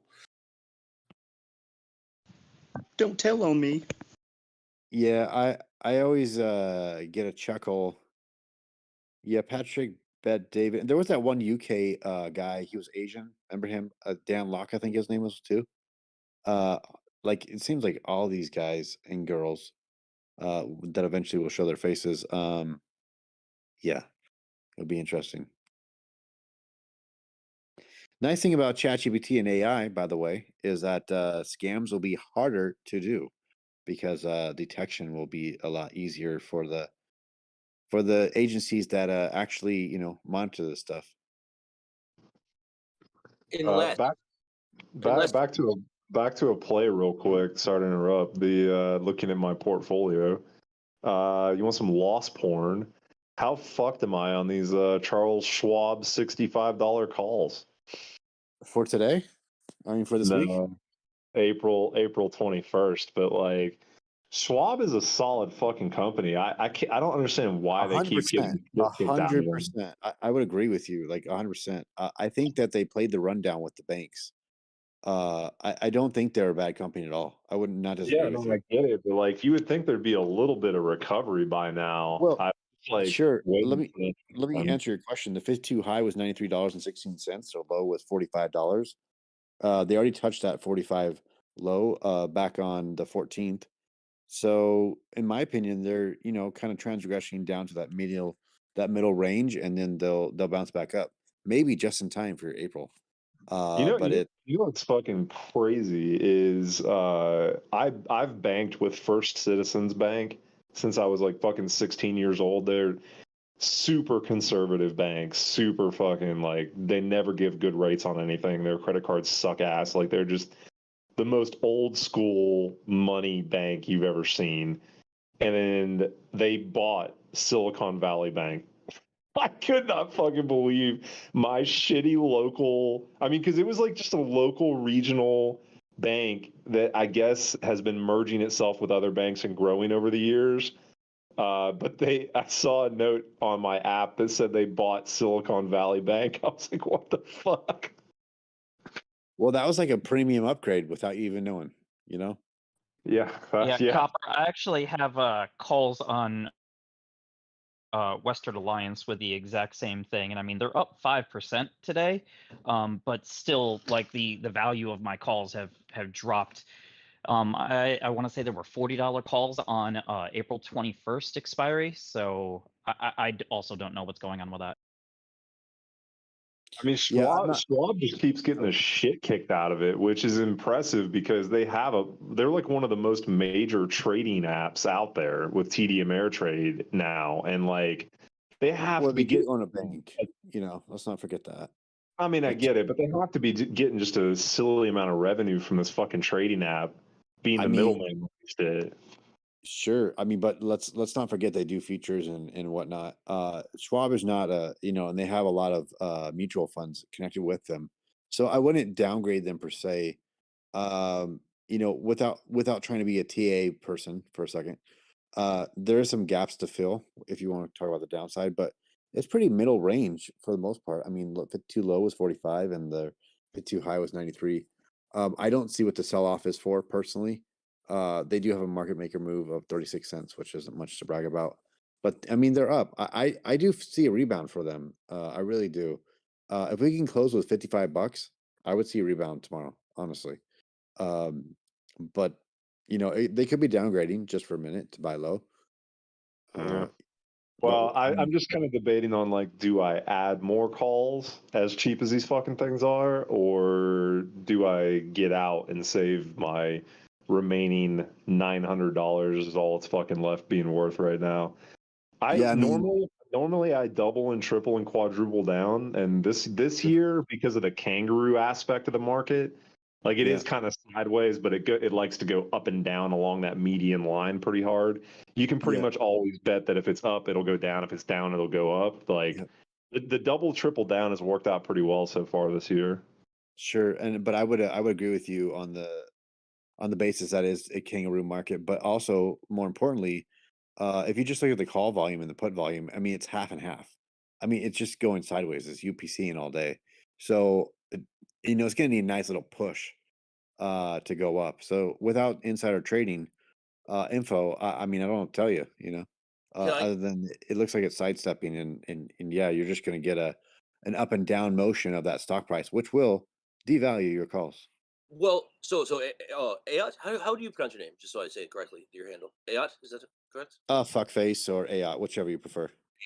Um, so if you're correct with that, and it's not really volatility, but it's a range bound movement, slowly sideways over time till it regains, then Hmm. in that case, you actually could, sell short on on the underlying. You could basically gamma scalp and delta Yeah, hedge. I mean, you're literally getting pennies on a dollar for that, and I would not recommend that by any means. No, At, no, at that point, you're really just you're how do I say it? You really are just you're chasing it at that point. With all due respect, if I just put it bluntly, no. um, yeah, I mean, go watch your favorite ticker. I'm pretty sure you guys have, where you literally watch the calls and puts. You bought calls, and your value of your calls going down, and then you're like, well, I'm gonna go on the put side and play the reverse play. uh, at the end of the day, you find that those puts are devaluing too because there's so much up and down movement, so much Oh no, volatility, right? We'll call it that. no, The no. intrinsic value is nothing, and then the intrinsic value is lost because of the fact that the facts that it just keeps getting pushed up and down and no recommended pattern by any means. It's so random that the intrinsic and the extrinsic is just selling off both ways. It So just does not make sense to watch your P&L what I go was down. saying was looking at the chain was to roll it to as far to almost to leap almost and then to Sure, play with if air. you believe in that dollar cost averaging bullshit, I mean, I'll be the first one to say I don't believe in that stuff. I really don't. I think dollar cost averaging is a poor man's way of saying, look, I'm going to save my ass and I'm going to try to pretend that I made the right move. I mean, the reality is just get out of your play and go on something new, or roll it. But that's really DCA within some respects. Well, what if you? I mean, what I was going to try and push him was to come up with another theory of where he thinks it's going to move and roll it to a higher or lower depending on that farther out. Well, And that's the issue. There is the theory. Like, why would you even play that with your money? Like, once it's out, get out. No, I I mean, this understand. is Wall Street bets. Let me digress. I was thinking more as a I like to play around with weird strategies. That's why. Yeah, I mean, look, I'm not going to downplay anyone's strategies.